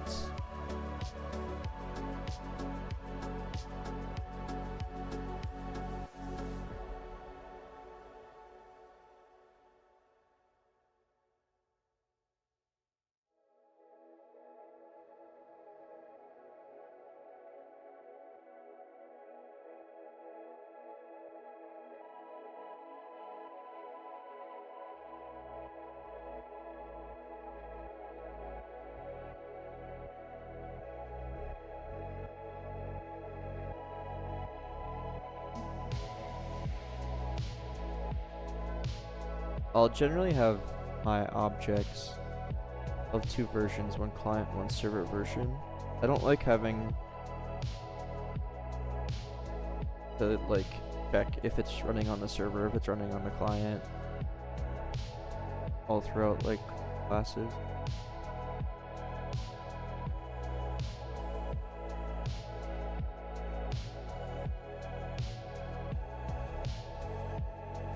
Of course.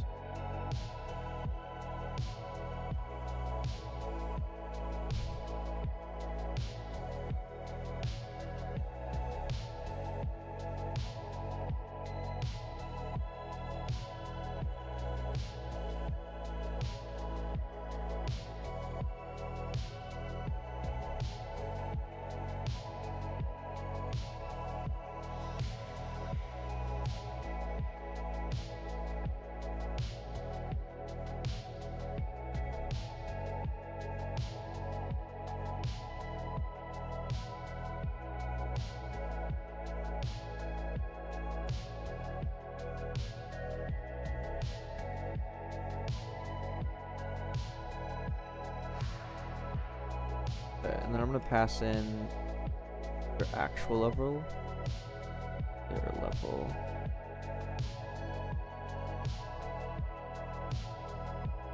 Because we have an effective level, then we have a player level, and inside of here, player level, and then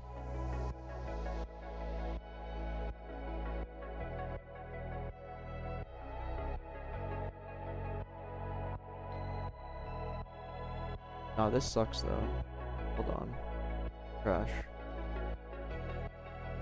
I think the streak level just needs to increase each win rather than each time you click battle for the first time.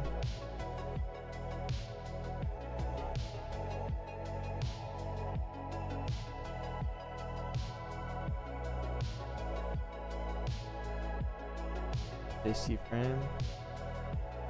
So everything that you see here is just a simulation. It has its own custom physics engine. If I turn on debug mode, you'll see what I mean. I click battle. This is what's actually happening in the corner here. What's happening in the 3D environment is really just a projection of what's happening in this screen here. Then I can step forward each frame and you can kind of see what's happening in the custom physics engine here. So basically, press play after everything. My bot is way too strong, so way too weak.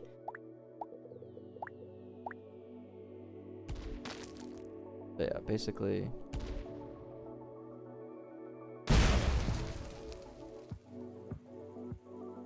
Custom physics engine is just your math, so it's handled on both the client and the server. The client does its own simulation, where the server actually doesn't have to like render anything. It just has who won.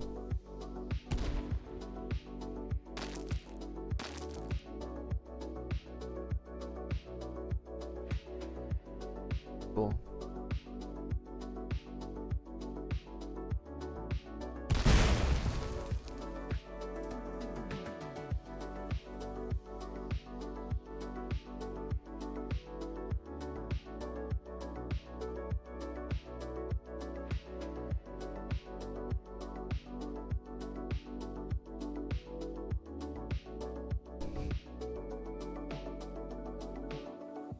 So we need to make it so that every time you win, your streak level increases. Yes, software.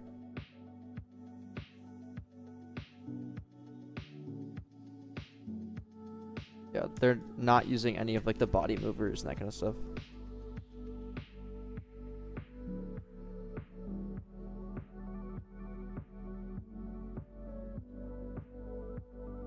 Instead of when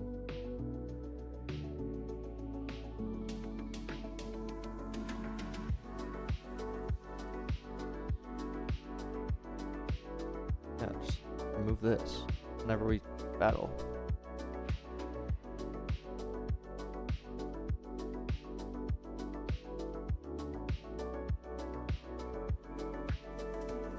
You're not, Eric. Right now we're working on early game balancing for the most part. I need to start over actually, so we'll just start from fresh save.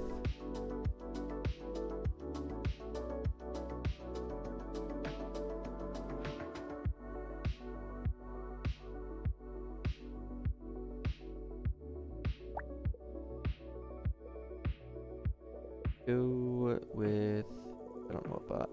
This one. I always use the hammer, I don't know why. Probably switch it up.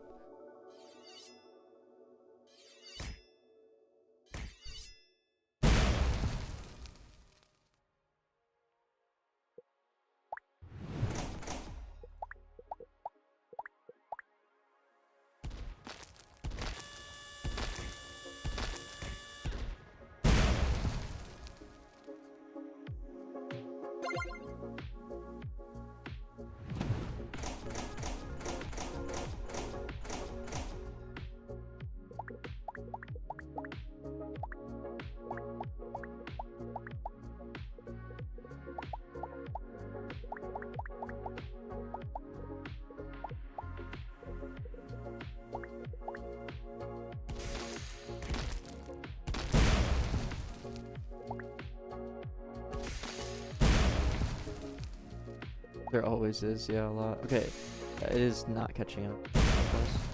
Definitely need to fix that yet.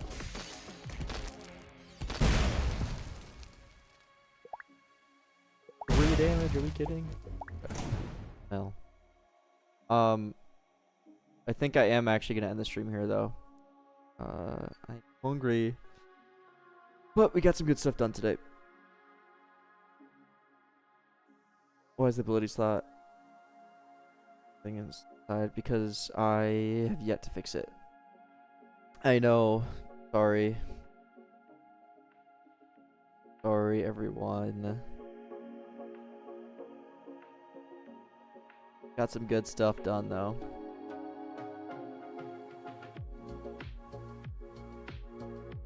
Another IRL segment. Alright. Bye everyone.